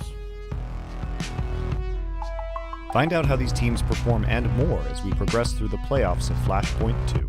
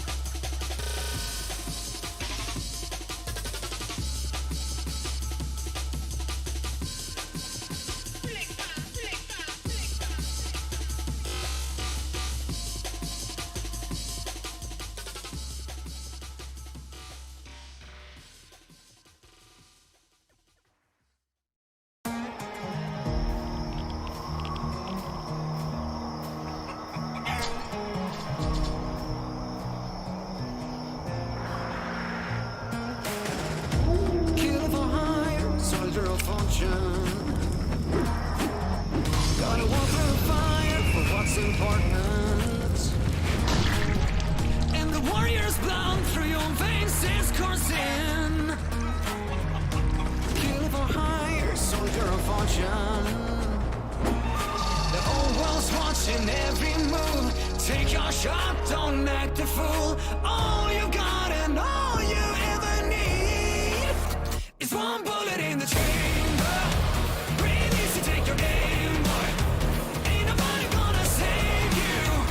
So what you gonna do? One bullet in the chamber. Breathe easy, take your aim, boy. Ain't nobody gonna save you. So what you gonna do?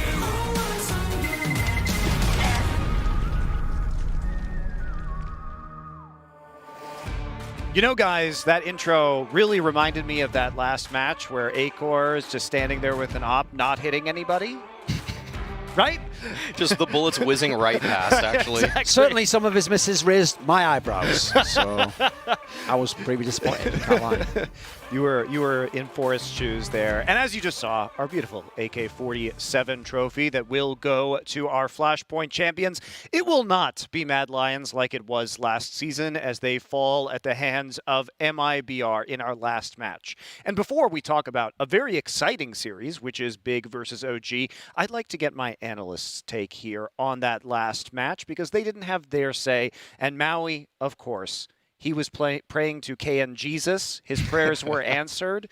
Let's get a good Photoshop of him, like, his head on, like, the Rio de Janeiro statue of Jesus Christ with, like, a deagle in each hand. Is this fake or something? I love how my face just flipped, actually. I was angry before or kind of unsure, and now I'm happy because it worked out. Staying up late, thinking about it. Is this a real actual screenshot of what you said? Yes, I was literally typing this at 4 in the morning. I was actually really worried, and I had to call my girlfriend and be like, what should I do? And my dad, and my friends, and all my family, my grandma. What did your grandma say? My grandma said, Brazil #1. She was like, how about just reach between your legs, see if there's any balls there, just make your own pick. Did she say anything like that about, old-fashioned values? She said, #Somos MIBR. There we go. There we go. It was grandma in the end. That's fabulous. So, hilarious conversation you had there, Maui. But why did you go for MIBR? I went for MIBR because it just feels like Peacemaker, he comes up with these elaborate game plans for how to punish teams, but when he picks a map like Mirage, and it felt like they were going to get some maps that MIBR should be bad at, there's actually just straight up not a lot of data to work with. And for something about this Mad Lions team is when I watch them play, it always feels like they're anti-stratting. So if they don't really have a default game to fall back on, they don't actually have their own game, in my opinion. It feels like if they're not countering an opponent, they don't really know what they're doing. And I also feel like Hooksy has just been a choke artist. That's just flat out simple. I feel like he's been really, really underwhelming as a player, and he puts himself in a lot of tough positions where he has to frag.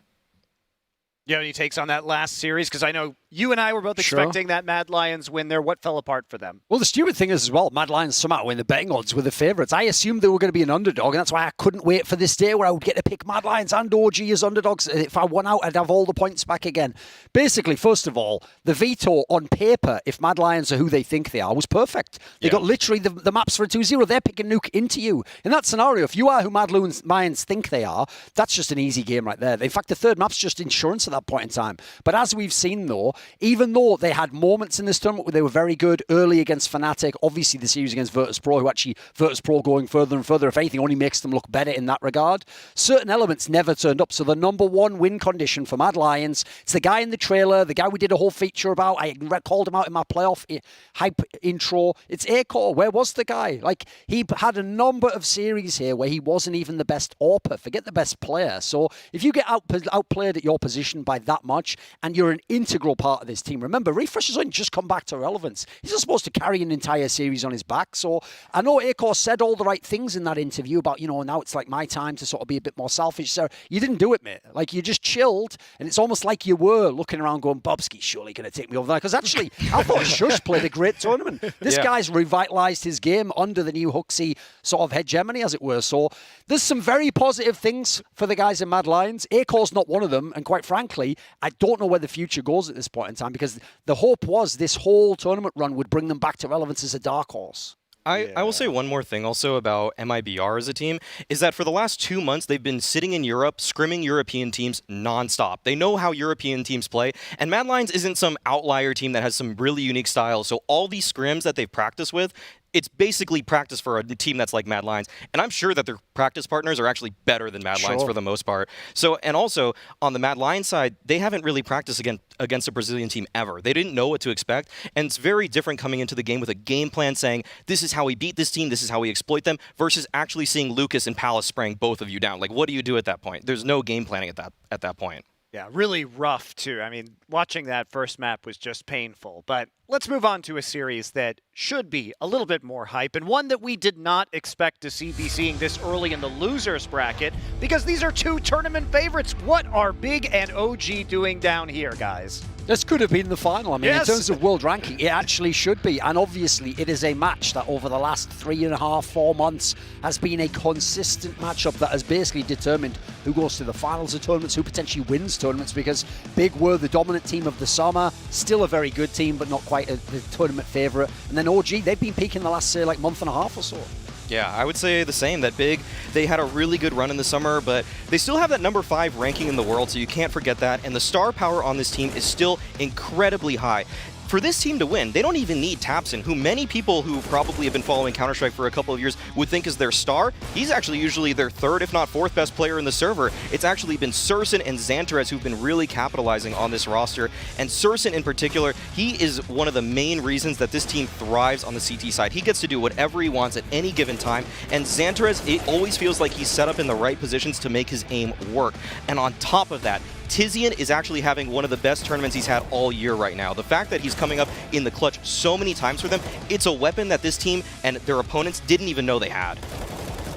I don't even think it's necessarily a massive, blight on their record that they lost to Virtus.pro even. Like, you looked in this tournament, yes, they've had a few close games. They seem to have played a little bit down to their opponents. But if anything, Virtus.pro has been consistently one of the better teams in the entire tournament. Like, it was only OG who was able to put them down. So I know in terms of the rankings, again, there's the disparity. But as we've seen in the last month or so, you can throw the rankings out. Like, some of that stuff hasn't carried over. The tournament has sort of reset a lot of the teams. So the positives for Big of this is, first of all, as he said there, Tapson doesn't even have to be a star. Even Xantares doesn't have to carry carry the game. It's not like an A-core type scenario, but they've got such depth in the team. The map pool, it has certainly looked a bit ropey in terms of where they've tried to go, but in terms of the records on paper, the map pool is still there. They can still have a lot of things that have practiced and worked in past games that they've won, even against this team they're going to play now. And I think also there's the experience factor that they have had those championships earlier in the summer. Like, this isn't just like a team where it's all the potential. In theory, they've already done it, and we're still online, so it's not like we're in some new environment they haven't played in. It's just that maybe they haven't competed for the big prize money yet. That's probably the only factor that we're introducing new for the big team. Yeah, and even if we can say that they're playing down to the level of their opponents, they still have only lost one match here at Flashpoint. Now, they haven't had the clean 2-0 victories either, so they've dropped a bunch of maps, which we might not have expected, but overall their performance has been there, and it has been getting them most of the wins. Now, the other side of this is OG, who has had some really shocking upsets in this tournament, but in their group, they crawled out of that loser's bracket, pretty much devastated everybody on the way to that first place. Now they get knocked out once again in the quarterfinals, but are they making the salty run back? Well, the good news is, who did they get beaten by? MIBR. As MIBR has shown us, you cannot ever count this count. They're never really a true underdog, apparently in Flashpoint 2 only. So actually, that doesn't even look that bad all of a sudden. Like, MIBR's looking like they might even make it to the final, guys. This is ridiculous. So there's a world in which I think you look at OG, and this is all about only OG. It's not about any of the teams they played. I don't even care that they played Gen G and Gen G had the old performance. OG let them win that match in the sense that OG are the ultimate Jekyll and Hyde team.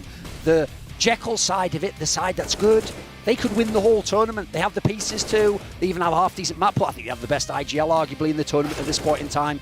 The Hyde side, though, is really gross. Like, they can get 2-0 by a lot of teams as well. And the problem with their veto is, their veto relies on them being amazing on their map. If they aren't, then they can also get 2-0 by a lot of the teams. Yeah, every time you bring up OG in this tournament, you have to bring up the mental game because it feels like that's what slips for them the most at times. The fact that Alexi B has to be one of their best fraggers, the best caller for this team, and just keep all the emotions in check, it puts so much weight on his shoulders. So I'm looking for a couple of the veterans on this team to try to step up and keep them in order. And there is one player who's been absolutely a stud on the OG roster in spite of some of these losses, and that's Valde, who is tied with Crims for the #1 ranking in HLTV in the course of Flashpoint 2 so far. And I know you've been loving watching him play, Maui. Yeah, the thing about Valde is that he's doing incredibly well. He's probably the best rifler right now at Flashpoint 2. The problem is that he plays a lot of these positions where he can't always have the most impact. Long A on Dust 2, ramp on Nuke. These are spots where you don't really have too many options. It's very binary. Just either take the fight or fall back. But as you can see in these highlights right here, he actually takes these fights and finds multi-frags consistently. And that's where he elevates his team because he is actually locking down positions on the map. He is conditioning other teams to respect him and the positions that he plays solo, by himself. So OG, they don't need to try to help Valde out at any given point. You can just let him do what he needs to do, and he's going to find you that multi-frag. But it's the other players on that team that need to come up. It's NBK and Issa. The dynamic that these two players have, it's been ropey throughout the year.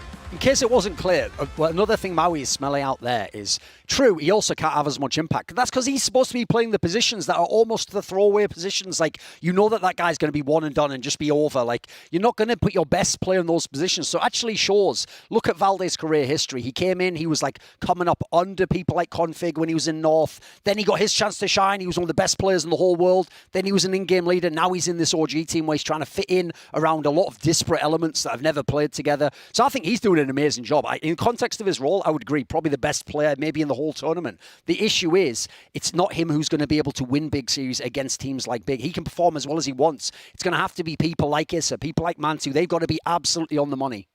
Yeah, and so we're going to see if they can be that today, and especially as we go into our picks and bans right now. I want to get this right underway so we can get the substantive analysis done. Bans should be easy here, right? It's obvious. Yes. I mean, first of all, OG always banned Vertigo. Like, spoiler, I don't think Big have been enjoying Vertigo anyway. But this is where, actually, this is the perfect team for OG to play. Because we all know that Big Clan does not want to play Train. And if you saw what happened to OG against Gen G in the opening map of the series, of the tournament, in fact, they didn't like that either. So now the good news is this. These teams have played 5 times in the last 4 or so months. It's always Dust 2 Inferno and maybe Mirage. Like, those are the 3 maps they always want to play. So the question here is just, does anyone want to fuck around with Nuke? If not, we can just go ahead, agree to the duel, shake hands, get your seconds ready, and we can agree to a Dust 2 Inferno, potentially Mirage series. So in this scenario, like, which one would you actually prefer? I know in theory you know this one, Maui, but where do you think they should go if they're the big clan? Like, history says Dust 2, right? Yeah, I think they should be going Dust 2, but if they want to change it up, because they lost the last match against OG on Dust 2, they lost 16-9 in that one. If they bring it to Mirage, I actually think they have a better chance to win that one, because it's been a little bit rocky for OG on that map, but I really do expect the mirror match. I expect another rematch of the same exact maps we've been seeing over and over, so Big will be picking the Dust 2, and yeah, it looks like we're going to be getting that once again, but that leads to a lot of back and forth, a lot of just meta decisions that both of these teams now really know each other, and we are literally getting the same veto we've gotten, I think, every single time that these two teams have played against each other. So it's really just up to, can Alexi B outcall Big moving forward? Can Tabson outcall Alexi B? I feel like this is an IGL versus IGL matchup, because in a lot of these matchups, there's no individual player that's always taking over the game. A lot of it is just kind of how they move around each other. And I love that the initial battleground is on Inferno, because OG have such a nice style that they play. And Alexi B, he's gotten to watch Big now. He had a day off. They got to prep a little bit. Maybe he can throw something new into his playbook. If he saw a weakness the other day from Big, he can actually include that and maybe get that one needed gun round that they might need to push themselves over the edge. What's perfect is, I know one of the flaws, because I actually tried to study from interviews the psychology of the in-game leaders when they're making these picks. They don't just go off win rate. A classic confirmation bias is, did I beat this team on that recently? So because they've had a back and forth where like OG won the first of the 5, then the next 3 all went to Big, and then OG won the most recent one. They can all just find that memory in the back of their head, like, oh, I remember when I beat them on Dust 2. It's like, yeah, they beat you as well, but that's what's going to make the series great, is nobody's trying to go to the edges of the map pool. Nobody's trying to do anything silly like Mad Lions just pulled out. We're just going to stick with our strengths and may the better team win. Well, let's take a look at some of the stats from Inferno. Since that's going to be our first map up here, we can look at the CT and T sides. It will be the CT side first. So, OG, 54% so far on the CT side of Inferno. That is a really bad conversion rate. Or it's terrible, isn't it? Yeah, for Big on the you CT get an side. open kill, come on. That's not acceptable, actually. 62% and the 46% win percentage overall. That's with 60% opening kills as well. Yeah, that's just, that's not a great look at all. Yeah, that's pretty bad. And by the way, this whole tournament, they've been a bit ropey CT side. The squad's cost them. Yeah. So I'm going to be looking out, because when OG starts on the T side, which they likely will, given that Big has the option here, I think that OG can just pick them apart. I think that they know the game and the style of Big. But the last time Big actually played against OG, they threw a lot of wrenches into the works. They were doing pushes down middle. They were trying to just upset the balance of the map in such a way so that they wouldn't have to play the standard game, because OG has proved at this point that they are better at the standard game on Inferno. Look at the stats on the T side at the bottom of the screen, the 5v4 and the 4v5. So 5v4, understandably, every team who's good is probably going to be around the 70%. Like, you're supposed to win from there. But look at how much higher it is for 4v5 for Big.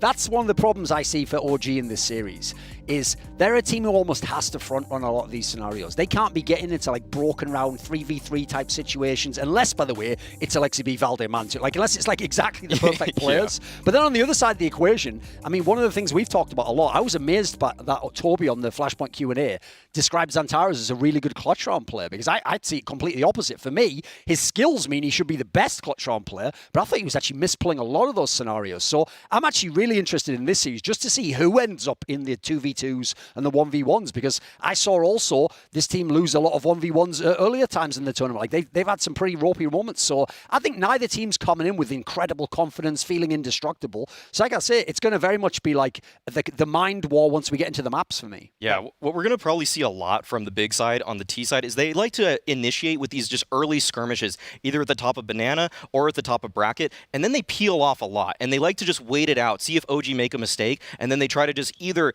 get a pick because OG will make a mistake, or they will try to just do an exec onto either of the bomb sites. And I think that OG now know that if they just hold nades in these kind of situations, they can just wait for Big, because Big rarely want to just go for a full-on contact play in. So I'm looking to see if OG, if NBK, if Alexi B, they save that extra smoke in the late round, because I think it might make the difference on a hugely important one. Well, keep your eyes on the utility. Both of our analysts did a very good job of predicting that map veto. Now we're going to see if they can predict the game correctly. Our current Pinnacle point leaderboards are as follows. And yikes. So, Maui, you're second place now. Bardolph gained like 2,000 points from that 750 on MIBR. He's just Thanos at this point in time, isn't it? So unless someone can endgame this motherfucker, it's just too late, isn't it? He's just taking over this shit. Yeah, it's pretty tragic. I will say the middle of the pack still competitive, but a lot of us taking the big hit there as a result of the Mad Lions I'm hoping a lot of predictions. people taking big here, though, so this is my chance to get back in the game. We'll find out. What were our odds from last night? That'll be the question, because they were better than our odds that I saw earlier today. There we go. 2.2 to 1.68. Now, Big is going to be the favorite, but still some good return on OG, at least for us who were placing our predictions at that time. And to lead off our predictions is our big winner from the last game. It'll be James Bardolph. Well, there's nothing strange at the top of the leaderboard. That's all I'm saying. I'm where I should be. That's all the gloating In first or last place only. I would say I was confident. I was confident with MIBR, but I was a bit scared when I saw the Mirage veto. But it turned out pretty well. That was quite surprising. Bloody hell. Yeah. But that one, I thought like both teams can get stuck. I didn't think that Mad Lions could get MIBR stuck the way Fnatic did. And I thought they would have the worst end of it from what I've seen from them in the past. So that was why I went with MIBR for that one. Well, you do seem prescient. Haka, what is your prediction here as we head into this? You're on OG, bunch of OGs actually. Me too. I'm on OG also. I just looking at this veto, I think Dust 2 and Mirage are so close in my head. Those are toss-ups. And then I think Inferno should be pretty solidly in favor of OG. So that's literally my reason. Like, I could see it going to Big for sure. I think it's very close maps. OG could have one of those days where they just screw up. We've seen it before, but I've got to give the favor to OG, especially with those odds. All right, so coming back, Thorin with the 750. Could be the big winner today. That'd be a big jump. Everyone else so far, more bigs. Christine at 500. There we go, a couple more victims. Yeah, Anders at 500 on big. But overall, most people going for the underdog at OG. I think Duncan could like hop half the leaderboard if he Oh, wants to. absolutely. It is still very close. I think Maui could also catch me towards the top. Like, it's not over just yet. There's a lot of play left. I think I could, actually, because you would lose 250, I would gain about 1,000, and I think that would put me pretty neck and neck with you, if not ahead of you. But I'm a little surprised. There's a lot going on in this one game. I like it. Yeah, there's a lot. You have to understand, I'm going to ride OG the whole way through, and if they don't make it, I'm just going to blame NBK. Who am I? My talent from last year. It's a win-win for you. I suppose. If that's one way to look at it. That's one way to look at it. It is in a way. Yeah, All Twitter right. banter Material. impressions. Yeah, exactly. You're always fishing for that. All right, guys. It is time to get into Inferno, though. I know we're all very excited to start this series, so it will be Big versus OG, courtesy of Bardolph and Haka. Thank you very much, Monty. I know that both of us are looking forward to this series, especially with the maps that have been selected. I think in terms of commentators, they're all exciting maps. We've got nice open maps as well, so lots of explosiveness to come. Starting with Inferno, it's only going to get bigger if we go, regardless of if we go to 2 or 3 maps, really. So I think it's great. I think we've had a lot of good stylistic matchups as well. I think these teams match up well. Obviously, I think it's fair to say that Big are a stronger team of the two, but I think we're in for a good game regardless. I think so, James. I just hope we don't have to start fighting because we picked opposite teams. Especially because that probably wouldn't end well for me, if we're being honest. Well, I mean, there's no fighting. I'm too far ahead. You can't even see me, really. I'm John Cena at this point, so okay, now. No problems there. Wowee. Yeah, I think as well, the desk kind of pointed out just how often these teams have played each other recently. Like, I literally went back and watched a few of the Dust 2 games a few months ago because there were constant adaptations going on. Big would start getting aggressive on one side of the map in one game, and then OG would react and they'd start stacking that position in the next game. You're going to get all sorts of those mind games coming through when teams play each other this frequently. They're really going to get a good idea of what their opponents want to do, and that can cause all sorts of weird rounds and all sorts of weird setups. So I think just in that sense as well, seeing those mind games play out is always going to be fun. Giant box on the sofa there. Well, everyone's in good spirits for now, but the great thing is we can watch some of these smiles fade away as these rounds continue. God, you're so mean, James. We saw some rounds won in brutal fashion, as we saw in the MIBR interview, the post-game interview, talking about losing 5 versus 2s to a C7, a 5-7, and so on and so forth. It was a stressful day of Counter-Strike yesterday. We'll see if it continues in this second game, the evening game here at Flashpoint 2. Big and OG just waiting for the countdown to begin. Let us know if you've got any anything riding on this. If you have a favoured team, send the tweets in. The Flashpoint or otherwise can tweet Hawker and I as well. Or also let us know what you think of the new operation. I've completed all my missions for the week All of already. them? Absolutely. Oh, look at you go. Absolutely. Well, here we go. Inferno will be the first map of this series. OG's favorite map, I would say. They love playing this one. They love picking it. And they're going to start on that T side with a couple of sets of utility. Alexi B and Valda picking up the nades. As for Big, they've got Tizian with the kit, and they've got 3 players towards B ready for a fight. Issa jumping to try and avoid the headshot. NBK will deliver one for the opening frag of this series. Kaito, as Big call him, will be the first one to die. But we got trades all over the shop. However, OG have a chance to take the B bomb site. Searson is in CT, and with the final kills towards the A bomb site of late, seems that's where they'll be headed. Valde up long already, walking while they'll run on short. Don't think we'll hit this, Searson. Big pop from Valde with a crouch peek, and OG take the pistol. Good start for OG.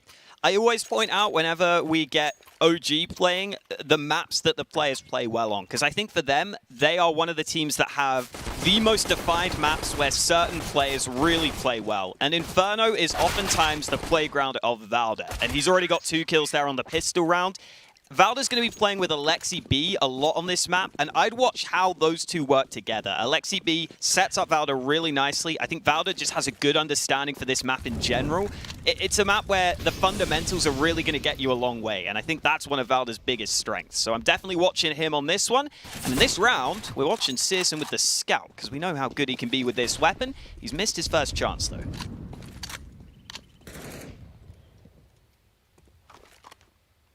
Well then, a minute 25. That smoke lined up is for Mini Pit in mid. Minute 25, and there were 2 smokes for Big One's being deployed, and NBK flying out of the apartments will create enough space for Mantu to trade. You can see Issa in the pit now with the Mac-10, not the greatest of range for him. Searson boosted with the Scout looking for something. That jump throw is to re-smoke this one. Alexi B found in the apartments. Now things could get dangerous for OG. We still have a flank coming in from Tabson. 3-on-3. I imagine Big will be invited to go for this one. They've got good positions already. Valde being very careful not to give up the high ground here towards the apartment, but as you can see, he's holding down 2 jobs. Moving forward now. We'll see where he holds his crosshair as Tabson is on the way. No Kevlar for Tabson. The crab walk won't be enough. And that may be the last straw here for Big. Maybe to save what they have. Searson with that Scout. Done some nice work in this round. He will look to maybe do a little more as OG make it to 2. I like the early pace from OG. Really trying to set the pace early, make Big be ready for some of these faster plays. Even though they trade evenly onto the bomb site there, I think that's okay for OG because they were so fast at getting towards the site that they had a couple of nades left. So they smoke off long as this round plays out. Then they had a second smoke for long, which just slowed Big down way too much. It made that retake not really doable. They even had a Molotov ready in their back pockets in case they needed it. But Big aren't too bothered about losing that round either, because they got to save a couple of guns, they got to do a bit of damage, and if they can continue to do damage here, James, OG's money is really not established right now. No, it really isn't. Some HEs fly down Banana, but they won't make much of a significant connection at least. Valde swinging with the Mac-10. No helmets for this Mac-10 to deal with, so it will be very dangerous. Very fun to swing on these rounds with the Mac-10. Well, OG have taken their initial map control. You can see them backing off on Banana, perhaps in part to avoid any pot flash plays and so on. Valde is expendable with the Mac-10. Suggesting an execute towards the bomb site, trying to invite utility, but there's none left for Big. The AK of Issa, thinking of going into top mid. Normally you'd expect the Mac-10s to be leading the way in this round to get the extra money. It's MBK who's got the early frag though. Alexi B low on health in the back lines, and MBK won't be able to spot Xantares just yet. 45 seconds left on the clock. Nades are running low here for OG. If they walk into this stack, they could have some concerns, but as they go back to B with the bomb, they should be good to go. MBK almost caught out, but good headshots, good spray from MBK, and Keto is the only man left. Trying to play for time. There is a lot of time, all things considered. Will they fully check the site first? It looks like they will. Trying to dance around. He's got a chance now. The 1v1 for a few seconds by Newbox, but Issa will be able to hold on to things. There was time for a clean-up with about 20 seconds on the clock. 2 players around the corner. Big did what they could, but now here's the real focus. Round number 4, the first buy round for both squads. Searson on the AWP. Definitely a sniper to watch demos of Searson. Even though he's had a lot of attention on him of late with the success of Big, still criminally underrated. Absolutely. He's got the 4th highest opening kills per round in this tournament on the T side even. So that shows the kind of aggressive play that Searson is capable of. He always makes sure he's involved in the rounds with the AWP. And you can see on the minimap, he's already playing towards the apartments in this round, where he might get a chance for an early fight. OG are taking control here, but the AWP of Searson, just goes off the angle. See if he looks to creep up short at some point. Versus the focus from OG. Looking to take top mid. Nice spray from Tizian through the smoke. Oh, he's doing some more damage as well. Mantu's got to be really careful. Mantu's so close to the smoke as well. He doesn't respond with spray because his traces would be so easy to punish. So he just has to sit there and take it. 4-on-4 though, and they have some possession towards top mid. However, Searson is on short of the AWP, and often those AWPs on short will creep up. Very much favor those peeks do the snipers up short. So things can get dangerous for OG here. And there it is. Tizian swinging out at the same time. NBK caught sleeping, which leaves 2, including the Mac-10 of Valde. They're going to try and go fast in towards this B site. They've already got that smoke up for CT, but they still have to clear some of these close corners on Banana. There is a chance to isolate this fight, though. Keto needs to get a kill here, or just needs to survive. And as he takes some damage, he tries to fall back, but Valda swings on him. And now OG have given themselves a chance in this round. They'll get the bomb down on this B site. Valda potentially can upgrade his weapon, and the 2 OG players are going to stick together to try and play this round out. Searson has a lot of utility to allow Big to try and swing. Molotov to deploy as well. Valde blind by the coffins. Could even smoke off the coffins, although that would make it hard with a spray and such. But there goes the smoke. Searson. Maybe a little tag onto Valde, who makes his way around the corner. I think it's going to be a spray fest. Human shield. Now, is that the diffuser? That is the question. It's a 10-second diffuse as well. Has to go for the reload. The coffins are covering. Still alive at the moment. 1 second left for Tizian. Hasn't been touched just yet. So close. But there we go. Big steal it with the smoke grenade. Wow, that is wild. I know that the first spray from Valde gets a kill, but you'd have thought they know that that bomb was planted more on the left side there, on the OG side of things. It was those 2 players that planted the bomb between them. Here are some of those early kills from Big on the A side of the map. Super solid work from Tizian in this round. MBK just seemed to get caught off guard in that fight. I think the timing was slightly off for him. But Big somehow steal away the round. A bit of a surprise there, but they'll take it. First round on the board for Big, and now we get a full buy for both teams. Mantu has picked up that AWP on the T side, but you can already see Searson trying to get involved. Doesn't spot anyone out on his mid-aggression, though. He will fall back to safety.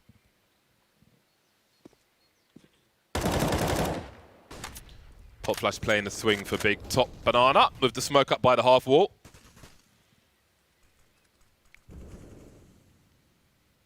Could see the activity of Big on the radar. A lot going on around the A-bomb site. Perfectly timed HE grenade.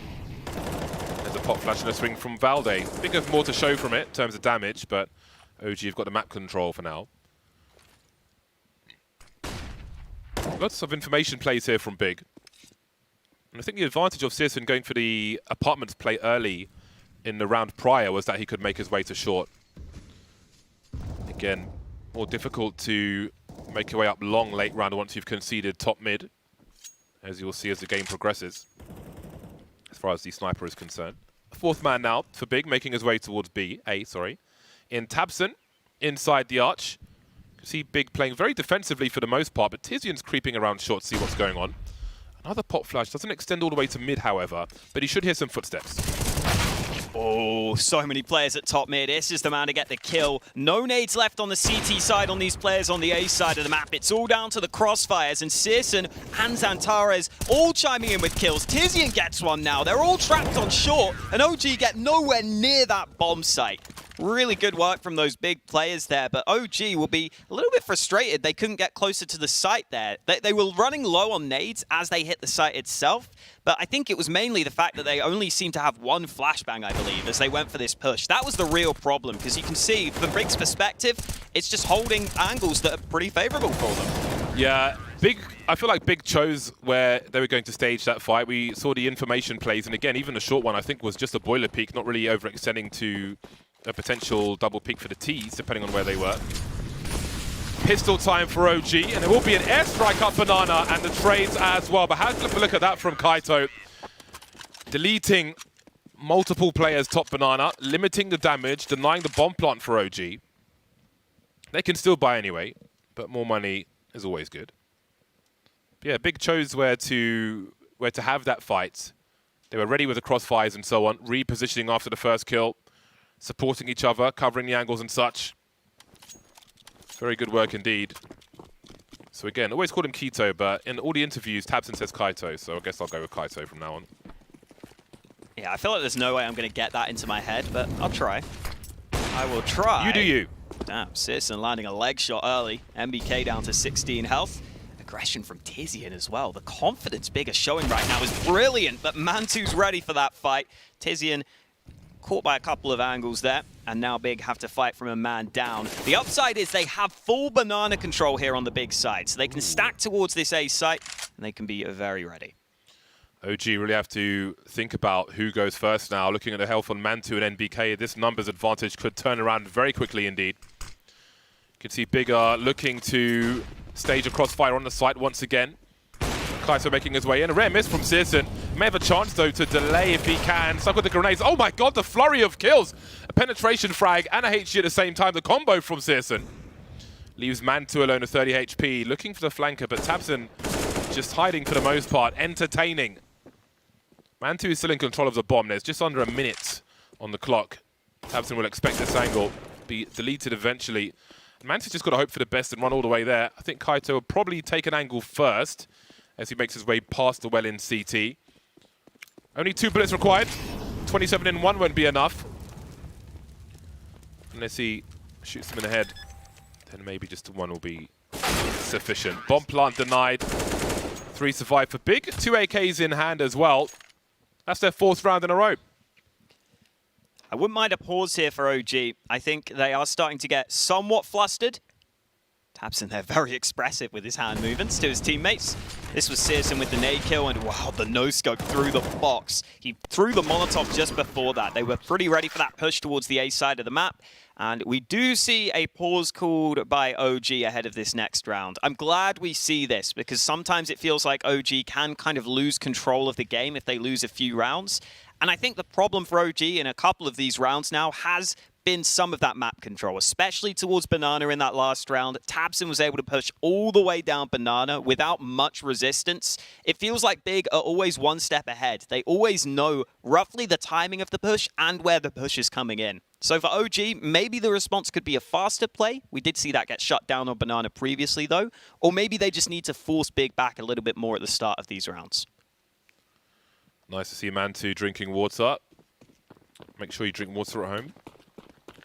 James's top tip of the day, everybody. Absolutely. Drink water. There's an account on Twitter. I forget what it's called. It's like stay hydrated. It won't be hard to find, but it basically says drink water, you bitch, every yeah, I follow that every day. And it's a necessary reminder, especially for gamers. So drink some goddamn water. God damn it. OG on pistols once again. A timely incendiary from Searson in the apartments once more. Not sure if he wants to creep up short against a half buy, if you will. He says LDLC covered CZ75. I still remember the days of NBK, LDLC, Milan Games Week. A missing child, the constant calls of attenzione on the loudspeakers. Looking to split the A bomb site now. There were 4, now there are 3. Although Ethan's backing away. It's a wrap off the B bomb sites, in fact. They've taken 1 out in CT spawn, but Searson is also here. Last seen on A, this could be a nasty surprise if he can land a shot. Indeed, he will. Not take the bait from the elbow, but land it on the chest instead. Alexi B is Alexi D now because he's dead, leaving Issa and Valde. There we go, an easy one for Searson. Well, they did some good damage, $12,000 of damage, more or less. Kaito and Tabson dead. So, not too shabby. Even though that round doesn't look that great for OG, considering, you know, Big survived with 3 players, I think that's more like it from the OG side, just making Big a bit more uncomfortable. You can see the players in CT spawn there getting caught off guard. I think Searson holding that really close range angle could have been in a lot of trouble. If the OG players pushed up on that closer angle, he would have been in a really hard spot there. So they're putting Big in some more uncomfortable positions. That's a positive sign. And now we've got the guns back out for OG. This time just focusing on the full AKs, not going for an AWP. So far, Searson has definitely been getting the better of those 2 players. He has been really good once he's got that AWP into his hands. 9 kills on the board for him already. But OG in this round are looking for some banana control, and it looks like they should be able to get it freely. Have a look at the radar. Tabson's out of grenades. And he'll make his way towards A. Searson with a smoke incendiary, and of course the AWP will post up on the B bomb site instead. Very important that you have those late grenades on the B bomb site, which I assume is why that rotation comes through. That flashbang could be an information play. Even hearing some spray would be enough. Footsteps will certainly be heard. And I think there's going to be a boost on the back of the site here for New Box. It can be hard to identify, especially with the silenced M4. Now, there's a smoke up on long at present, and we've got MBK and Boiler. Big have got 2 men on long. Wondering what the situation is. Top mid. And I think Xantares has found that out, which stops Tabson from rotating. It's going to be a tough one to defend, I think. They only have 1 flash and a molly left, and that's all on Searson on B. So Big are going to have to try and avoid the few flashes OG have and try and frag out here. 20 seconds, though. Could go either way. Xantares missing his first chance. Tizian quickly traded, as is Tabson. Valder with a really good shot, and now Xantares has to spray. He almost gets a 3K, though. He gets 2 on the bomb site, and he keeps it close. It's into a 2v2. Big have to rotate over, though, and these A-sided retakes are never easy. There are a lot of angles you have to be able to clear here. They do have a kit on Keto. Searson could pick one up as well, but they don't have any nades to flush out these positions. Just now, though, Keto picks up a molly. That goes into Pit. Is that going to force Valder into the open, though? It doesn't look like it. He's able to survive, and that is buying even more time for the T's to just hold here. Valder gets the timing right from Pit, and I think Searson is not going to be winning this one. Valder picks up a triple kill, and OG finally get themselves back on track, breaking that 5-round win streak of Big. So if you saw where Valde was in the pit position, obviously there are a number of different places he could be from Searson's point of view, but I just want to say that that is wallbangable. Ironically, it was many moons ago I saw NBK with an AWP take a completely random shot while saving and shoot somebody through the wall where Valde is standing most of the time there. So it can be worth a pot shot if they're not giving you anything in that situation. You never know. It would definitely be requiring a stroke of luck, but it is possible. Maybe not through every part of it, but you can do your own investigations. Big will start with 3 towards Banana. Searson has the AWP again, but one must be careful because he has no Kevlar. Will often be mollies, but also sometimes HEs such as that one over the wall to stop a split and take that AWP angle away, which is why he's a little further back. Again, with no Kevlar. The grenade can do 101 damage in 2 hits. Keto, trying to get more aggressive, will fail, but he's got information for Searson who can reset his position. And at the same time, we've got OG creeping up top mid with 2. Oh, they're going to boost behind the smoke, but NBK's already looking for it. Wow, MP7 gets the headshot. Tizian taken out of the round. No helmet, I assume, which is why that MP7 is faster on the frag. And now as OG sneak up long, they have got themselves in a really good spot here. You can see that Big are just getting cut off from different angles. Xantares locking down the bomb site, though. He's already got 2 kills. One more would be lovely, but he's not going to get it. And Tabson is removed from the round. He's just now rotating over from B, but it looks like another successful A play from OG, unless Tabson has something to say about it. Such an awkward angle to be retaking from. Even if somebody shows their head behind that middle box, it is extremely awkward indeed. And Tabson will take the AWP away With just the AWP, CT Inferno, a round can certainly be won. I feel like Big are one of the few teams who have the attention to detail to make it more possible than others. But OG are back to winning ways now, looking to tie the score. We'll see if they can get a reasonable score. Well, I mean, 5 rounds is not a disaster on the T side, and there's plenty more to fight for. So while it's been a struggle, winning the pistol has been very key for OG. Again, they got 3 rounds in a row. And then it was a flurry for Big.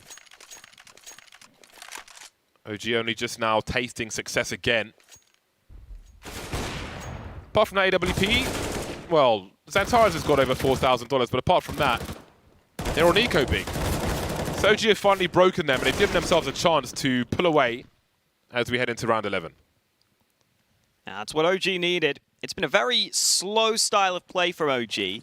I think against Big, I'm not sure that's the best approach. I don't think Big are really going to make too many mistakes. They're not really going to feel pressured when these late round scenarios come in, but it's worked for OG in the last couple of rounds, more because they are throwing just a slight bit of misdirection in there. They are taking some map control elsewhere and then coming back to a different bomb site. That's just doing enough to force Big away from their standard plays. Now, Alexi B is 1 for 9 right now. He is oftentimes the space creator for this team. He's the man running in first. You can see that here with the Mac 10, but he's not got a single kill. So close. The nade should do it, though. He will get an assist on that one, and this B site will be bulldozed. Yep, time for Searson to save. He needs to decide on a position which is a little unexpected. Not the pit, of course.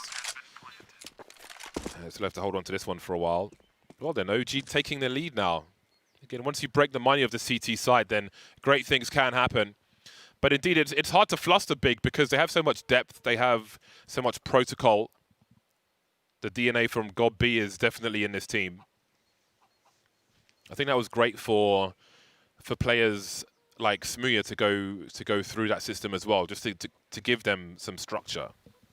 Young, hungry player under the wing of God B will definitely go from a boy to a man on the other side, or far more in that direction. So for sure, Big structure remains, and it will be hard for them to get them to make mistakes. But here we are. Money's not great for Big, about $4,000 on most players. Decisions have to be made. Do they pull out some SMGs or some FAMASs and head for more utility? Seems that will be the case. Pretty reasonable by all things considered, but it may invite more aggression with this AWP, as some players are lacking in grenades and such. I think Tabson was having a thought last second as to whether he wanted to buy a kit or an HE grenade. He goes for the HE grenade instead. And Alexi B alongside Valdo with 2 kills down mid. That is Big getting picked apart at the start of this round. Xantares has been good on this A side of the map, but not good enough to hold that round. And that's it, round done. Round 1 due to lack of helmets, I would say. The aim punch from that Mac 10 was absolutely devastating. The AWP could not follow up afterwards. Looks like Big are heading towards a wipeout in this round as only Tabson remains. Money's fair for some of the OG players, so I wouldn't be surprised to see some semblance of a hunt here. I think at this point, OG should be targeting 10 rounds now. Again, it was a struggle after the first 3 rounds, winning the pistol and such, but it's dramatically different as we head towards the last rounds of the first half. Indeed, Alexi B, 2 for 10 at the moment, but we can see his role in some of these just to create space for his team, and sometimes that means dying. It means wide swinging, not about self-preservation, but about the whole. I was just taking a look at the map stats overall for Inferno in this tournament. It's been played 13 times in total, and it is ever so slightly T-sided in this tournament, 51% to 49%. So it's basically even, I think it's fair to say. And that means that for OG, yeah, having 7 rounds already and having Big behind in the economy game, you can go on for a really solid half here. The smiles are back for OG. Definitely missing during that 5-round flurry from Big. That seems like it was in a different dimension now with the current state of Big's economy. Xantares with a 5-7 and Kevlar. Not much for him to do. So be a victim to a long spray from NBK, but a successful one. 8 rounds on the board now for OG. So we had 5 from Big, now we've had 5 from OG. See if Big can break the pattern as they're back to a full buy. The M4s once again, a silence M4 from Tabson. Maybe he'll be looking to pick up that new M4 from the... whatever the hell that bloody thing's called. One of the Control collections collection? or the case or the or- Ancient collection, whichever one it is. Who knows, man? I think it's the Ancient one. I was wondering if we were going to see any of the players today with any of those skins, but they've probably been focusing on actually playing the game more than anything. At least for the time being. Might see a faster round from OG here. They've been very slow, very methodical so far, but MBK's had enough of that. He's going to get the initial entry. Unfortunately, though, they can't get any follow-up frags. Xantares gets a kill while blind, playing on the bomb site now, seeing if he can find more frags, and he can. Spray to the body, successful. Valda lurking at long, though, could be the difference maker. Searson's trapped in the open, nowhere to go, but he can fight his way out of it. Valda, though, going through the smoke. What a risk, but it's a one that pays off for him, and he's turned it into a 1v1. He may not have the bomb in his hands, but Keto is the one who probably feels under pressure here. He's going to go for the peak, look for the information, but Valda's outbraining him. Valda's got him dead to rights. 17 for 6 now for Valda. He is having a masterful performance here on Inferno. He is so good in the clutch. It's just great when he's the last man standing because he's the best man for the job as he has shown time and time again. An exceptional player is Valde. I mean, the fact that he knows Searson is scoped in with the AWP there and walks through that left side of the smoke, that is so sick. Just about enough of a gap in that vision of the scoped in player to get that kill. Yeah, his spatial awareness has got to be top 5%. Well then, Big have managed to muster another buy in this last round of the first half. 2 M4A4, well, 2 rifles, 2 M4s, stop there. Double MP9, which has a lot of utility if you've got some flashbangs. They've only got 2 left, and Searson's on a scout. Never count him out. No pun and no rhyme intended. I don't know. Nothing was intended. That's Nothing what was intended. Jens wants you to know. I could have just left it there. But anyway, minute 10 for OG. Chain flashes on Banana. Note how it's not just the one flash. The first flash is a bait. It's a very obvious flash. You can hear the collisions. They look away from that one and then turn into the next one. That's what chain flashes are, if you are unfamiliar. Mini pits. No, that's just a top mid smoke. Okay. From those barrels in mid, you can do a jump throw to smoke off mini pits as well. But they do not have said real estate up top mid. And there's Valde again to cause more problems for Big. Really bringing down the life expectancy of the CT team. You can see why this is Valda's best map. He just knows every angle. I think, again, it's a map where his fundamentals shine through so well. You can really just methodically clear everything, and he's been doing that very successfully in this game. Searson, though, with the scout, not quite as successful. The nade is good. It's a team kill from Mantu. I think the nade probably would have killed MBK either way, but Mantu's still going to go for more, and he's not going to win that fight. Tizian striking back. Valda goes down on B, but the bomb's going to A. Xantares with the off angle to surely clutch this round out. 4 seconds on the clock now. Isar cannot win. Keto's way too far away. So Big will get a desperate, at this point, final round at the end of this first half to make it 6-9 of OG. A 3-round lead. We'll see how it continues after the break.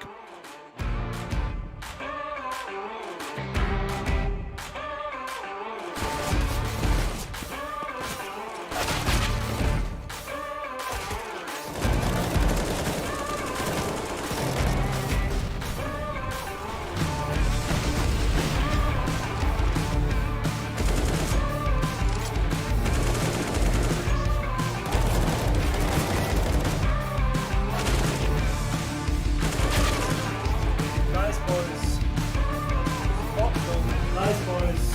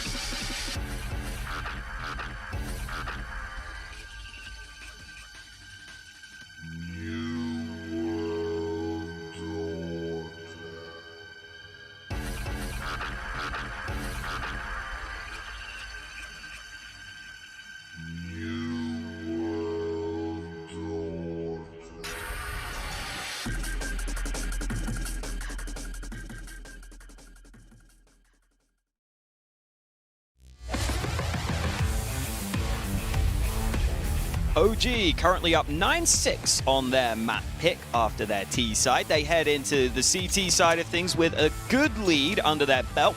And into this pistol round, Big don't want anything to do with upgraded pistols. They don't want any nades. They just want Kevlar, James. And I would love to see them just rush together. If that's what they're going to be buying, that's got to be the call. You can see Pinnacle don't have a lot of faith in Big to turn this one around. The way their performance soured in that first half, but it's a completely different world once they change sides, or it could be, but maybe OG will stop it from being so. NBK looking to find some heads to pop in the apartments. Nothing doing just yet. Zantares focusing on Boiler, but NBK starting to... I did wonder if he was going to go for a push. We can see Zantares crab walking. His arm has been spotted. NBK will not re-peek. Maybe with that information, Big read that there are more players towards B bomb site, because they instantly turn around again, although perhaps they were just making some footsteps towards B. Either way, it is a 5 versus 2 towards this A bomb site. Issa gets headshot, but it's a Glock, so he's still alive. Zantares now showing some presence, running distraction, while NBK still manages to get the first kill, but only the first one, traded by Zantares. Oh, Issa just can't find the headshot he needed. That's a flurry of frags for Big onto the A bomb site. Even though Zantares missed his chance to get that instant kill early onto MBK, it doesn't really matter. Those two players for OG were always going to struggle to hold that A site, and there's not even a kit on the OG side of things. So despite Valda getting that one, they need a hell of a lot more where that came from, and they need these kills quickly. Yeah, this is just not doable. Well, you can see he tried to bait a peek by suggesting he was running away. He wants him to give him something, but they won't. And at this point, again, save the Kevlar. You get a kill, $300. Your Kevlar $650 untouched. Mantu's going to take some damage from the bomb, which will make his helmet more expensive. Let's see. Oh, he escapes untouched. Well, there we go. That's the Chinese abacus equation. At some point, what you're carrying is worth more than the frags in the pistol round. Want to accept that the round is lost. Well, both teams have won their respective T-side pistols. Question is, can Big avoid a force buy loss? As we see the force buy come through now from OG.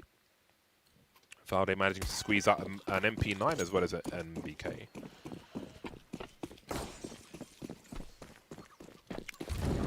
Just going to be MBK and Issa playing on the A site at the start of this round as well. Similar setup to the previous round for OG. It is normally Alexi B and Valda who will be committed to that B bomb site, and then Mantu can sometimes switch it up with that AWP once that comes into his hands. But they only have pistols for the time being, alongside an MP9 for Valda. Not that much information for OG. They're just now starting to move down Banana. It may be a little too late though. Big are already getting into position, already starting to posture themselves towards this A bomb site. OG are actually rotating over right now, but I think Big aren't committing either way. They've still got over a minute left on the clock, so if they wanted to go back, that could still be an option for them. But OG continue to rotate players over to this A side of the map. More grenades being deployed. Searson swinging with the MAC-10. Alone now on long as the focus is apartments. Pop flash and out they come. What? E-side deleted in a very awkward fashion. So far so good for Big on his anti-force buy. Not much for Alexi B to pick up. Riddled with bullets. Flying Searson in spawn to get some highlight frags. And indeed they have survived the force buy round from OG. So all seems to be heading towards equal. More or less a mirror from the first half. Literally landed on his head for a split second before shooting him. That box is not going to give you enough cover when there's 3 people shooting at you. Unfortunately, Alexi goes down. This is where, for OG, their economy on the CT side is going to be very important. We've seen games from them previously where they've struggled to control that money, where that's been a real issue for them. Hopefully in this game they can get that figured out. They have decided to fully save here to try and make that happen, and that means that Searson will be hoping to go on a tear with that MAC-10, running into the back lines. Oh, he should get this last kill. Indeed he will. No one falling for Big. My God. I don't expect this buy to change from Big. What they have at the moment. Searson just shy of $9,000 at the beginning. Ooh. Well, it's Searson, so I don't mind this. I don't mind this. A captivating sniper in Counter-Strike. 9-9. Mantu will have the other sniper for this round. Now the real game begins in this second half. All equal, but not for long. 3 USPs on the hands of the T side. Oh, look at this. We could see a big fight here. Or we could just not. They were ready. They came with mans, as we would say in London. It kind of sucks for MBK and Issa, who came to B to help to begin with, and they just took nade damage down to half health, and now they have to go back to the A site and just hold while being lower on health than they were. Look at all those Molotovs on Banana. 3, 2... That's the fourth one. That's the fourth molly. 2 from either side. And OG will fall back eventually. Now, I didn't know that anyone has seen anybody else just yet, but look at the exchange of utility that we've seen at the beginning of this round. A minute on the clock. Close, but not quite. In terms of that blind AWP shot, they often do land. So Torres now just keeping the CTs honest on A, showing some presence. 50 seconds on the clock as he looks to line up some grenades. OG with a smoke of long, Big with a smoke of short. But again, Mantu's on that short position, but this lurk smoke in the balcony may stop him from creeping up. Tizian loves doing this on a couple of maps. You'll see him do it on the B side of Mirage as well, just trying to add pressure to the bomb site. How is he just teleported behind Mantu? I'm not really sure, but the B-sided play is what we need to look at because Valder's here, and Valder is not stopping. He's got 3 kills on the hold, and in a matter of seconds, OG turned the round in their favor. Just Xantares left, and he doesn't know that Alexi B is a little snake in the grass at the back of the bomb site. What a solid hold from OG, and what a game Valder's having. How is Valde so good? It's just a general question. I'm sure there are videos on him. I will be looking at all of them because the man is just a beast. He really does remind me of just like Mr. Fundamental, you know, just so reliable all the time, but he plays like a star somehow. I think it's kind of like on a Zipex tier, if you will, because you know you look at the. Because he just does that all the time. Yeah. He does it all the time, and it kind of goes under the radar to some degree. Like you won't appreciate it as much as you should. It's just bread and butter. It's reliable. It's consistent. Anyway, OG will take the lead. Breaking the tie to make it to 10. One of the things that's rough about the economy right now is just that I think OG survived with 4 players in that last round, right? But even then, like, they don't get to build up much money. They've really got to make sure they win this round too. They really do. Inferno the first of this series. Dust 2 and Mirage to follow. Mirage if required, of course. You can see Inferno the pick of OG under their name, and Dust 2 the pick of Big. Was that tagging Herd by Big, I wonder? 48 seconds, a lot of pressure on this A bomb site. Only 3 OG players. MBK trying to create some space for himself. Perhaps he'll have a one-way around this. Tabson down to 11 HP. Still no rotation from Big just yet. There's the kill they were looking for. MBK lurking around that smoke. Deleted. Issa on the high ground this time. No one jumping on his head for today. Doing more than that. Dropping the bomb now. Multi-frag from Issa. Searson trying to hide in plain sight. Valde, though, again, the spatial awareness. 11 rounds for OG. Pulling away. An important round for them to win, and it's Big who look to be heading towards Eco. Really nice round from Issa there, getting the important kills. I would say the most important kills in that round for his team. Especially considering he's one of the few sort of star players that has been a bit quieter for OG in this game. Great to see him getting involved. In terms of the scoreboard, I feel like I would be remiss to mention the fact that both in-game leaders are really having a rough time individually in terms of frags. Alexi B is currently 5 for 15. I think he ended the first half with 2 kills, and then Tabson is 6 for 17 over on the Big side. I do think for OG, though, I was looking at the stats. This is Alexi B's worst map statistically, but I just think the impact he provides for his team comes elsewhere. You see him oftentimes going in first. You see him oftentimes playing with Valder on that B site and setting up Valder really well. He's definitely part of the reason why Valder gets a lot of the spots he likes and why Valder can have such a good time. So just because those in-game leaders aren't fragging that well doesn't mean they aren't doing a lot of good things elsewhere. The utility war begins. Boom. Sindri thwarted. Oh my god, we got the airstrike. But OG are playing far back, so they won't be too harmed. 2 damage to Mantu. 498 HP OG. Oh, we got chunks on the way, and we got penetration shots as well. Mantu going back to the well, outstaying his welcome, I think it's fair to say. Teammates are a little behind him. A smoke ahead of the AWP, of course. You can see it trying to be collected by Sis, and he will be denied. Good work from Alexi, doing what he had to do, getting a kill, putting the smoke down, and then trading off of Valda, who finally missed a couple of shots. Rarely for him. This will now be the buy back for Big. It won't be a perfect one, though. They've got 2 MAC-10s in the mix. And Big are definitely a team who have rounds that are almost planned for having MAC-10s in them. You'll see it on Mirage sometimes, where they will purposely buy a MAC-10 for some of these faster aggressions on their plays. So I assume Big will have something ready specifically for having these MAC-10s. We'll have to see what it is, though.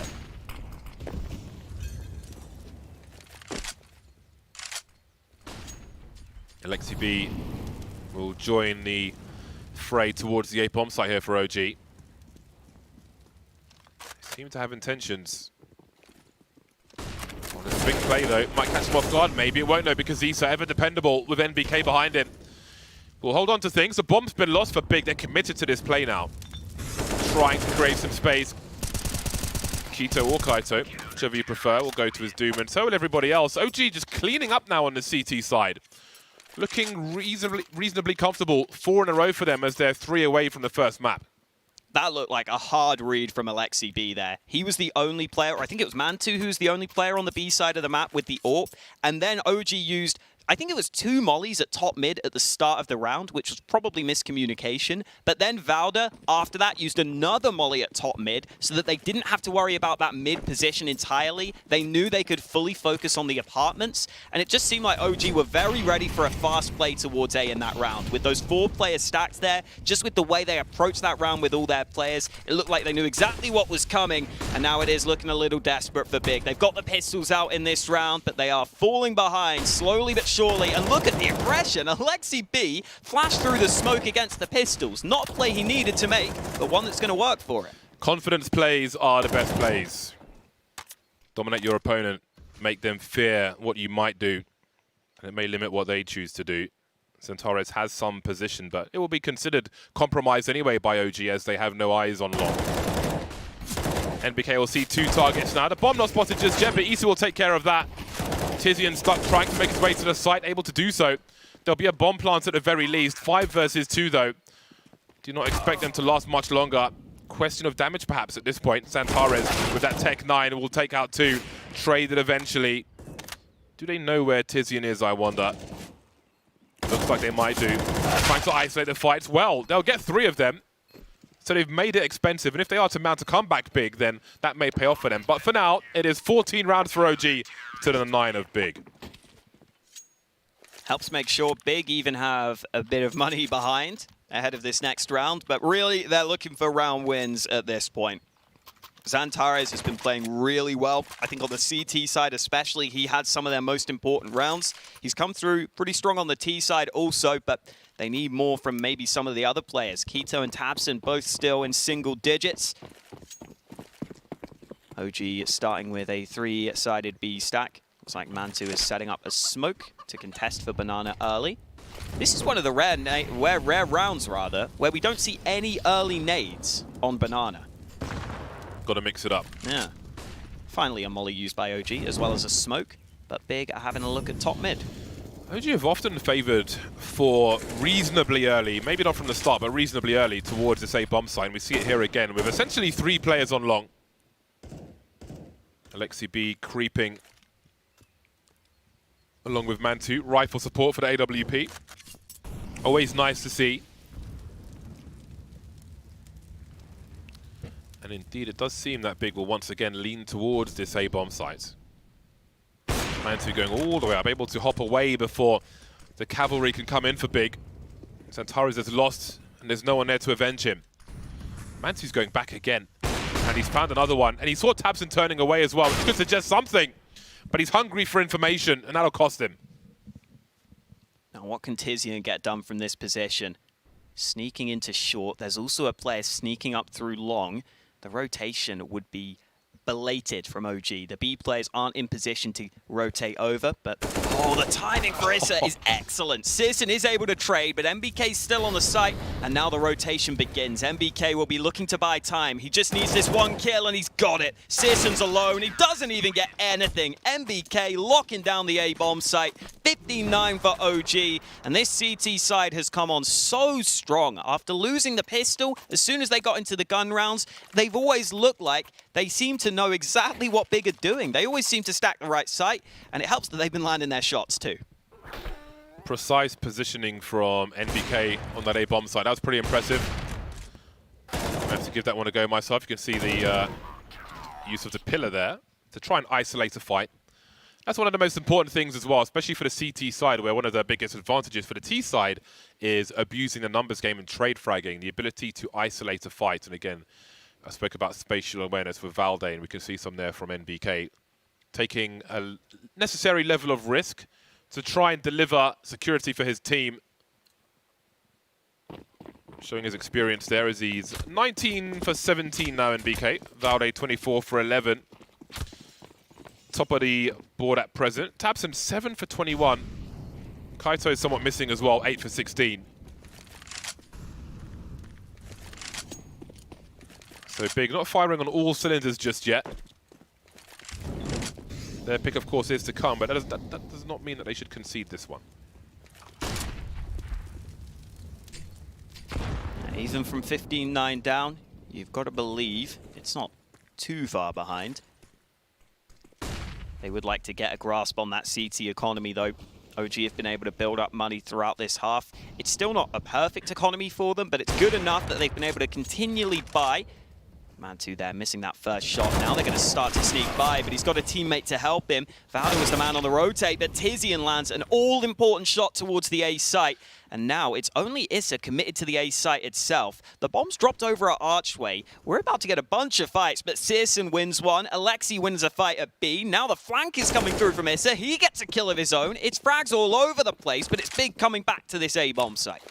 Needs to show some presence from the high ground now. He may choose to rotate and play like a third man role, or he could be in apartments, but in fact he's in short. We'll see how it plays out. He stays in apartments. There is some high ground to be had. However, it is also a tight choke point to exit from, especially with no flashbangs. Down goes Alexi B, down goes Issa. Now Big, it's been a drought for them of late. They're finally back on the scoreboard, but they're only 5 rounds behind. So let's not count them out just yet.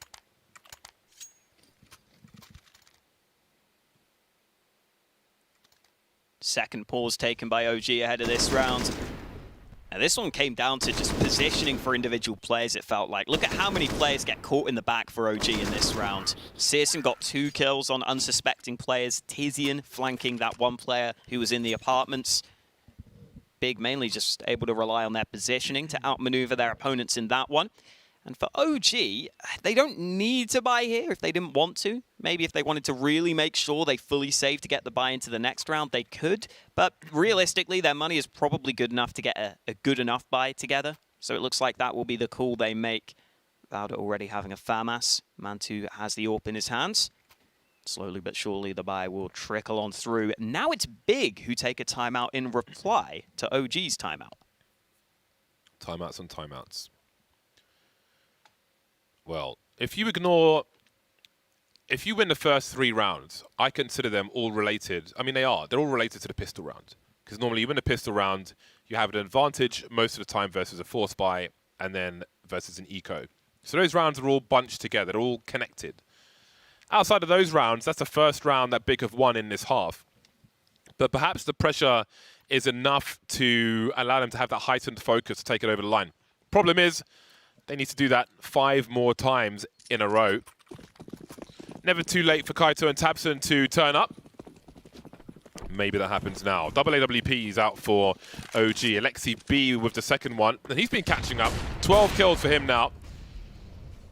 Oh, Kaito had to be really careful about that one. That flashbang was long gone. That was a cheap frag for OG, all things considered.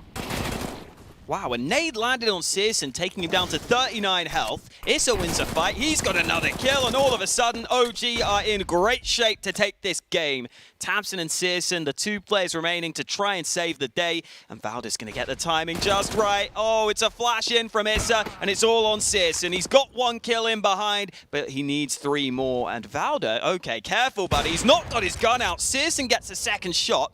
It's 2 ops that he's up against, and there are openings, but a flank is about to come in. There's a player in Boiler. Searson, is he going to get to the site? He's going to be flanked by Mantu. It's 16-10 for OG after a dominant CT side. Yeah, slow start for OG, but once they were on fire, Big were not able to put them out, and the smiles will be back as they were at the beginning of this game for OG. They take their pick of Inferno. Dust 2, though, is to come for Big, and maybe things will go in their direction. Then again, maybe they won't. More Counter-Strike after the break.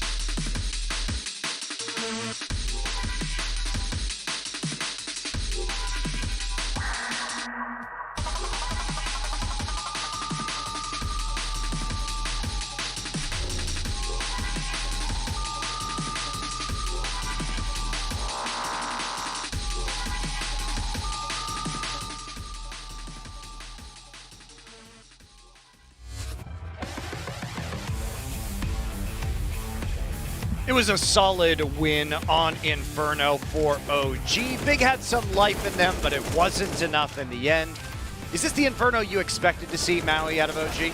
Yes, actually. I think OG always fall back on this map, and there's a really good reason why. It is because Alexi V is actually one of the best IGLs on this map, hands down, flat out. His calls are so good, his reads, and his adaptations on CT side too, it has profound effects on the entire map and how Big have to play to him. It's rarely Big that's dictating how this map is playing out. It is OG throwing problem after problem at Big, and they are consistently coming out ahead because of it. Yeah, this is an example. I mean, obviously we can hear the comms, so without giving away any information, all I'll say is this. Like, OG could have way more T rounds on some of these halves on Inferno. Like, Alexi B is just, he just knows what the other team's doing. Like, he can guess the setups. He can guess based on conditioning what they did the last few rounds. Like, the guy's read is amazing. It's just, can he harness his players? And more importantly, can he hit the shots when you go on the site? Like, if some of the big players who are on the A site just hit their shots from inside the site, you're not going to get the bomb down. You're not going to win the round. So Big were able to, like, hang on the fragging level, but I actually thought they were completely outplayed, like, meta game-wise. I mean, their T side was nothing. It was just going really slow and getting eaten up. Yeah, it felt like the big game plan was targeting Issa and NBK at A, and they just pulled it together just enough times, as many times as they needed to. So we'll see on the scoreboard here, Balde, this guy is an absolute beast. I said it in the pregame How many deaths? He is probably the best right player That's at this crazy. tournament, and I think this performance solidifies it for me. He is doing things that nobody should be able to do. There was a round on B where he was defending with Alexi B. Alexi B was supposed to be enabled because Valde is baiting for him, but Valde in that position that was so tough, he gets 3 kills. He ends the round by himself, and that just... that win condition, that Valde's firepower is at this level right now, is something that you cannot game plan around if you are big. This reminds me back in the day of like the prime Fnatic when Crims used to just drop 30 bombs. Again, by playing like B anchor player on Inferno, the spots where like if they rush you, you can get kills, but you're supposed to always die. Like the idea you have 13 deaths there after that game is ridiculous. Like the impact is impossible. Well, Maui, we do have that Valde clutch ready for you if you'd like to give us a guide through Let's do it. Yeah, let's get into it. So Valde here, this was after a hectic A hit coming out from OG, and you'll see that Valde, he's absolutely money when he comes up Arch. That kill he gets on the rotator in Tabson is massive, and then look at how he reads what Surson does here. Surson looking at the gap in the smoke, and Valde, he just walks right through it, knows the distance in this position and how Surson can't actually see that right side. It's perfect play from Valde, and look at this. He plays the long con against Kido here. Kido expects he's going to get the bomb, maybe rotate towards B, and Valde, he just waits, hook, line, and sinker. Valde takes him down. That was just beautiful stuff. Masterclass performance from Valde. Him and Alexi B are the reason this team is so good at Inferno. Notice he never used his aim to win a single fight there. He used it all times, his positioning, the map, terrain, like knowledge of where that I can be in terms of the opponent. If he'd ever actually had to use his skills, which are really good, he can win a game like that as well, but he could dominate the scoreboard just with his mind. Yeah, very impressive play. We are going to move on to Dust 2 as the next map and see if Valde can do it again. But this is, of course, Big's pick, and to dig into some of the tactics is going to be Alan over on the Telestrator. Thank you very much, Monty. So what we're going to see here is a really great example of mid-round calling and communication from Big in a round played back at DreamHack Fall well over a month ago. And before we get into this one, I just want you to note that ZywOo is dead, and that it's very unlikely in this situation that there's going to be an AWP on the A bomb site. So watching this one play out, you can see they've got 2 players here towards the catwalk area and 3 towards long. What they're going to do, they're going to fake a catwalk execute with some smokes and some flashes, and then contact 3 players out of long, as you can see right now, just here, and trade onto RPK. And in this situation, with this fake from catwalk, they're putting so much pressure away from long and towards short, and because there was unlikely to be an AWP on A, contacting out along is really, really safe. And I just thought this round was a really great example of how much composure Big can have and how much class they can play with when they're really in top form. And I'm not sure during the playoffs we've seen them having so much composure. So going into this next map, will we see Big back in top form? Back to you guys on the desk. Well, looking at the map pool as we head into Dust 2 and then Mirage, these have been Big's best maps in terms of win percentage over the last couple of months. Is this the start of the big comeback, or do you think there's a chance here for OG to close it out 2-0? This has been one of the absolute prime maps for Big, but this is also the reason why I think that the work they did in the summer did a great job like advertising for them as a great team. But you look at the maps, it was maps like Dust 2, like Mirage, where they were just unbeatable. Just go ask FaZe Clan, they couldn't figure out how to beat these guys. But that was months ago. Like there's a reason that win rates dropped way, way, way down on Dust 2. I think they've even had some games at this tournament where it was like they looked a little bit touch and go. I don't necessarily know that OG are going to be monsters, so I'm not scared in that regard. I think it's still on Big if they want to win this match, but unlike that round he showed there, they haven't shown that composure for me on T-side at times. And especially, like the T-side, you can expect a certain level, but the CT sides, even from the first map, they just fall apart. Like, they either play too passive, or they just indiscriminately, when they have no money, go for crazy pushes that cost them immediately. Yeah, I think the one thing that Big has going for them on the CT side moving forward, though, is that the Xantarez and Kido duo on the B bomb site is deadly. That stuff is just also crazy strong, especially when Kido picks up that second op, because when he's on that back plat position and Xantarez is covering for anyone that's coming mid to B with his rifle, they can just destroy entire B mid splits, and they don't need any help at all. So I will be looking out for them because I feel like OG should be targeting them in some respects. Xantarez, he's a player we didn't see come into this match into the form that we wanted to just yet, but man, some of the best highlights he's had all year have been on that B site, just defending it, especially even on a force buy round. You can never count out out Xantares, even with a Deagle. Crazy stuff coming out from him, hopefully. Yeah, let's take a look at some of the stats that we have from Dust 2 over the last 3 months for both of these teams, because speaking of that CT side, that's where we are going to start. And Big, a little bit down on the CT side, as you might expect from Dust 2, but OG holding it over 50%. I mean, those are great numbers for OG. I mean, look at that. You're winning like the majority of the rounds by a slight margin on CT side. It's a T-sided map. You're getting the opening kill. Even your utility is way higher. Better 5v4. Only it's when you're down a man that's not quite as good, which, by the way, is just the story of OG as a team. So, like, again, I think very, very positive. This just shows you, though, the fact that Big don't have a losing record on this map and they're not winning most of the TT rounds. They have to get it done on the T side. T side is where you know how healthy Big is when you play them. Yeah, and when we switch over to the T side, yeah, that's the story of it. Big with this 57% win rate there. So impressive. The opening kill percentage is actually not above 50%, which is a little bit surprising. But the fact that when they do get that 5v4, that they win 85% of the time, that is nasty. Beautiful conversion rate. That's really exactly what Alan was talking about. It speaks to the mid-round. Exactly. When they know where one person died, they know exactly how to push and pull on the map. And whereas Alexi B was a master at calling on Inferno in the mid-round, I think Tabson is actually a genius when it comes to the mid-round on Dust 2. So with that in mind, that we haven't seen Big maybe at their peak on Dust 2 over this tournament, they are 2-3 in the past month or so of competition. Is this a map that you still expect Big to come out on top on, or does OG have a fighting chance here? I'm favouring Big to take this map still. I'm thinking we're getting 3 maps, and it could be a very exciting third one, I have to say, because in this scenario, OG's shown their own weaknesses. They were losing themselves, VP, MIB. There was teams that they were getting them on this one, so I feel like this is a map where, again, I actually agree. It's Inferno and Nuke is where Alexi B's in his masterclass zone, especially because, for reasons we can't necessarily go into, they're able to sort of tailor away some of the other issues they might have in their squad. I don't know that you can hide some of those players on Dust 2. And then add in, like we say, the control on the T side for Big. It's going to be really hard, I think, for OG to match up with that. Yeah, I agree. I feel like one thing that's always in the back pocket of a big CT side is that the fact that they can pull out a double op on Keto. When I look at NBK and Issa towards that B side, I don't really love when I see either of them opping there, so they pretty much have to play that double rifle setup. That being said, OG will sometimes go for that gamble stack towards B to try to remedy those problems. If they think that B side is getting just hammered over and over again, Alexi B will sometimes put himself in the fray of things and actually make things a little bit easier for his teammates over there. And obviously, going back to the beginning of the series again, just watch Valde if he's around the long area. The guy's basically a highlight machine. Yeah. All right. Well, very good players to highlight, especially on the CT side from you guys. We are going to head into the map right now, so we'll be Dust 2 with Bardolph and Haka. What do you think, Hawker? 3 maps or 2?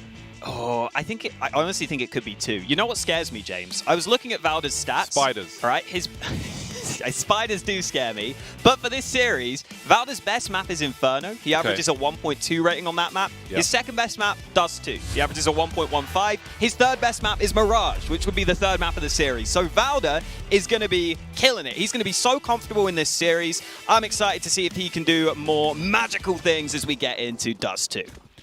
OG will be on the CT side to begin with. We've got NBK having a look-see through the middle doors, not seeing much of anything. He heads to the lower tunnels, as they've been called for a very long time. However, close left is Keto.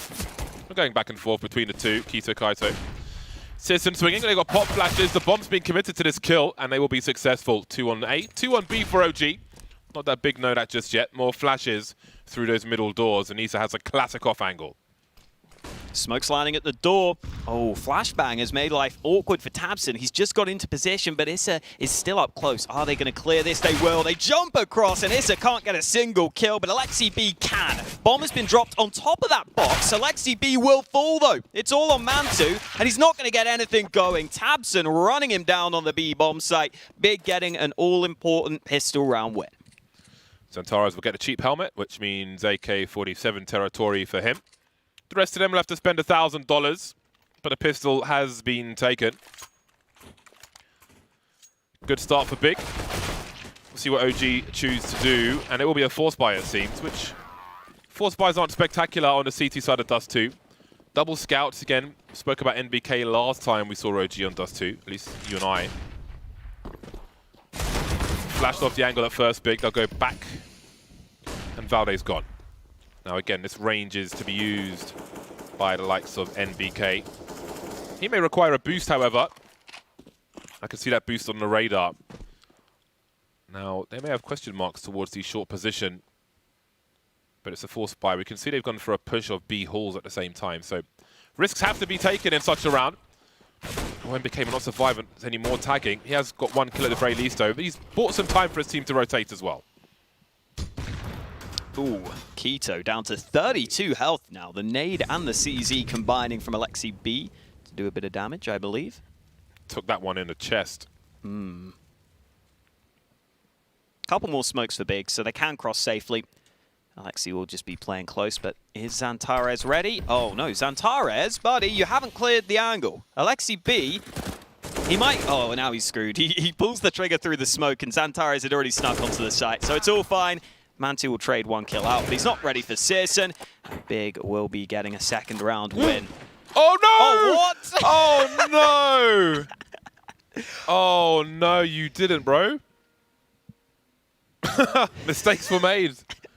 Man, pick up the AK and shoot the scout or something. Surely that's the way around you do it. I love how far away the gun went as well. Look how far it goes. Oh, that's a disaster. That's hilarious. Anyway, it's eco territory for OG.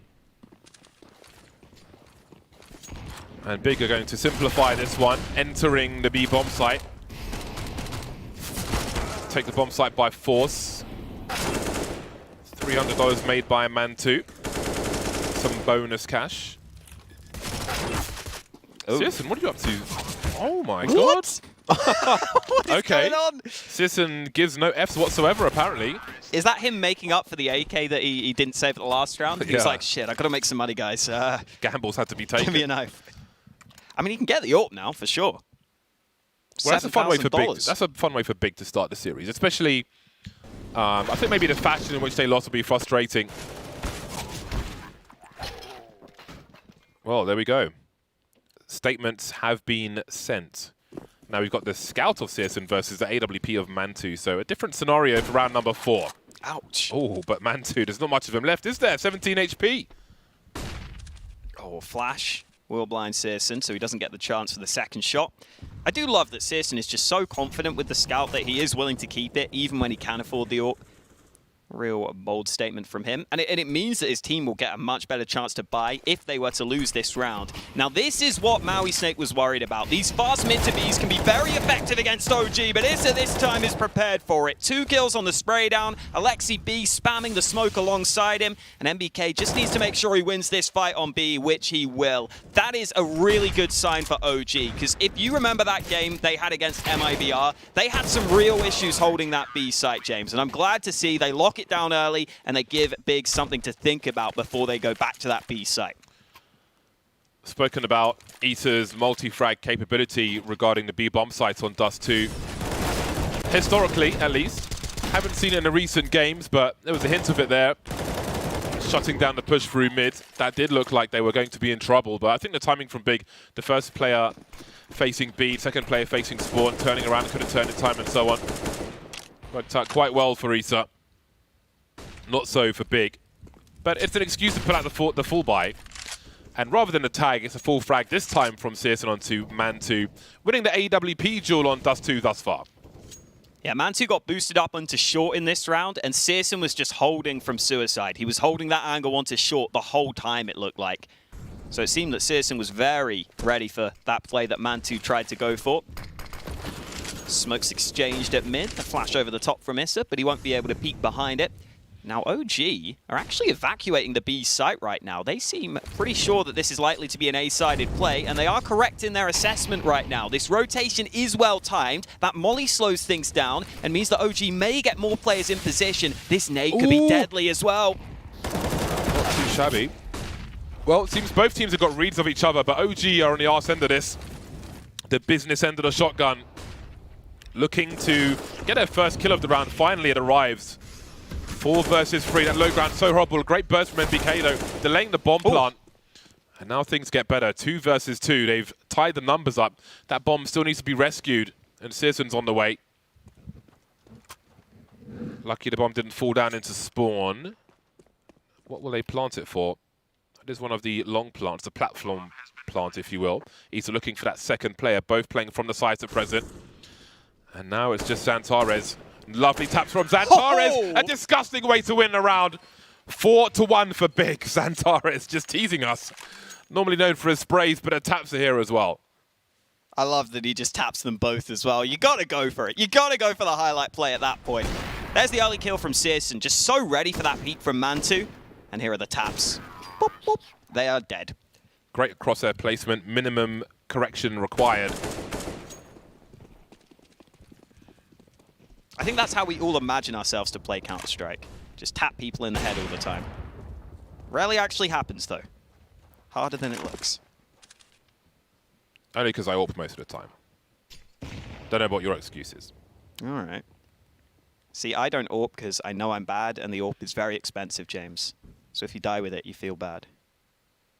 That's why I eco on pistol rounds. Because no matter what, third round I have AWP. Wow. Part of special. Again, it's a high-risk round for OG, and they will take those risks and clear B tunnels. Upper B, at least. Now, you can see them lining up on the radar for a multi-peek towards A long. Not much really they can offer from this range. 5-7 kind of sucks from range, trying to like patiently tap a headshot is not ideal, let's put it that way. It's interestingly, if you're in a Mirage, for example, if you expect the, let's say you win the pistol or something, you're expecting an eco. The 5-7 is not a weapon you want if you're having a cheeky save, let's say to get an AWP in the next round or something, because the one-shot range versus no helmet actually quite sucks. You'd be better off with the P250. But of course, at close range, it is devastating. So I'm a 5-7 user. You've got to pick the right weapon for the job. Yeah. Yeah, I opened one case last night and I got that new 5-7, the one that's just covered with unicorns and is bright pink. Oh, the really horrible looking one. Haven't noticed that one. Really? Yeah. It stands out. I'm going to use it just because I feel like people will get annoyed at just the unicorn on it or whatever. It's like called Princess something. Sounds in line with your music taste. It is, James. We've got the AWPs out for both teams. So far, Searson has definitely looked very prepared for some of the plays Mantu has been making. I wouldn't be surprised to just see Mantu go for a standard long fight this time. I think he's got a decent spawn for long. It's hard to see exactly. But we might see some early action down mid. Mantu has got that long spawn, but Searson's looking for the mid fight. Neither AWP are getting an early opportunity to take a battle, though.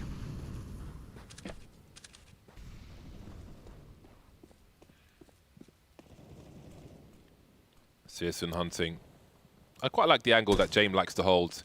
This, basically, waiting for CTs to cross from one side to the other. Can yield quite a few frags. Issa must be careful. Tough job he has. I'm sure Alexi B heard the scope, though, so he won't overextend in mid. Alexi B with a nice angle.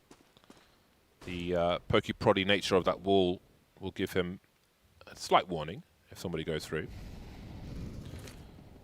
There's a nice pop flash you can do from the B doors as a CT for your teammate. If you just walk backwards to release it. There's a piece of wood on the corner above Issa. You aim at that. It's a great pop flash for mid for him to swing around the corner.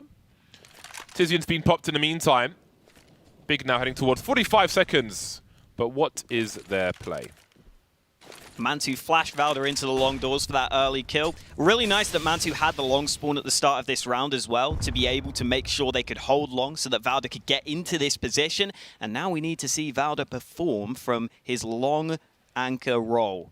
The desk talked about how good he can be here, but oh my God, Tapson, insta headshot, and that is going to give them the opportunity to move into the bomb site. Mantu's scared of short as well, and there is one player there, so he's going to have to fall back to CT. A very passive hold right now from OG. There may be a gap in that smoke, but I don't know if OG are going to be able to use it. Looks like Big have a good idea of some of the intentions for OG. That frag was completely outrageous. Issa has a chance now on short. Does his teammate stay behind him, play some kind of bait with focus on the lower area from two OG players? Well, NBK's been swiped. Issa's still upstairs. Alexi B doing what he can. Look at the off angles being played. They might line up for Xantares at this rate. And then there was just Mantu. He needs to hold on to this AWP. Maybe trying to hide in plain sight now. Perhaps at the point of no return. Coming for him. There's a swing. The trade from Searson up top will be enough to wipe out OG once again. Big 6-1, look firmly in control of Dust 2. It looks like that really just came down to getting that clean kill onto Valda at long. I love that tabseN just jumps up and pops his head straight away because it makes it so much easier to move into that A site. As soon as that long player dies, you see OG just having to kind of fall off the bomb site. Really quick shot from tabseN. That was in slow motion. He jumps on top of the barrel just for that slight angle of elevation to get that kill. And now Big have a 6-1 lead here on Dust 2. Really nice to see Big getting back on track on this map as well. This is always a staple of their map pool, but in recent times, their form on this map hasn't been as good as they might have hoped. They've taken a couple of losses. I think they've only won 1 out of their last 4 Dust 2 games. So just seeing them do well here against OG is a very good sign for them going forwards. Now, we've seen this B-tunnel aggression a couple of times. This time, Xantares is here to meet it, but the flashbang lands right in his face. He might just get away, though. Good repositioning from Xantares, and now Valda is just going to decide to try and dip. Oh no, he's not. He's got the headshot. What will Big do in response? Valde's got a gun, and that means go, go, go. Let's just get away from him as fast as possible. Got Mantu on the bomb site, trying to land some headshots. Got a chance to try and delay as well. Did the best he could, all things considered. 3v3. We've got Valde on a huge flank, currently in T-spawn, but with the numbers being thinned, perhaps he will consider saving this AK-47. Alexi B up close now, making it awkward for citizen, and surely it's on again. Valde 1v2, just requires headshots. Had a quick look, and that'll be enough for him. Round number 7 for Big. There's no defuse kit, so I can't imagine he's really going for it. Oh, that's a nice swipe from him.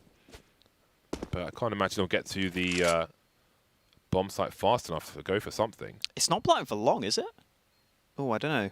I don't think it's going to matter. He's not getting a 10-second defuse here. Nah. He's just believes in himself. He's Valde. There's an AWP. Why don't I take that as well? Ever a dangerous player. But the score's not very dangerous as far as OG are concerned. It's dangerous as far as it's heading towards a 3rd map at the moment. I think for Valda, just moving into short at the end there, I guess is kind of the safest position because he's already killed the 1 player there, and he probably figures the other guy's trying to save the AWP, so he knows that it's unlikely anyone will be going in that direction. Timeout finally taken by OG. It's taken a long time for them to call this, though. They're already 7-1 down. At least they get a gun round ahead of this next one. They've already picked up 1 AWP. They have the ability to buy a 2nd sniper if they so desire. Alexi B oftentimes will be that secondary AWPer on Dust 2, sometimes playing around that mid position. They are still yet to make up their minds on the buy. The positive for OG is that Big's money isn't actually that great. You know, it's okay, it's good. They've definitely got at least 1 buy in the hole. But if OG could start to win just 1 or 2 rounds, maybe they could start to force Big back down to some weaker buys and really try and get this game going. It will just be the single AWP setup for OG ahead of this round and some fast aggression from Big down mid. Oh, and a pick. Yeah. Just goes from bad to worse for OG, it seems. Now they've got problems towards that A bomb site. Issa creeping once again. Xantares very flicky. Tizian's here to trade. The problems are compounded now for OG. Desperately looking to do what they can. Do Big read that there is just 1 player on that B bomb site? Valde still stuck at long. A lot of footsteps. Oh, he's got the scope NBK. He's got the York playing on the side. He's buying time for the rotation. Big are stuck in a tunnel now. Things could turn around at this juncture. Molly's in every direction, and he may die in the flames. Look at that damage, though. Oh, he got them all so low. He must know he's done damage as well. I'm sure he knows he landed some shots. Now, my question is, what's Valda going to do here? He's moving up mid right now. If he gets this right, he could be on for some huge impact. He's got to be ready for the players in T-spawn. Looking at lower tunnel right now, they've got to be making steps. Oh, we can't hear them yet. Now he does. Valda turns around. He should get 1 for free, but he's got to make sure he gets more, and he's going to try and move into the shadows elusively. The bomb's going to move up long, but Alexi B can cut this off. Everyone's spreading all across the map, but I think Alexi might have a favorable fight. Oh my god, how does he cross? How does he cross? This is crazy. NBK staying alive They're all just standing there waiting for him to peek. The fact that they don't enter the bomb site changes everything. But 17 seconds for Tizian running up. Valde still at long. Puts a molly on the bomb. Beautiful stuff. All kinds of grenades now. He doesn't have the health. He's got 5 HP. He's not going to make it. And he has to run away. Maybe try and get the AWP or something. But what a turnaround. An exceptional play from NBK. They all stood there. Guns out at dusk. Then the molly to follow up. He realized the opportunity. They're not pushing. They're standing there. They're waiting for me to keep peeking. I'll contain them on the outside of the site. My teammates can rotate, and it just goes from bad to worse for Big. Especially as that solo B-site anchor, he realizes he has to survive as long as he can, even standing in the flames at the end there to just buy even more time for his teammates. And now, this is a chance for OG to really try and wreak havoc to that big economy. It's a full reinvestment from the German squad into this round. They've got the long control they were looking for, though. They forced OG away from this position early. It is a double AWP setup out for OG in this round, though. There's the instant response from OG. We've lost long. We have to control short, otherwise we get split, we get deleted, we have nowhere to hide. And we have a lot of problems. No push from OG just yet in this buy round. Searson still looking for something in mid. Some information plays from OG. Being proactive now as they need to be. Can't let Big impose their will. It's a nice boost over the smoke from Mantu. But this is a CT smoke. And Big will wonder why that exists in the first place. In the meantime, NBK causing more problems over on the other side of the map. And Big will have to do something about that. They have 2 flashes left. They can go for a jump throw to take Mantu off the angle. He's given that up already. Searson needs to post up now, and I think he may have. Another lurk smoke from Mantu. Gets one for free. And maybe the tide is turning in favor of OG. Searson 1 versus 5. And OG really did buy down to the end of their economy, but Big are about to head towards Eco Town.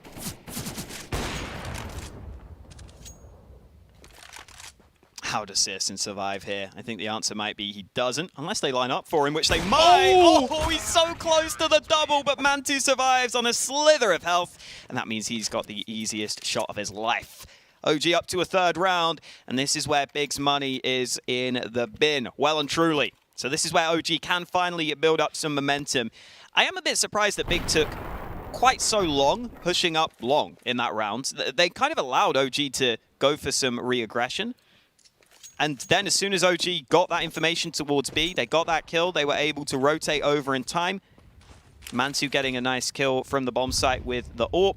And unfortunately for Big, it's a very sad situation for them. 2 P250s is all they have in this round. Oh my god, what is this going to be? Issa ready for it. Close enough. They can't really dodge those bullets. Would have been fun to have seen some of them make it. But the border security denied them, that's for sure. No escape to victory in that round. Well, OG gifted a chance to finally get some rounds on this CT side. Kind of reminiscent to some degree of Inferno. I do wonder if they'll have the same level of success, however. AKs are out once more for Big. No AWP, though. And Searson is 12 for 7. He has been instrumental in some of these rounds for Big. OG may be sensing this, will take liberties with Issa going straight to lower tunnel. Much more heavy B-sided stack from OG in this round. Issa's position could be so good, though. If they don't clear this angle, which I doubt they will, he could be on for a couple of kills here with the AK. First headshot for free. Now Searson knows, and the spray only good for half damage. Still a decent start to the round, especially with Mantu throwing a punch down mid, throwing a jab at them.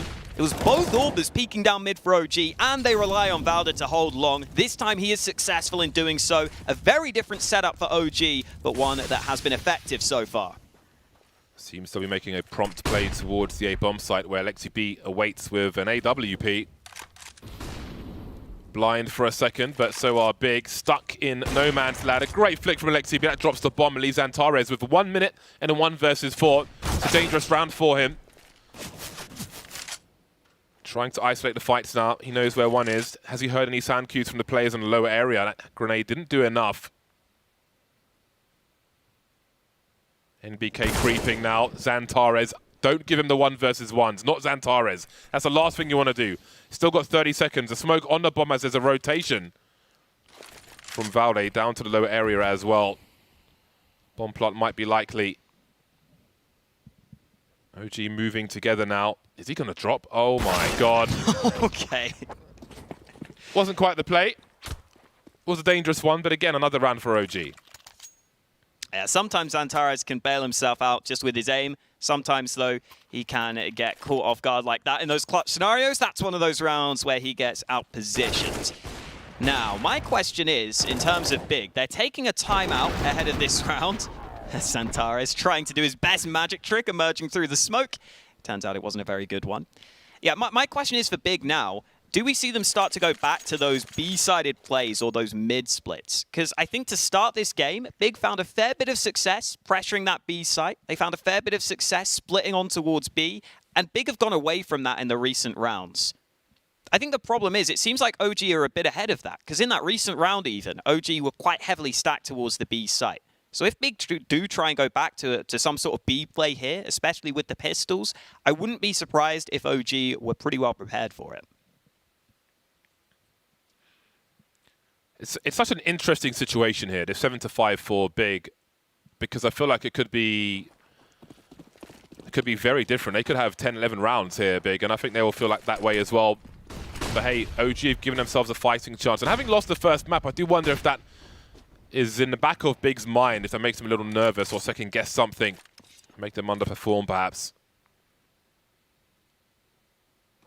I love this setup from OG at the start of the round. They had both AWPs peek down mid for information. They were towards B, but now they're towards A. Unfortunately, Kitos landed that shot, so there are going to be some issues here for OG. Valde are about to be smoked off, and Big about to move to the site, but they're going to take some damage in the process.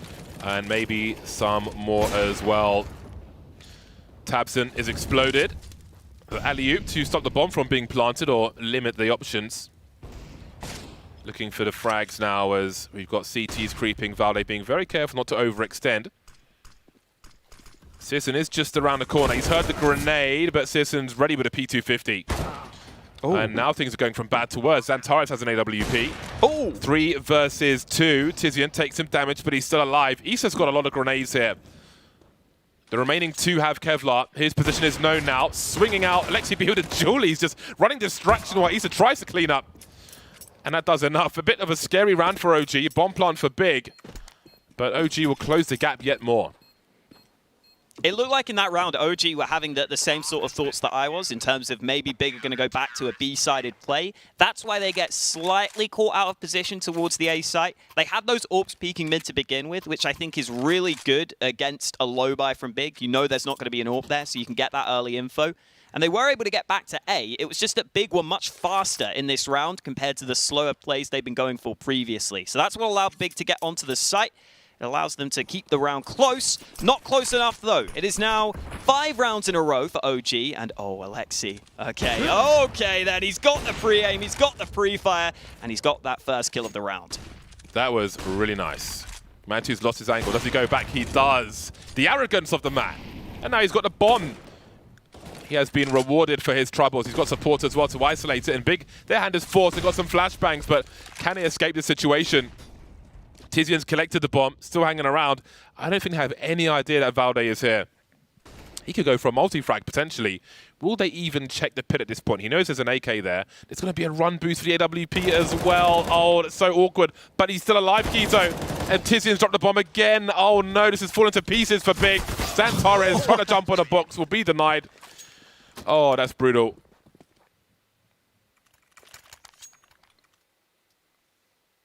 Some comical moments from Antares in this game, which seems to be keeping OG's spirits high.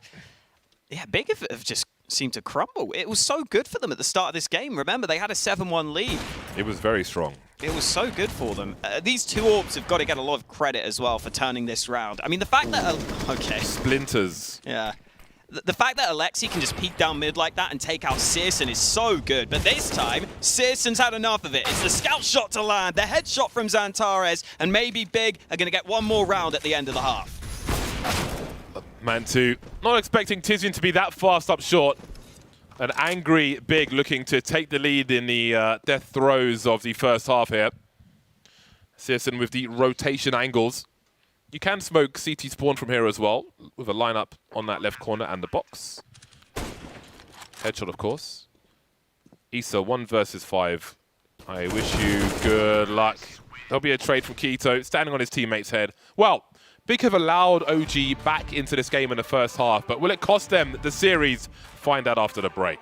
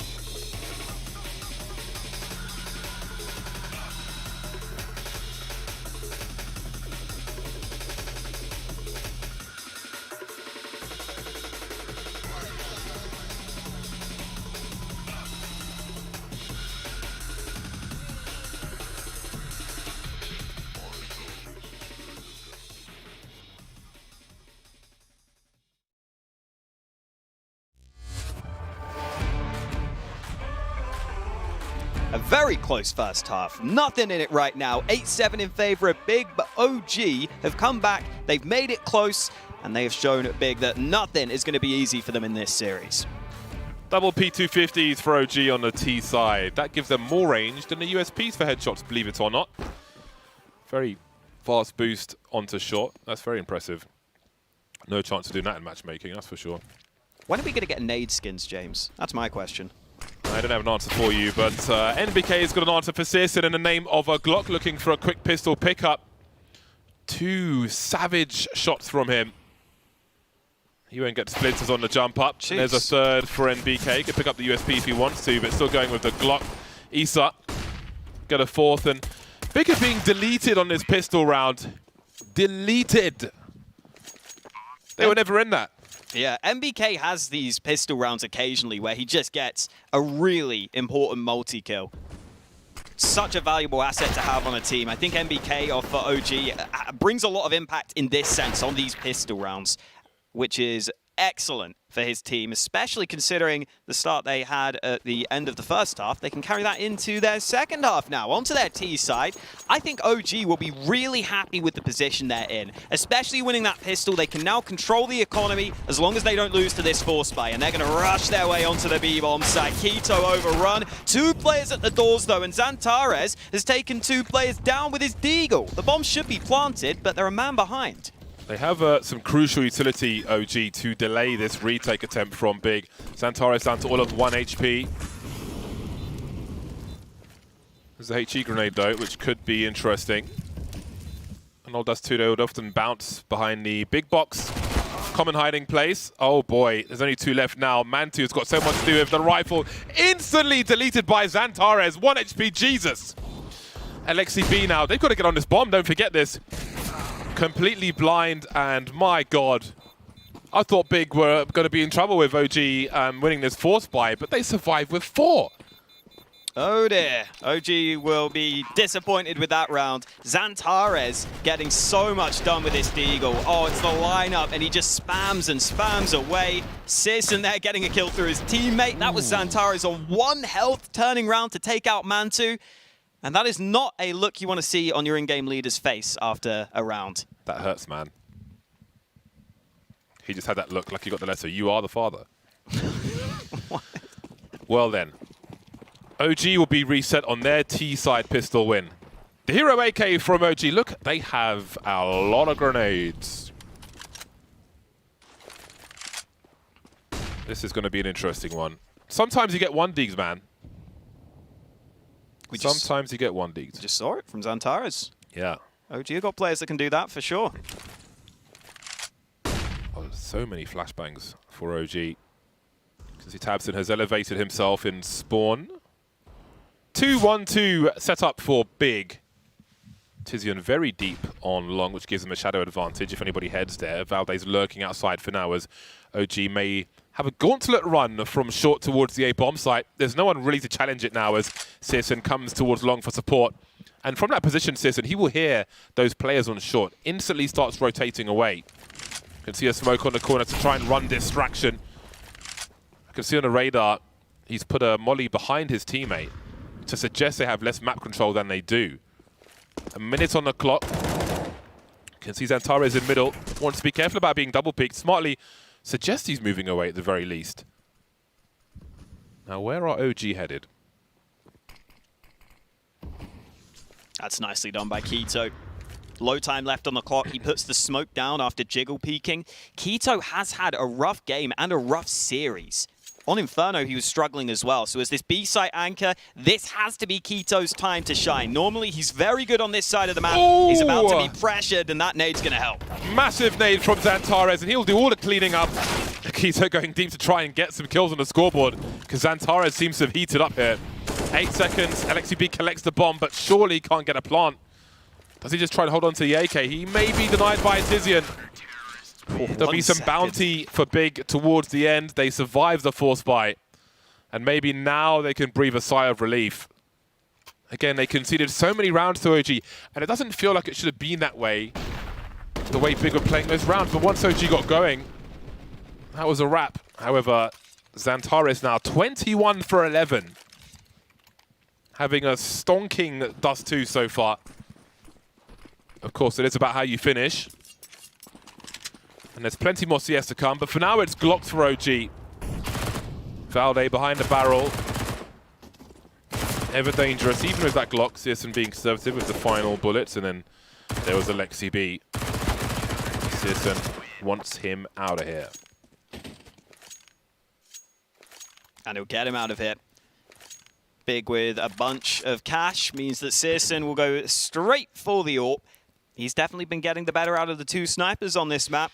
The few times they've gone head-to-head, it feels like Searson has won those fights, and he's also got more picks against the other opponents. Now, there's that second AWP for Big we were talking about earlier. Maui Snake pointed out on the desk. He likes seeing Keto with the secondary AWP towards the B side of the map. A mid-peek would be very risky from Keto, though. He's currently having a look at the mid doors. Smoke's going down, though, and he will back away. It really hurt Big in the first half once they didn't have the money for that AWP on Searson. And OG knew it. They kept a very good focus on the economy. You saw Issa make his way towards lower tunnel. No one spotting it. So OG is certainly focused. Only 3 rounds away at present, OG. And again, you got the chain flashes. As plays are made, he'll elevate on double stack. No one's watching for this. Let's not forget how NBK looked for this in the first half. It's Issa's turn to delete. A B player on both sides, it seems, as OG take the B bomb site. This is something I remember being a constant trend between these two teams, was these B-sided plays from OG. I point out that they're always a team that I feel like to go for these B-sided plays more than most other teams on Dust 2. A lot of teams on Dust 2 just like to take A long, maybe take short, maybe execute onto the A bomb site. But OG are pretty happy to go for these quicker B plays. And that means for Big, it is so important that Xantares and Keto can get on the same page.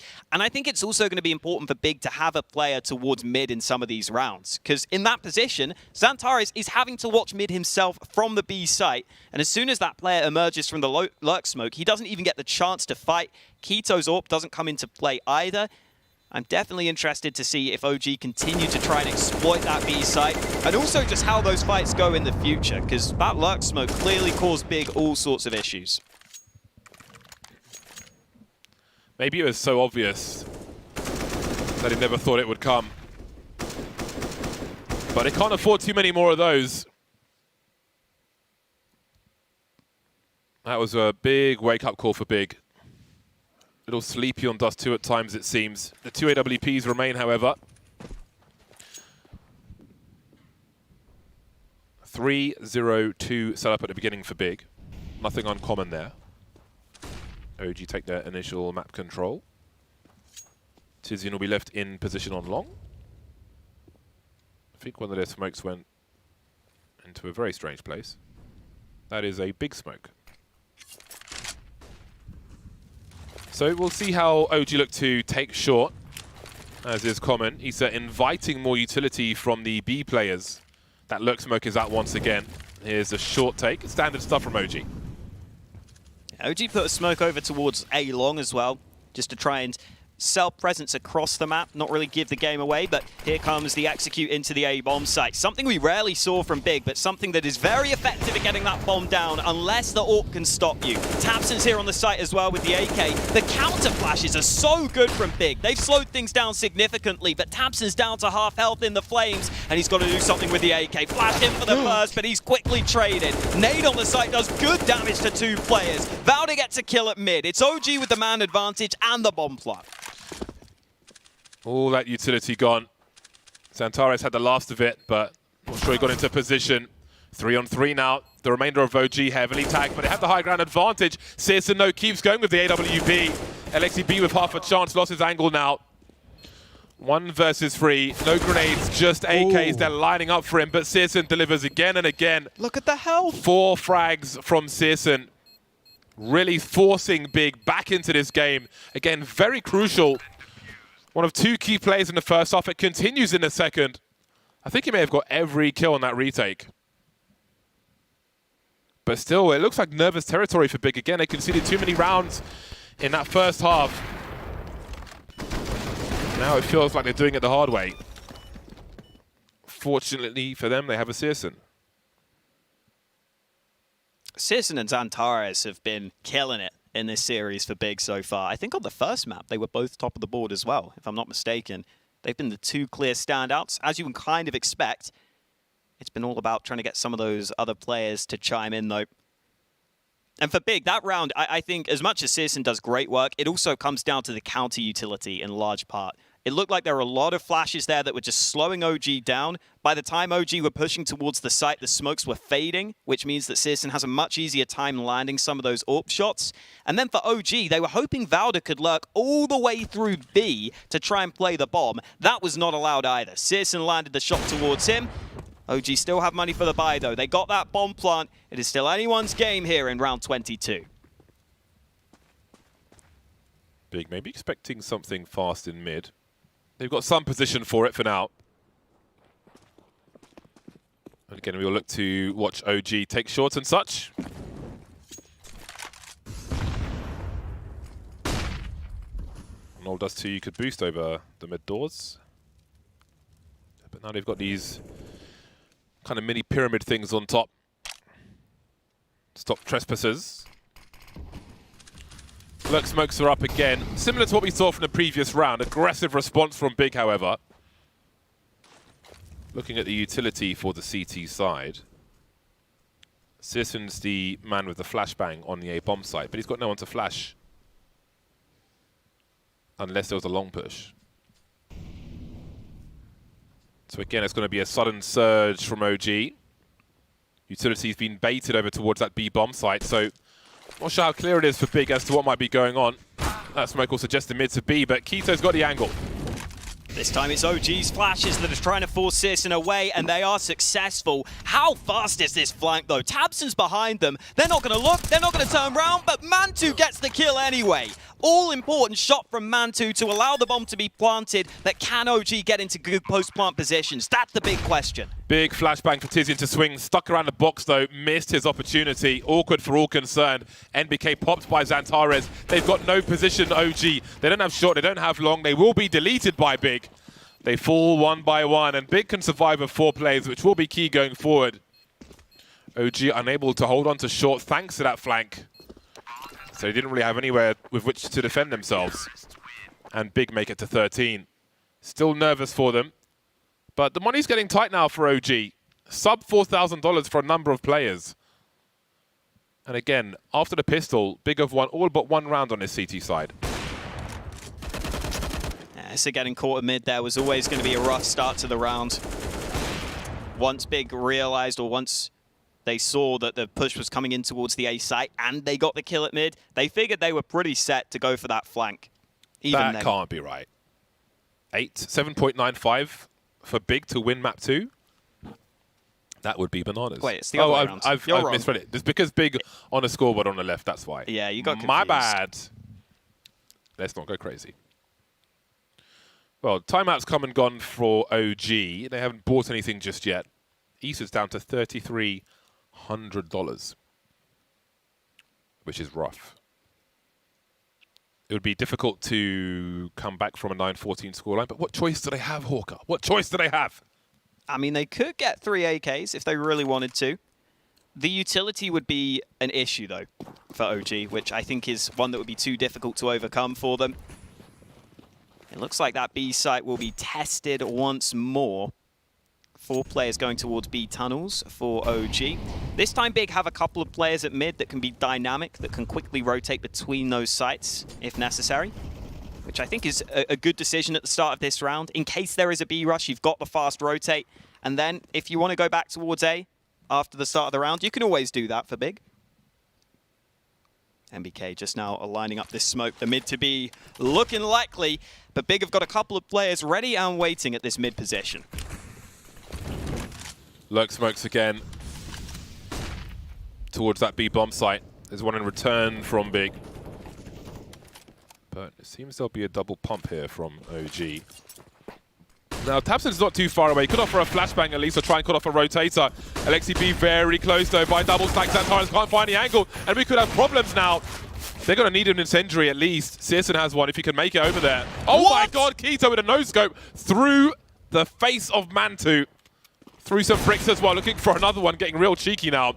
Still a rotation to be had from searson. Again, he can use his incendiary towards the car or underneath the window on the other side. That's the only grenade for now for OG. But they've put themselves in a winnable situation.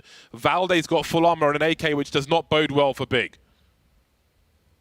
tiziaN coming in. Molly comes through. tiziaN can't get the kill. Valda with that AK gets them both. He goes for more and he gets them all. Valda finally showing up here on Dust 2. And OG win a shocking round on that B bomb site. Xantares looked like he got lost with his positioning there, lost with where the opponents could be. And despite Keto's best efforts with that shot, it's not enough. He hits this one, by the way, for like 5 damage, I think, That's on so the second attempt. That's so deep into the structure, but still, Valde and an AK, absolute disaster. And again, don't know where the best place is to put that molly, be it under the window, car, box, big box. That was not the round they were expecting. Big they kind of have the money to survive it, but if they lose this round, they are in a lot of trouble.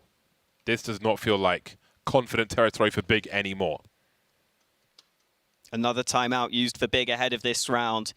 That is now a single timeout remaining for Big here on Dust 2. Definitely something worth keeping an eye on, because if Big were to lose this round, we could be going the distance, and they'd only have one more chance to pause the game. Warp out for Mantu. Quick smoke towards Xbox. Searson going for aggression. This is ballsy. This is so ballsy, and it's not going to work for him. Mantu ready for the mid fight. So many players focused on mid for OG, and taking Searson out of the round early is such a strong start for OG. They will be delighted with that kill, but they want more. MBK with another entry kill. tabseN traded on the A site, and OG should have this round in the bag. Looks like the dream is collapsing. Is there anything left for Big to retrieve from this round? Have a look at Issa's position as well, number 7 on the radar. He is just looking at containment. OG are on the hunt, the dogs are out. And they've got the sense of Big, that's for sure. They've got no money left. If they take this AWP away, which it seems like they will, that is such a difference maker. Let's not forget that that retake from Big on the A bomb site where Searson got all 4 kills. No AWP to do that now, and there might not be one for a while. Waiting for one play to reconnect as well, it seems. But OG now, oh boy, are they making this nervous. And I still think about the extra rounds that, in my opinion, they were allowed to get in that first half, which is putting this score at so close right now. Just 2 rounds away from Big. It is a tech pause, so we won't be giving anything away while Tizian gets back on the server. Issa getting that AWP shot at the end there. Yeah, getting that kill onto Searson at the start of the round was really important. And Searson going for that play down mid, that was a risk. That was a really big risk in that round behind the smoke. I can see what he's trying there. I can see that he's trying to force the issue with the AWP, but so many players from OG were ready for it. I think that's something that Big used to have on Dust 2. I think about 6 months ago, they had a lot of CT aggression options, which other teams weren't ready for. But I feel like now, a bunch of the teams have adapted to the CT aggression that Big throw at them. They've started to do their homework, and they've realized how to adapt to the CT aggression on Dust 2. And OG's a prime example of that. I was watching games a few months ago where OG were letting Big push B and push mid all the time. They would never have eyes on that position. Now OG are much more ready for some of those aggressive plays from Big. And look at the money for Big James. As the unpause comes in, their losing bonus isn't even great either. This is a rough spot for the CT economy. Yeah, they really can't afford to invest much into this round. They're giving themselves a slight percentage chance to win this, but they've really got to focus on the buy rounds here. UF angle from Mantu, just to see if there's a creep towards lower tunnel. And here we go, a flashbang over the top. Won't hit the mark for Issa, the trade is there though, and that's a rifle to be collected. OG will try to respond quickly. tabseN, there's no money towards that car position. He'll ring the bell of NBK at the very least, 20 HP for him. Searson creeping around the smoke, will go down for free. It's a great spray from Valde. And that AK has been stolen again by Xantares, who looks to run for the hills, but I don't think he's going to make it. Valde, of course, 18 for 15 now. Impact frags, baby. Buy back in for Big ahead of this next round. As you said, though, Valde is certainly warming up to the server now. In the first half, it felt like Big were dealing with him really well in that long position, but the T side, it's much more difficult to predict where players are going to be coming from. You also have to remember, OG may be a round down, but they're the ones with money in the bank. They're the ones that can afford a round loss right now, and they can still get straight back. Big don't have that same luxury. What kind of hard read is this from OG? 3 players straight down suicide. Surprising angle with the AWP. tabseN could get caught by surprise, but starts to retreat towards the B bomb site. These lurk smokes towards B will make them nervous, and I'm sure another one's coming from OG. You can see the bomb headed there as well. Big currently with 2 players by the car in a bait setup. They don't really have eyes on mid, but Xantares will have a look-see. So Big are expectant of something on this B bomb site. See how it plays out. OG with presence on short. Standard stuff for now. Tizian's playing your angle by blue on long.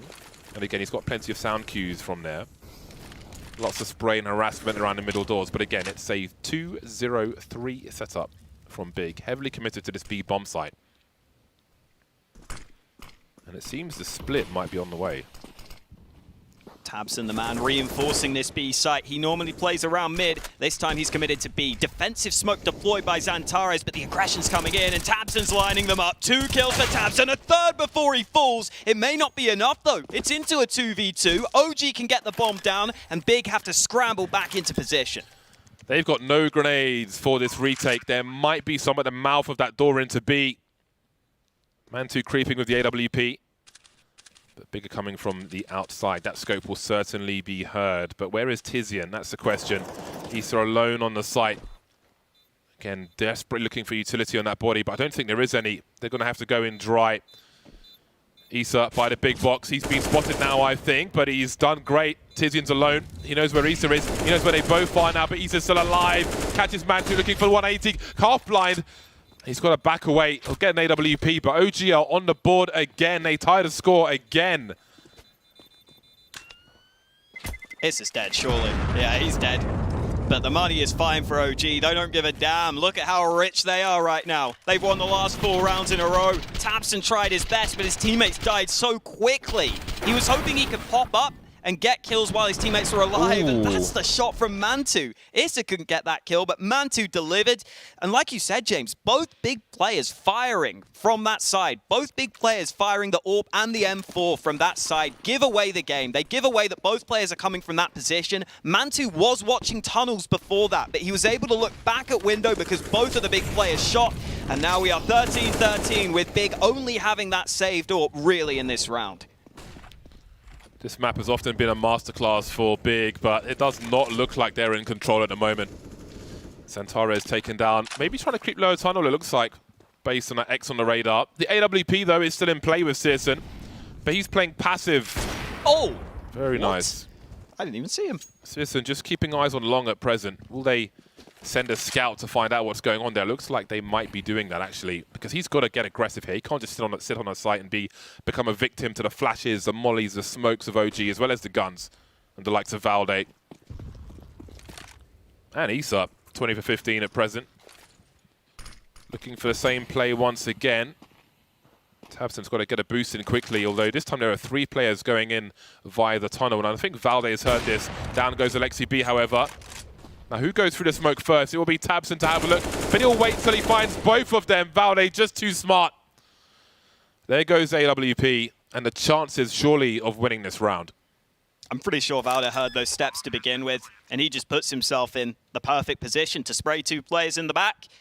You got to wake up pretty early to catch Valde off guard, that's for sure. He's always where you least expect him. And oh dear, Tizian, you are a dead man walking. Mantu closes it out with the Glock. 14-13, OG in the lead. Big have to dig deep to get back into this. They are around behind, but at least they have finally got another buy together. Last timeout taken for Big. They know how much this means to them. One of these teams is going to be eliminated here in the lower bracket. Both of them probably had their eyes on the trophy. But some earlier stumbles from them means one will be eliminated in this best of 3. And Big obviously want to make sure it's not them. Oh, it's looking very nervy on the player cams right now. Yeah, this is last chance saloon. They've lost control, that's the thing. They need to figure out why they're no longer in control. It's Dust 2, this is Big's map all day against pretty much everyone. But it certainly does not feel that way. And again, problems in the first half, but we must focus on the second, where they are now. Plenty of money for OG, plenty of confidence as well. It has been 5 rounds in a row from OG. From 9-13 to 14-13, a great flick from Mantu, and the problems just get worse for Big. Tizian getting close. He's been spotted, trapped on the left-hand side. They might be able to molly him out of position. He's put the smoke down. The molly is not landing. It looks like it went into the smoke. So Tizian will be alive on this side. He can now get back to safety, at the very least. It's a man advantage for OG, but look at the aggression from Big. They take back control themselves in towards the tunnels. I'm not sure this fight is good for Xantares, though. He's got to make sure he doesn't give anything away. No, he could really do something if the timing will serve him. I don't think he would have heard that scope from Mantu. Oh boy, there are so many people coming his way. Issa with the crab walk. And Alexi B insta trades. Big problems now. Keto doesn't take the bait, but he's blind. He's off the angle. Takes the risk to go back again. The mollies are here. More flashbangs. Has to concede. 3 on 4. Do they risk losing everything in this round, Big? Oh, they're backing away. There was a gap in the smoke, but OG was smart to jump across. And Big realized 2 AWPs on the retake is not a recipe for success. OG are about to get 15 rounds here on Dust 2. Remember, this is Big's map pick and a map that they were up 7-1 on earlier. It felt like they were in a really good spot in that first half. It felt like they were controlling the game, but OG have fought hard here on the T side. They've gone on an excellent win streak as this game has gone on. At least Big will be able to save some guns, but they need to make sure they come back now. OG probably could have hunted harder here, honestly. They've got so much money. Just try and take it away from Big, but Big are allowed to save, and that means they get another chance. 6 rounds in a row for OG, by the way. It's monstrous, isn't it? Big only need 2 for now. We've got the auto snipers. They only need 2 for now, but they've been playing catch-up for a long time, but haven't been able to catch up. I'm scared, James. Okay, I didn't need to be scared. Got a fast boost again on short for Big. Tabson's made his way up, jump spotting. A T smoke on short would be nice because it gives him some cover to look up mid, but there isn't one coming for now. In fact, I think Mantu wants a peek from short. On the boxes in Suicide. OG being patient. Now, they don't want to overplay their advantage and put themselves in a time issue. But they've been pretty good with time in the rounds of late. A big boosting over the smoke on B. Yes, they are. That's a great angle for Keto, but he still served nothing. OG are not playing sloppy whatsoever. Nothing will be given for free. Still over a minute left on the clock. It's been a slow start for OG, but here comes the fight. Searson misses the first chance. He might not want any more of that. Going back for more. Oh, he hit that shot on Mantu, down to 5 health. I don't think he even saw him. I think he was trying to shoot the player that was jumping across, but either way, he'll take that damage all day long. Well, there are no grenades on the A-bomb site to follow up with. Looks like it'll be a late take of Long. Tizian could be in trouble here. Searson has 1 flash for him if he makes it to the pit. There's the flashbang for him to swing, but that smoke grenade means that he can't even swing. There's nothing for him to see. 24 seconds, this bomb needs to get planted soon. Tizian still alive, dancing around that smoke, trying to go up to platform, but he can't. Searson now at close range has dropped the bomb. Mantu still alive, but 15 seconds. It could be a question of damage here as well because they can't afford to lose all these players, Big. 1 versus 2. Still advantages to be had from OG, even in losing this round. But Big are halfway there to overtime. Yeah, OG's money's perfect. I feel like Mantu might as well try and fight at the end here. He's not going to, though. I am wondering whether OG are going to start to stumble at the final hurdle. They do have a history of struggling sometimes in these close games. And honestly, the start of that round felt to me like OG were just relying on hopefully getting a kill at mid. And then as the round went on, they seemed to just lose track of time. It went really low, but we've got the auto snipers again, James. We've got to be careful. Oh no, not like this. That man advantage is so strong in round 30. And that might bait more grenades, even if OG don't commit to the B bomb site. Doesn't look like they will. Oh, God. The B site's open right now. Oh, my God. I'm so worried. They've got to play with the spare man, basically. OG will expect someone to be in B, but boy, if they just go in and take this, which they will, oh, man. Big have got so much to do now. Here comes the smoke. Well timed as well. They'll patiently wait for that. And those are retake grenades from Searson, trying to create some space for himself. Down to 42 HP now. Such a desperate situation, but he's delaying. And Xantares is coming in from the back. Mantu watching from the other side of the smoke. There's going to be a creep as well from Valde, looking for the continuation spray, Xantares. 4-on-4 retake. This is so strange. Mantu misses his shot. Push comes in, MBK can't find it, he's blind, he goes down. Here come the kills for Big, they all come through, and even though they lose the B site, it is a clean sweep on the retake. That really is doing it the hardest way possible, and that is a sigh of relief. It has been a struggle for Big. It has been almost all the rounds from OG, but not the really crucial ones towards the end. I can't believe this is continuing, 15 apiece. What a strange situation. Searson taking massive risk, trying to delay, buy time for that flank. The push through the smoke really helps Antares. Unreal. Overtime it is, James.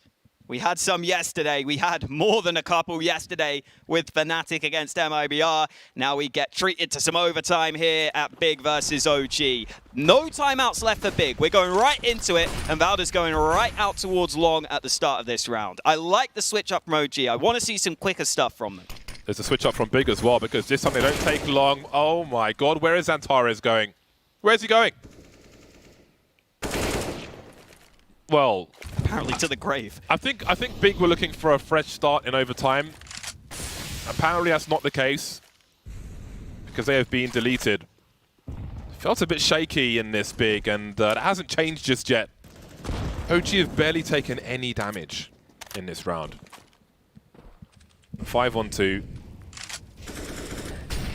And it just gets worse.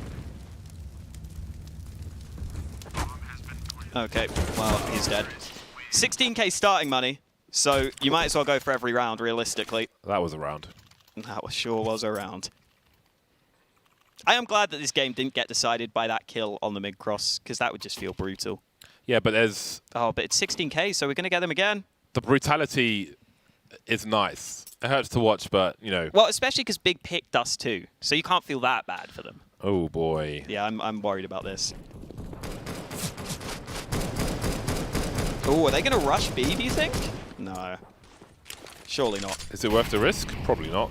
Yeah, that was a big risk. They're basically outplaying Big every round, so why take the chance? Why leave it to chance? Well, there is a bit of damage on the cross. Keto was chunked down to half health with the AWP. So something coming through for OG. Deep molly to clear out that left side of the tunnels. Or the right side from the Big perspective.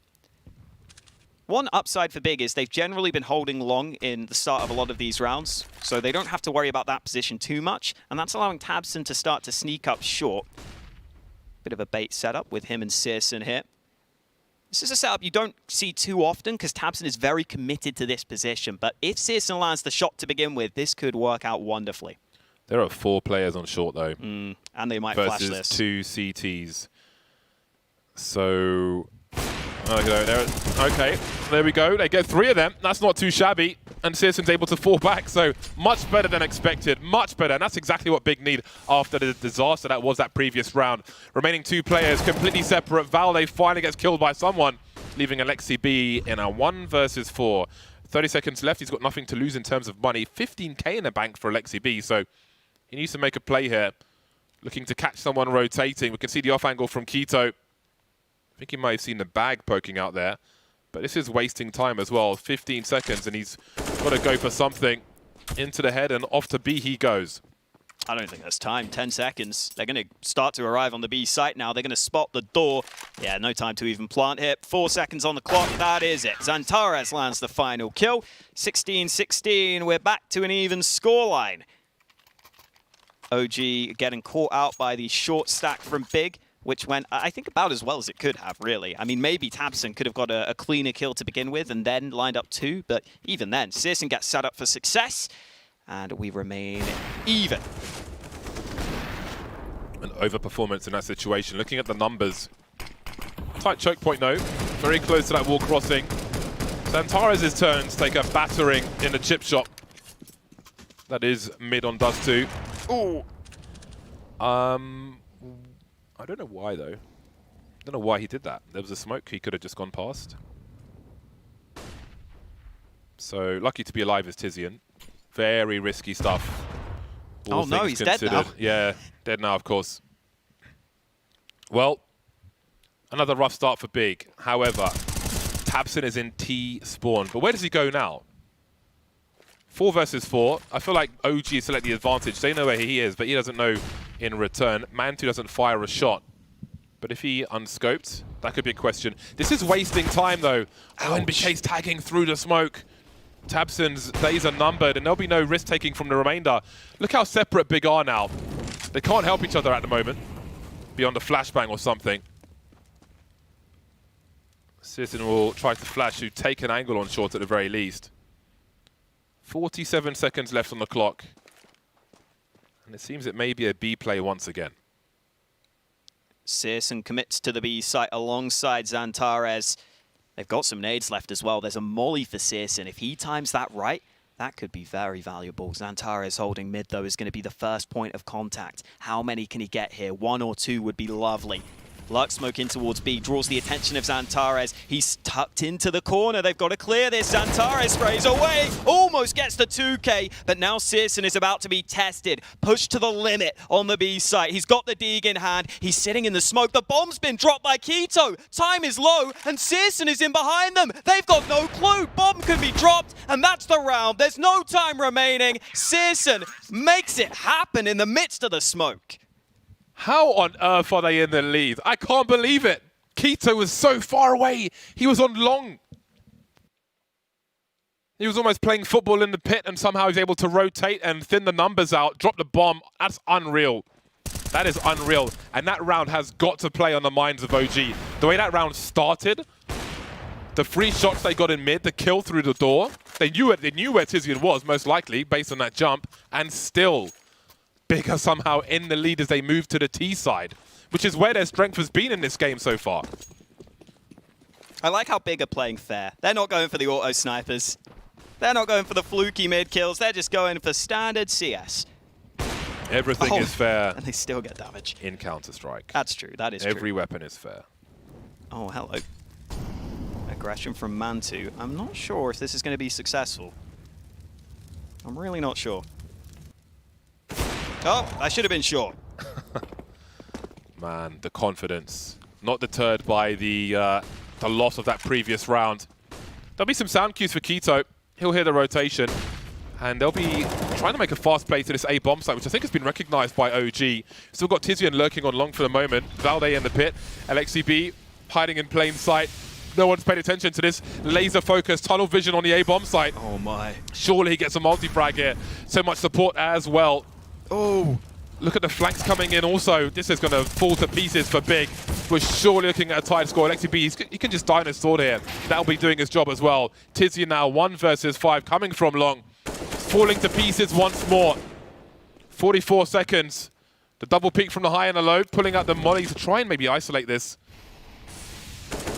LXCB in that smoke now. Mantu on a low ground, straight in the head. Started on B, finish on A, 17 apiece. The nade damage was splendid for OG in that round as well. There were a couple of nades that landed that took Big so low on health, set up some of these kills. Got to give props to Mantu as well. He's talked about in some of the pre-game interviews how sometimes he could be a bit more of a passive player. He wants to assert himself a little bit more in some of these rounds, and peeking the B tunnels is a brilliant way to do it. Double up setup for Big in this one. It is 1st to 19 who will get the win, as you can see at the top of your screen. So, oh, the nade damage is going to go both ways. One of these teams would need both of these 2 upcoming rounds to get the win. I'm still slightly leaning towards OG, but really I don't know. Big with their backs to the wall, managed to squeeze just enough. But can they do it again? Will there be flashes for Mantu? The run boost. He's got the space to maybe land something. Won't take the bait, but he will fall off. This is just a take of short. Now, both these teams have a lot of utility left. It's a nice apple on the head. Look at OG's formation. They've abandoned long entirely. They've got a read that it's most likely A, and they'll be defending it with 3 players. Valde with a forward position as the smokes are set up. Oh my god, he's finding them behind the smoke as well. 3 versus 5. Valde coming in with the impact frags once again, heading towards 30. A desperation rotation maybe from Big now. NBK on fire. Xantares by Big Box. Hasn't seen him just yet, but NBK still alive, and he has position. Through the smoke they go, into coffins, into body bags. Keto now, 1 versus 5, 27 HP. OG have got match point again. Didn't look like Big had the composure at the end of that round. As soon as plan A was unsuccessful, it looks like a desperation play into B. Tizian's jumping into the site, hoping he can maybe dodge some bullets.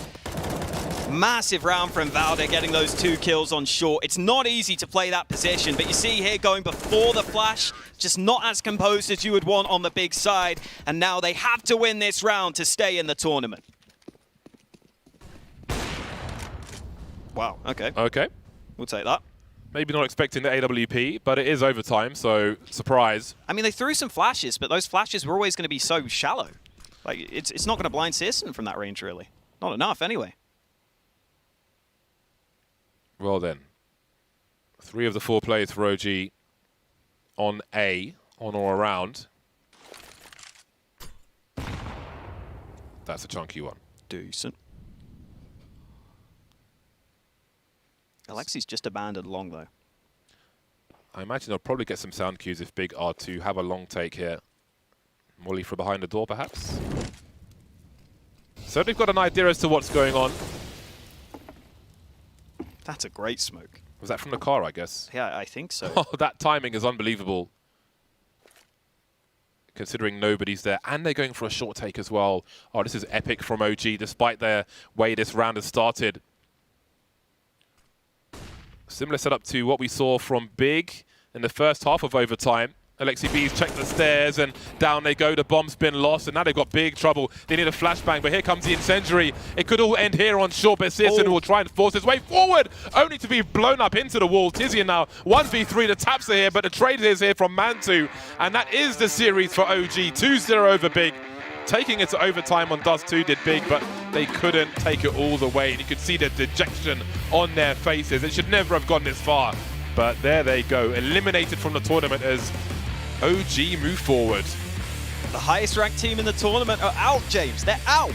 Big were a lot of people's favorites coming into this. They go up against OG in this lower bracket, and it was a tight series, a tight affair on Dust 2, but OG kept their cool this time round, and I love the improvement we've seen from OG in this tournament. Going from losing to Gen G in the opening game, coming back into the playoffs, really proving that this team is still coming together and is still a real competitor. This is a $1 million tournament. This prize money is not to be trifled with, but Big will not have their paws on as much of it as they might have liked to as they exit this tournament in very frustrating fashion. You can see it there on the cameras. Brutal fashion. Boys, they scored, man! There's the mic from Alexi B. Great game from them. Honestly, they were in control for so much of that. Once Big let them in at the start, it was nothing but trouble. Big are out. Yeah, they really are. They are favored. Wow, that was another great game. I love some of the games we've been getting in the playoffs, James. I love how competitive they've been. Some of the teams surprising us. Some of the teams that are our favorites are in the lower bracket now. Just goes to show that some of these teams have really exceeded expectations, and it's honestly hard to predict now. I think OG have just busted this whole thing wide open. Yeah, I'm just glad I didn't lose too many points from that one. So that's fine for me. Well, the blind spot is on the way, but before we get there, we'll head to a quick break. We will see you on the other side for some beers.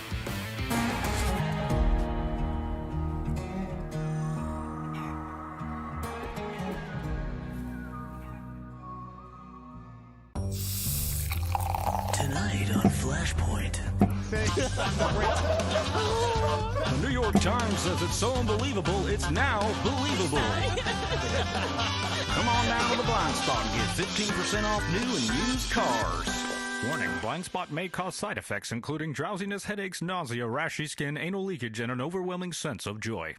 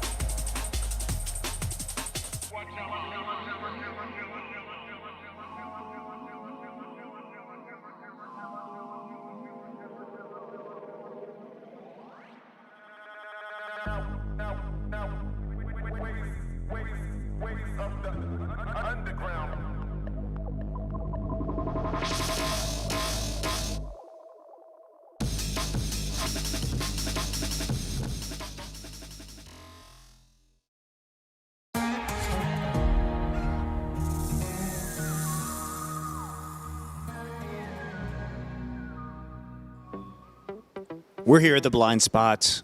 2 more teams eliminated from Flashpoint. We can have a toast to our former champions or Mad Lions rather, who will not be with us any longer, and our presumptive champions in Big, the tournament favorites. Auf Wiedersehen. Auf Wiedersehen, indeed. Coming into this event and then finishing 5th and 6th place, a significantly lower standing than we might have anticipated. Behind MIBR and Virtus Pro. So it's not as though, like, listen, there's a world They also in which, lost to Virtus Pro. Yeah, So. there's a world in which, maybe if it's been like, OG beat you and Fnatic beat, that's fine. But no, you were eliminated by teams below you in the standings, so you got to take it on the chin. What I love about Flashpoint 2 so far is OG just being a dick by getting upset in the first they round. just ruin everyone else's and then just tournament. ruining Cloud9, just ruining Big now. They're just ruining the whole tournament. We thought maybe MIBR would play spoiler in this tournament. It was actually one of the tournament favorites playing spoiler to the other tournament favorites. So, who came up with this script? Monty, I'm going to need a rewrite next time, okay? Look, I'm into it. I love the fact that OG is just dumpstering people out of the losers bracket. Oh, no, this is like some Game of Thrones Season 8 shit where it's like, MIBR is just like the brand one. Like, well, you had the most interesting story. It's like, what? Says who? No, I didn't. What? Who Who signed off on this? Like, what? This can end like this? They probably just win the tournament now. Fuck it. I'm not picking them, but, what's new? All right, before we get into our parting thoughts on that OG versus Big match, we do have a winner's interview with Issa from OG. Congrats, bro. Hello, thank you. We know that's your favorite word because we secretly listen to you. So first off, how was a very tense second map there on Dust 2? What were the calls that you guys think got you back into it? We are used to it that sometimes we have a really bad start and we try to mentally get stronger and like each time we are trying to do better comeback, right? And yeah, it happened this time and we came back mentally and we managed to do the comeback. I had a question about your relationship with NBK because you guys play a lot of the same spots or just play together on bomb sites, really. And so what does he provide you? What do you provide him? Because I feel like before this year, people were kind of like, that's an odd pairing, but it seems to be working out. Actually, I have known NBK from FPL times, and we were really good friends. Even when we were traveling in lands, when I was in Hellraiser's time, I was meeting him, and we were spending a lot of time together. So outside the game, me and him are really good friends, and it transfers into the game that when we are playing some position together, we try to communicate as much as we can. We try to adapt to what's going on. Sometimes there can be miscommunication, but it's an international team, so it can happen. Right, Issa, I'm going to try something here, mate. It's going to be a bit experimental, but just go with me on this, okay? Oh, God. Right? Yeah, sure. When I listen to the comms of OG, it's actually a joy to listen to Alexi B. Alexi B always feels like he knows what he's doing, he's reading the game. In fact, sometimes, even if I think I'm seeing something that might be better than whatever he's saying, sometimes I just think, no, just trust in Alexi B, whatever he said. Do you see what I'm doing here, bro? Like, his calls are fucking amazing, aren't they? Yeah, but also one good thing in this team that sometimes during the round, any one of us can have go round, right? So of course, Alex is really smart and he's doing great goals sometimes, but he's a human in the end. Like sometimes it can be bad, sometimes it can be good. But yeah, he's so smart leader, and I'm happy to play with him. Yeah. I give it a try, guys. Actually, I give it a try, mate. I did what I could. So, come back soon, Roger. Come back soon, baby. We miss you. I guess a question I have is about how you guys keep your emotions afloat, because with Alexi B having to call, who would you say are like the hype men on the team that when you do fall into a rut, especially against Big, it felt like early on there, someone had to dig deep and find something. Do you think you're providing that hype, or Alexi, or do you guys just play yourselves into it? Like, I'm gonna say it's me, actually. Most of the time, I'm trying to cheer everyone up, also me. Like, I don't know, it's just my personality. It's not like I'm doing it because I want to do it. It's just I'm doing it because it's my personality, and I'm trying to hype up everyone so everyone can play and have a good game, and also me. I have a question for you, Issa. You've been playing from Jordan for the majority of this year, right? Yeah. Is it hard to play on that much ping, and when you haven't been able to boot camp very much with your team, has that been an issue for you? No, I don't think it has been an issue for me because I have played this ping all my life before, so I kind of got used to this team, to this ping. Of course, if I'm playing lower ping, it's gonna benefit me and I will have much more advantage. But I never complained. I never said that, guys, I have bad ping or whatever, because I just believe that if you have a team and you have strats, not everything about aim and peaks, right? So you can play out of your brain and out of your peaks, how you want to peak with flashes and etc. So I just don't think about it that much. In the rest of the tournament, in the upper bracket, we've got teams that, listen, you've played before, you've beaten them, Virtus Pro, you've beaten them in this tournament, you've played Fnatic in the past, but the problem is you've got to play the team that beat you. You've got to get past MIBR to do that. So are you going to win this tournament? Usually when we are playing a team for the first time, it's hard. Like as you saw against Gen G, they smashed us the first time we played against them. But then when we played against them again, we smashed them back. So we are learning from our mistake and the play style we are gonna play against. So I would say it's gonna be a really good game between us and them, and hopefully we're gonna win. Is there anything that you feel like you need to neutralize on the MIBR side, a player that was giving you a lot of trouble? No, actually, because all of them were playing a really good game. Like they were going as together as a pack, and some individual plays also happened. So, but we also couldn't manage or adapt to what's going on because it's our first time playing against them. But next time we will be more prepared and we will try to do our best. All right, one last question. Will you make fun of Woxic for coming last place in the tournament? Woxic, bro, I love you. You need to stay strong. No, like I really support him from my heart. He has been rough periods, and in the end, I'm pretty sure he will like come to the top again. Just don't be sad and stay strong, bro. Well, thank you very much for joining us, Issa. Good luck in your match tomorrow versus MIBR. You guys really chose the hardest way to try and win this tournament by going into the loser's bracket first every time. But good luck. You guys had a great match today, and congrats on beating Big. Thank you so much. Dude, are we still on now? Yeah. That segment actually went unintentionally even better than I thought when I set it up. Because what's genius is that was a metaphor for how it actually works in their comms. And the fact that he was like, but sometimes we have some really good ideas. It's like he did not it straight over the top. I gave him my best shot, guys. You know what? He docked it. He bobbed and weaved. He dodged it completely. It was so perfect though, because I didn't even have to say anything. It was like, well, there you go. I think NBK does sometimes help Issa out a lot, so hopefully, hopefully that's that's what he's referring to. Valde comes up with some good calls too. That's true. I think that the hype that Issa brings actually can't be understated, because when they were playing badly, I think he does a great job of putting a smile on everybody's faces at the end of the day. I don't know why you're expecting that so with me. Listen, you can give that opinion if you want. The smile is on our faces. Like, yes, there you go. The joke is he makes one of the team smile after most rounds. Jesus. All right, so let's go into this comeback. Let's go back to this comeback, because OG was down in a pretty big hole to start this game, did almost close it out in regulation, and then managed to pick up the win in overtime. What were the factors that allowed OG to claw their way back into this one? This is why it's so funny that we have this scenario. It's crazy how this team is like Purgatory Simulator for Alexi B. Every T-half starts with them just throwing away a bunch of rounds. Like, they don't seem to have a good read on the opponent. Then he just locks in and they just grind. Like, what's crazy is when they get back into a game, they'll just win like 6-7 rounds in a row. Like, he'll just find something that's working, make the slight adjustments, and they do start listening to him. Like, the crazy thing is, I mean, it's obviously glib to say, but why can't they just listen from the beginning of the game? Like, it's almost like, I'm not sure. Maybe I'm putting too much on him. Maybe, for example, maybe his read isn't as good and his feel for the opponent, so maybe he wants to sort of play a little bit more casual at the beginning of the half, and then when he feels like he's got the read, he makes the assertion, you know. Maybe it's not as simple as that.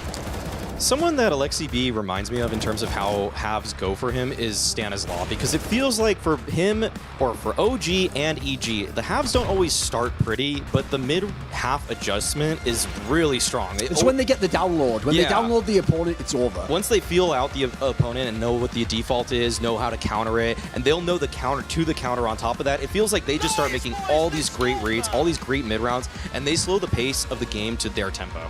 I was so underwhelmed by some of the CT players on this map as well by Big, like especially late. Like those dual orbs, they were just waiting to save. They were never actually playing aggressive with it. They just gave up bomb sites. Like they were actually in a miraculous scenario to even win that one where it was like, you remember the round at the end where they went B or G and they just somehow inexplicably managed to win out of nowhere.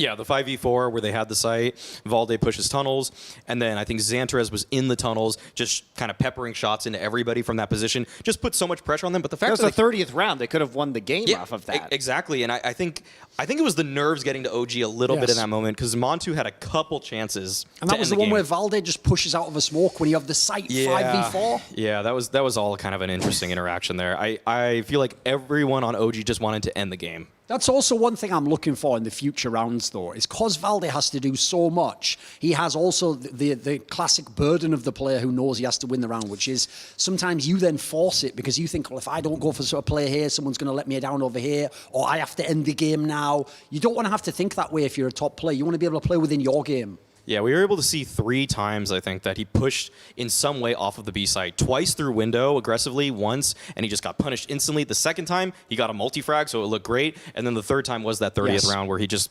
died instantly. So you can see the burden that he does have.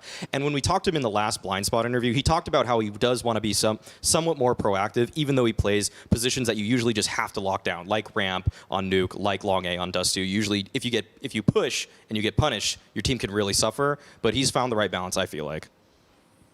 Are you just trying to see how long you can go without talking, James? Didn't you pick Big? I'm just trying to pace myself with the beer, you know. You did pick Big, though, I had right? 2 fingers, I'm just going to breathe James, slowly. did you pick Big? 250 points, mate. Fair enough, it wasn't Not much so then. bad. Yeah, that's not that bad. And they were technically the favourite. He already cleaned up like 2,000 points off MIBR earlier. Not too shabby. I'm curious to see where Maui is, though, with his Let's take a actually. look. Let's take a look. Moment of truth. Oh, He's just past Look you. at the boy. I like this race. I'm Listen, enjoying this. Oh, man. I'm only, what is that, like 800 away from getting into that top part? This is doable, boys. I'm riding that OG train all the way. These are so much closer. The middle is so much closer than it may look, because if someone gets it wrong, even if they bet little, and you lose 250, then the other person might gain 500, 700. The swing is like 1,000 points for just getting something wrong. So it actually really matters for everybody that's probably beneath Bardolph up to, I think everybody actually is kind of in danger except me and Bardolph. Freya's probably pretty safe at this point if she picks favorites tomorrow, but yeah, I think everybody else is basically in play. Potter now slipping down to last place. Thorin strong on the comeback here. Yeah, respect to Freya, though, for 3rd place. I think Yumi's not too far behind, so I feel like there's a race for 1st and 2nd. Something to note. I mean, 600 is pretty far behind. Well, as we said, if I lose 250 and you win even 500, those places switch immediately, so it's not as big as it seems. Something to note is all 4 people that are in 1st place bet MIBR today. The Brazilians got us there. Hashtag Somos MIBR. You going to do it tomorrow? We'll see. We'll see. Oh, will we? We'll see. Exactly. I can't get if I tell you, Bardolph will hear my strategy, and I'm trying to stay ahead of him. So that's really my end goal I didn't need here. your strategy. Oh. Mine was beyond yours today. But I passed you today, though. You did. So you hedged your bets. how I was it went all beyond? in. I maxed out. So there you go. Yeah. I beasted it today. I might be second place. By the way, you did it. Maui did. One thing we should do, though, is probably wrap the big topic, because we focused a lot on OG and obviously the interview with OG. Yeah. Like, I actually do think this was an underwhelming tournament for Big. Look at the teams they lost to be eliminated. In the situations that they lost as well. Like, this map feature was awesome for them. Like, they should have been loving this. What's disappointing for me is they never had the clean win. Like, they were just dropping stupid maps here and there. A map to Envy? Yeah. They should have lost to Envy. Like, Envy lost they to almost themselves. lost to MIBR in the group winners match. Yes. The winners match of the whole group. If Envy didn't lose what I think was like a half buy from Big, where they just had a couple Tech 9s. Mirage. I think there was a Glock or 2 in that mix, and Envy somehow dropped the ball on that round. I think it was actually Nifty peeking from the hell position, and then Surson took his op, he got a 4K on the round, clutched it out, and then they just ran away with the match. If that didn't happen, Big would have finished even lower than what they did. And even though it sounds like a call out, I actually have to say one person that I have to address in these last few matches is where was Zantares? Scoreboard was fine. You look on the scoreboard, he was still doing well in that game there, but like on the rounds they're losing, he looks invisible, and that is a worrying sign because if I'm a player with the skills that he has, I want you to force the game sometimes then. That's when you could actually like bring them back in this game because you see a lot of them play quite passively on the CT side when they're losing. I think something that Big can do to mix up their play also is that right now it seems like their focal points are Surson, are Zantares, and we all have seen in years prior how good Tapson can be. He's only a factor on the CT side, and his discrepancy from his CT stats to his T stats, it's a 1.3, I think, on the CT side, and only like a 1.0 flat, maybe even beneath a 1.0 on the T side. And I love how Gabi used to call around him. I love how they used to flash him in, and he used to just find multi-frags, clutch out rounds. It felt like everything they were doing for that team was to set Tapson up, and he just looked like a top 20 player in the world. And I don't know if there's actually a top 20 player on this team beyond him. So I feel like they should switch a little bit of their game plan to involve him more, making him the focal point. And it'll sound greedy because he's the IGL, but you need to play pragmatically as well. Any thoughts on that big defeat? I was quite disappointed. I'm surprised. I think they were lucky to get it to overtime, but I really wanted to see 3 maps from there. Obviously, I'm invested in it. I love these races as well because they're really like, oh man, like god damn it. But it was again. I think on the first half could be used for so much. That sounded I think for the first half I mentioned it during the broadcast. I forget what happened in the round, but they kind of just like opened floodgates to allow OG to get reasonable score when I feel like in most cases the way it was going they should have got like 11, 12 rounds in that first half and then just destroyed the whole map basically. So I think they conceded too much in the first half based on what they could have done with their momentum, and then it just after that OG proper took control, and then it looked like they were the people who come in dominating Dust 2 in that second half. So it was difficult to watch in that respect. That's kind of fitting that they lost the whole tournament on Dust 2. Like, this was the map they were the gods of. They were supposed to be the one team that can pick Dust 2 anytime they want. Their map pool just disappeared in this tournament. I think they were 2-4 on Dust 2, in this tournament and also the last couple months. Yeah, the last couple months. Yeah. So, I mean, they haven't even been dominant on that pick. And they were barely riding above 50%. And then also their Mirage streak, they had an 8-map win streak on Mirage that was just snapped by VP. So I don't know. It seems like they've got a lot of soul searching to do as they exit Flashpoint. This definitely wasn't just that they were beaten by teams that were beyond them. They couldn't have done anything. They had so much play. There's almost no match they couldn't have won that they played thus far. So I actually think they should go and reflect seriously on this because it can't also just be current form. Like,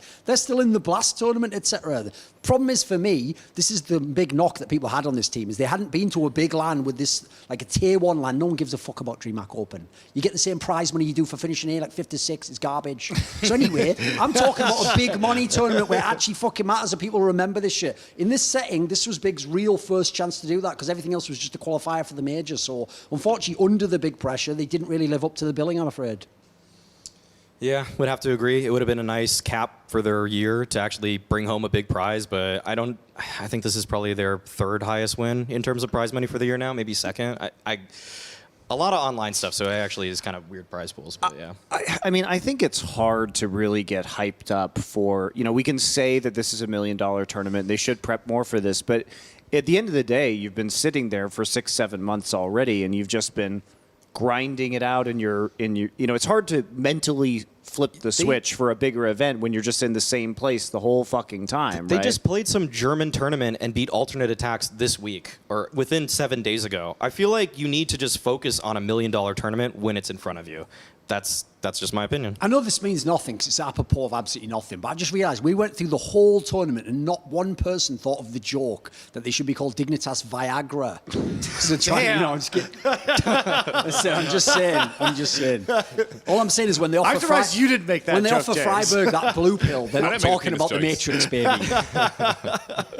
I guess they might have, as a German team, they might have like local activations or something, because the German scene is significant, right? So they probably have some responsibilities. They were the best German team in this tournament.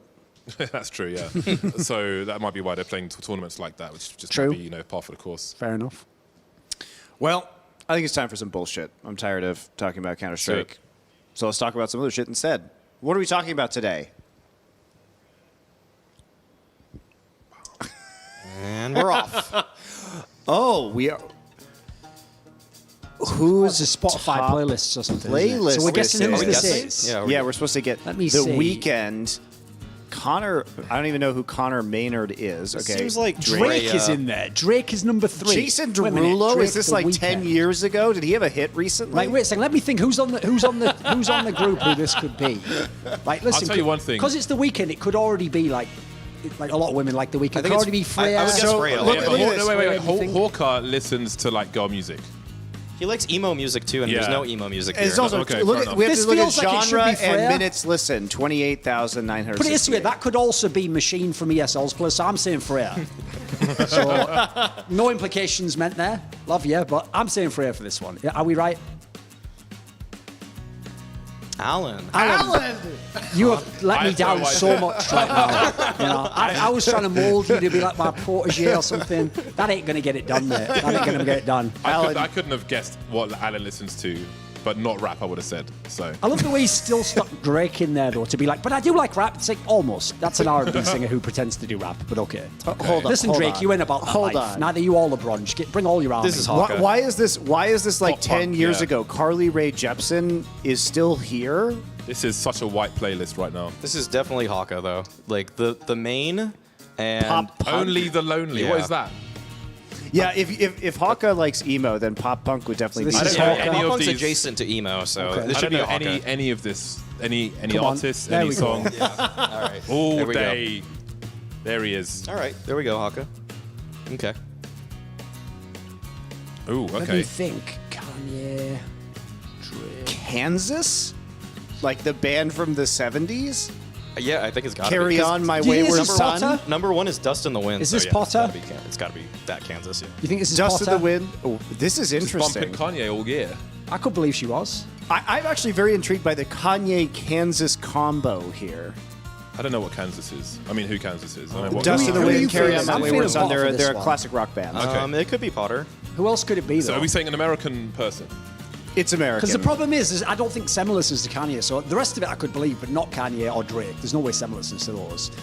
Anders is... Caroline Polachek's got to be a girl that listens to Yeah, this. Can't that's be why a I feel guy. like it's Potter. It can't be Okay, a it must guy. be Potter. I'm There's going for Potter for this guy one. that Yeah. would listen to Let's Caroline go. Polachek. Shows. No This is guy would Potter. do that. Sure. It's me. Why is it Kansas? Okay, the thing is, I use SoundCloud and YouTube to listen to most of my music, Okay. actually. So like, this is just like when I want to listen to certain albums, and Kansas Dust in the Wind is a banger. So like, Look, I like Kansas. Yeah. I listen to classic rock, but it's just a weird. I mean, I would also, to be fair, listen to Kanye West in Kansas, but Okay, the reason I listened to Kansas so much this year is because there was this meme that came out that was like how you dance to Kansas Dust in the Wind. And it was this like black kid doing like sea walking and shit, and I was like, okay, this is so funny, and it made me addicted to the song for like a long time, and I just I was kept thinking listening. it could be you, but this is kind of like turning into like an Among Us, where it's just like, oh, it's got to be so. I was just completely thrown off, but there we go. Oh, okay.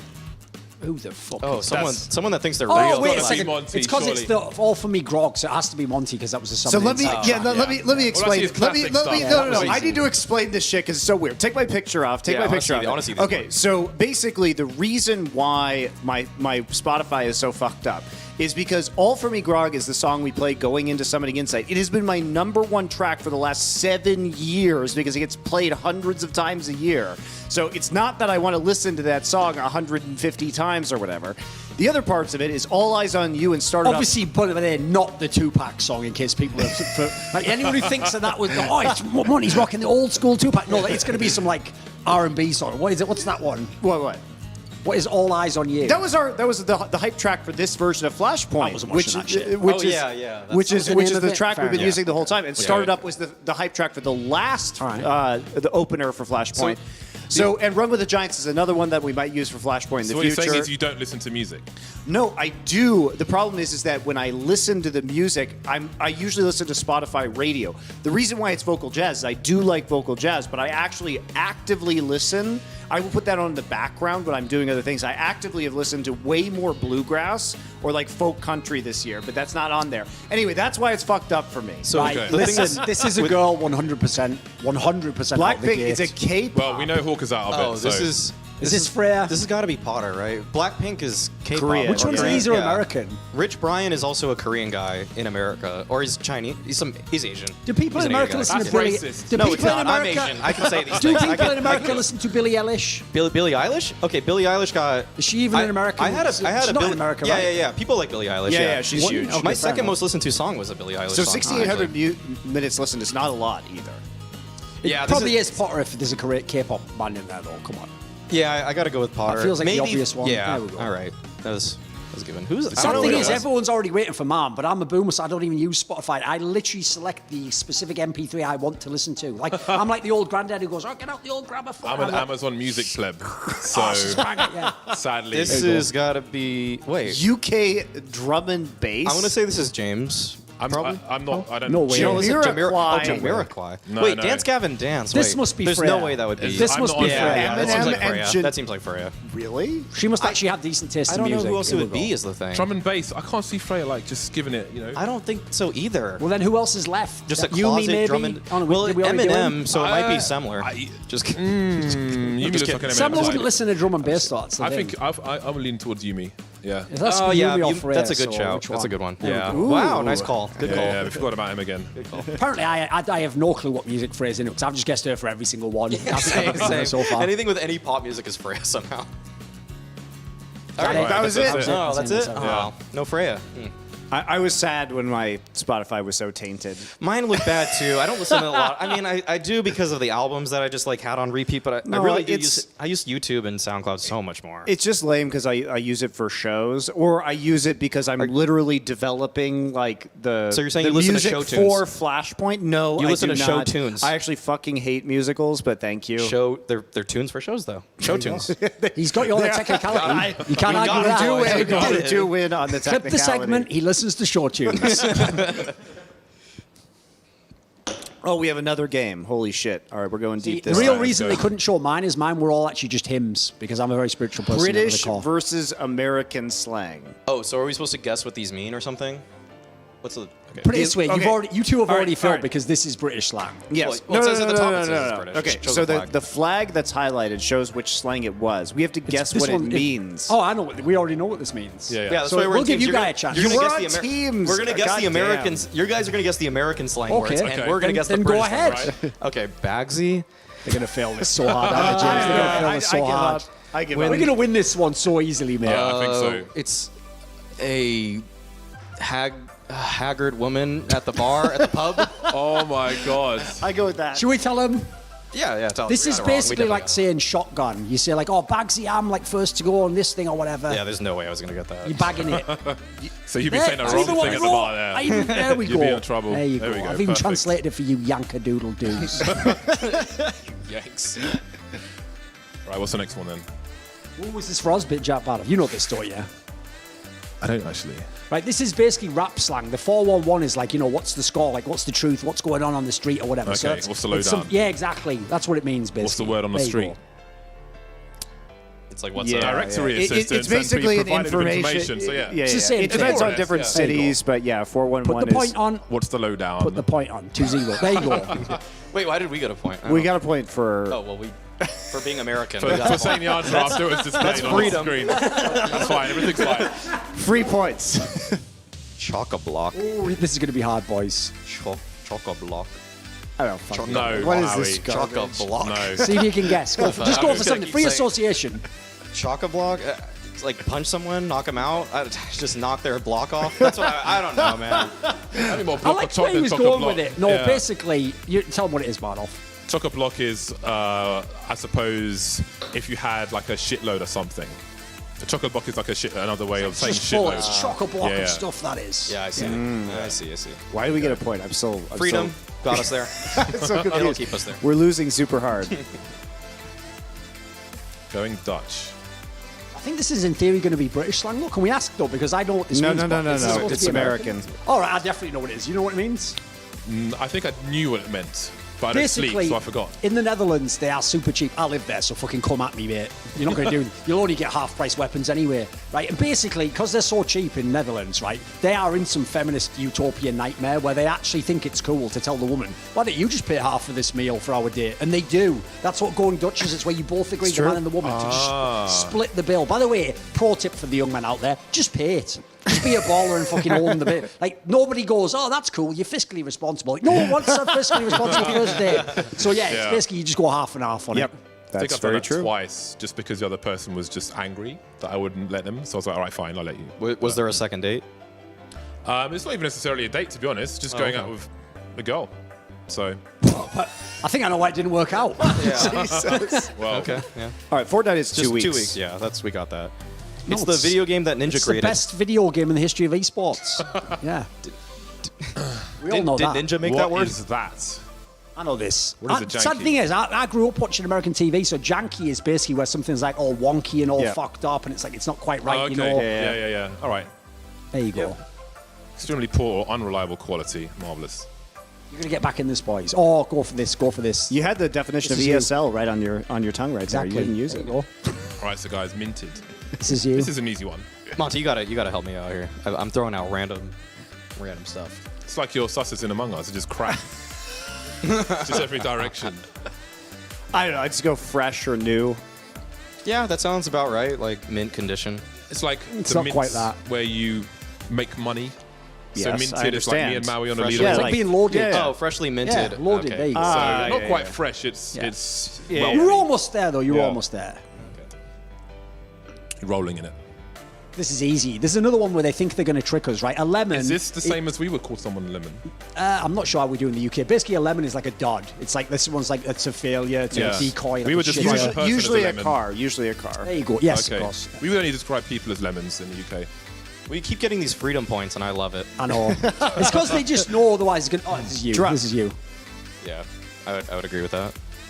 Yeah. I guess it's too super drunk. Okay. It could be angry as well. It probably came from America, to be honest. Yeah, we As got you guys pissed would off. say piss. We also say that. Piss drunk. Yeah. Those are kind of in America too. Yeah. Piss yeah. would just be angry in America, though. That's kind of that's true. Yeah, so we got both here. Pissed I guess, off. but that's the main one. This one's easy as well. Do you know this one, Yeah. Bardolph? Is this like, Think of the context. yeah, was it like a boner or something? No, this is basically. This is the Okay, guy. he should lose a Remember point for that? that. Lose one. By point the for way, guys, we are doing double guesses on this other side of the table. Got to put out the. No, you're I'm like, not guessing You the both answer. took guesses I'm every guessing single time. To Duncan. No, Monty hasn't always Because given a he guess seems what to I'm know gonna what it guess. is. I'm Yeah, asking him I was what trying it to give is. him a chance. Basically, this is think about it because they play all the NFL games on Sunday. This is the guy on Monday morning where once he's already watched the game, of course he knows what you should do. He's calling talk radio. Yeah. Like he should have bloody established the run game earlier. Yeah, it's it's like like the guy who thinks it's backseat driver, basically the equivalent of that. He just thinks he After knows the fact everything. analysis. Yeah, it's results-based analysis. There Yeah. you go. All right, there we go. We got another freedom point. Keep it going. This is Skint. for you. What the fuck is that? Skint. Maui's about to say some dumb shit, I'm telling you. Broke. I'm going with Ready. broke. I'll take that so I don't make a mistake on broadcast. There you go. There we go. Let's go. Yeah. Nice. There you go. It's the There opposite we of mint. go. There we Skint. go. What? What? Oh, it's a Hawaiian flag, by the way. That's a Oh, Hawaiian right. flag, yeah. For Shoots, Maui. it's some kind of like plant-based drug or something. No. That's not me answering the question. I'm just saying. I think I'm gonna guess this is like fights or something. This is like when you have a fight with someone, like a scrap. No, it's when you say. Actually, scrap is a pretty Hawaiian word for fight, but shoots is just saying like you're out, like you're gonna leave, like shoots. Right, okay. All right, shoots then. All right, shoots then. That's a. Okay. That's like I'm out. So it's Good. kind of like big. They shoots and leaves. Shoots. Whatever. Yeah. I tried to work something in there. Yeah. Oh, I like Shout this out one. to my pandas. Tosser. I'll give you. This is just like asshole, I'll right? give you. I like to say champion tosser. They have to be specific on this. It can't just be asshole. Be more specific. I would use my equivalent is like douchebag in America. Okay. I don't think that's close enough. Someone that would get tossed out of a pub because they're such an asshole. Tosser. Well, here's the thing, right? Well, they'll say the answer, but basically it's another word for wanker, so it's also like more specifically like the idea, like what a wanker that guy is. So it's sort of like an asshole. Yeah, but I mean, I think that probably general counts. enough. You can have That's that one. general enough. I think they could have that one. That's fair enough. He thought. Okay, Toss is a good one, but champion tosser. You know, just give them the. So, so another now Hawaiian. There's another Hawaiian one. Wait, is this like? they're now claiming Hawaii really is part of like America or whatever, you know. I mean, we conquered it against the people's will. In UK slang, we would describe a girl, an attractive girl, as tick. Yes. Is this in No, that no, surely not. direction? What do you think? The Or bra is this like part's the some kind of confusing part, approval? isn't it? Tick bra. Tick bra, like, is that like just like, yes, bro? What's mental about this is ours are in the same language you speak, and you have a chance of knowing it. I've never been to Hawaii.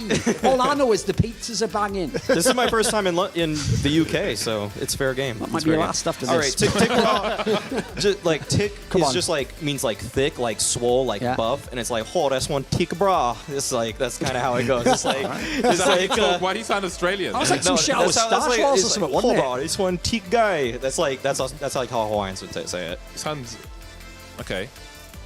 Why does it For sound like Hawaiian, that? You're for a buff right, guy.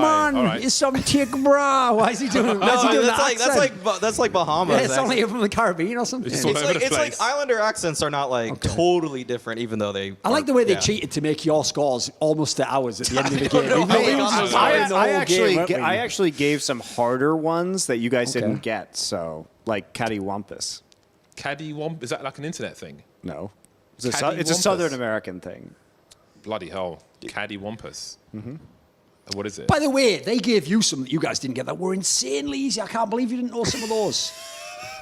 I don't watch Peep Show. I don't. That's not my. That's not You're where. gonna get those on Peep Not Show. not that Peep Show. I want at to see least. Tonk on there. Tonk is a good one, but you know what, Tonk? We taught Tonk Yeah, already. yeah. I'm gonna use Tonk on a broadcast soon. I will, and All I'll right. explain it then. Let's look at the next Not day's this one. schedule, guys. Tomorrow we are going to be doing our winners final and our losers final. MIB or OG will go home later in the day. First up, though, the first entrant into our grand finals will be determined. Virtus Pro or Fnatic. Very exciting. Very exciting. I won't ask you for your predictions because we must keep those secret. It will be the last day of our prediction competition before Also, we totally have to fresh penalize people. matchup. We haven't seen this one yet. Yeah. We got some good ones here. VP Fnatic. I mean, I feel like Fnatic of all teams should be able to react to the chaotic nature that VP always wants to bring a game into. So that should be. Honestly, I'm really excited for that one. That's my favorite. Even the matchup map thus pool far. is quite interesting for that one, actually. That's got a lot of interest and potential. Mm-hmm. You just never know with VP, man. Exactly. Like, which pains me because I've got to put points on that, but you just never know. We also have the polar opposite AWPers in JW and JIM. Yeah.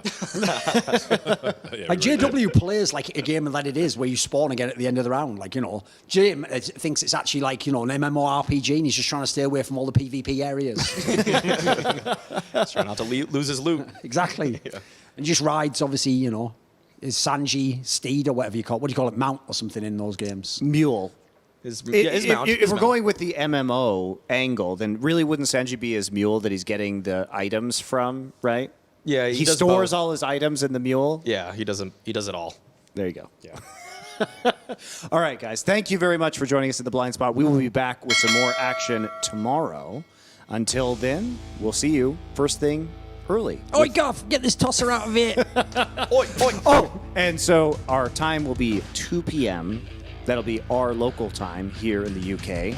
That will be 3 p.m. in Central European time, or 6 a.m. Pacific time, 9 a.m. Eastern time. What time is that in Hawaii, Maui? 6 a.m. 6 a.m. It doesn't matter what time it is in Hawaii. Is it 3 a.m. in Hawaii? Wait, I thought you said 9 a.m. It's already got off the rails completely, 6 boys. a.m. Pacific, 9 a.m. Oh, 3 Eastern. a.m. The point is, join 3 us to a.m. find out Hawaii. who's going to be well minted I misheard. at the end of this tournament. All right, thank you. Live.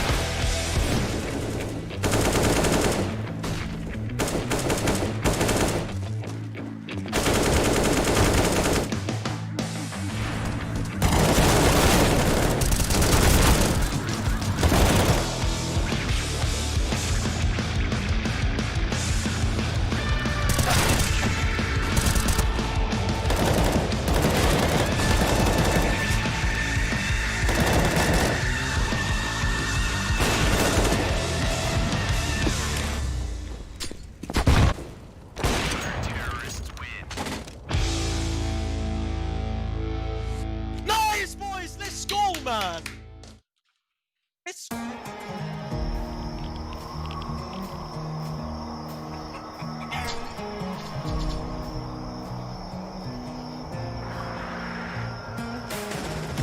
kill for hire, soldier of fortune. Gotta walk through fire for what's important. And the warrior's blood through your veins is coursing. Kill for hire, soldier of fortune. The whole world's watching every move. Take your shot, don't act a fool. All you got and all you ever need is one bullet in the chamber. Breathe easy, take your game, boy. Ain't nobody gonna save you. So what you gonna do? One bullet in the chamber. Breathe easy, take your aim, boy. Ain't nobody gonna save you. So what you gonna do?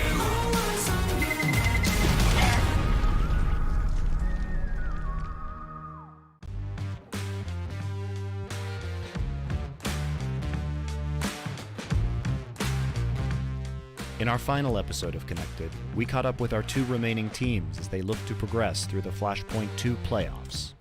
I mean, should I just say that I'm gonna go to the toilet and wash my hands or what? No, don't do that. Say, I wash my hands. Okay, I wash my hands before the game. Okay, can you look into the camera? Yeah, I'm just thinking that it just sounds weird. Mad Lions, the defending champions of Season 1, have recently shaken up their roster and are looking to bond as a team with a boot camp out of their hometown, Copenhagen, Denmark. We had a 2-week boot camp before this, before Flashpoint, so we've been trying everything we can to make it work with a new in-game leader and a new player. We had a lot of things to prepare and actually build up the team from the scratch with new strats and fundamentals and a new way of playing. As of right now, it's fitting really good. We had some other tournaments as well, but basically it was just getting the fundamentals on point because we're a new team and then practicing a lot besides that.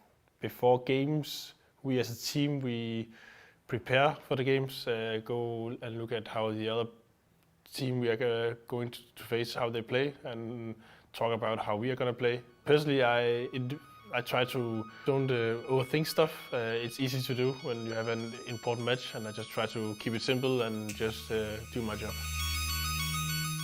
MIBR, with an overhauled roster spearheaded by Brazilian legend and head coach Kogu, have been posting promising results with their fresh new lineup.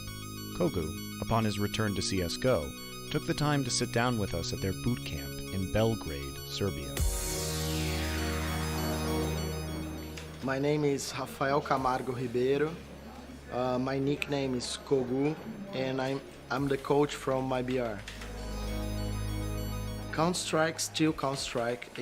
It's a game that you play as a team. You have to communicate a lot. You have to be connected with the team, so everybody knows what you're doing, but they don't have to be looking your screen. This is the connection.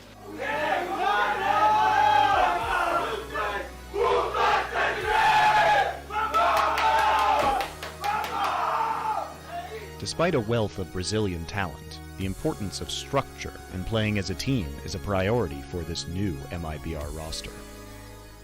I think we have some really good Brazilian teams, Brazilian players as well. A lot of change in Brazilian teams have happened in the recent past, and I think we have to have more time, not only for my team but for all the other Brazilian teams, and we have a lot of aim, so we have to work more in our strategies as well, and that's it. I think with more time we will be doing better, the same as Furia and other teams as well.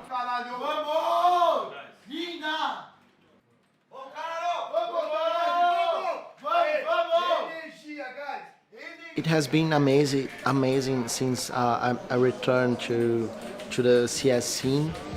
I know I have to improve a lot. I have to watch more demos. I have to do more. I'm always thinking what I can do more to help the team, make them to be more comfortable. My job is to help whatever they need. I'm gonna be there for them.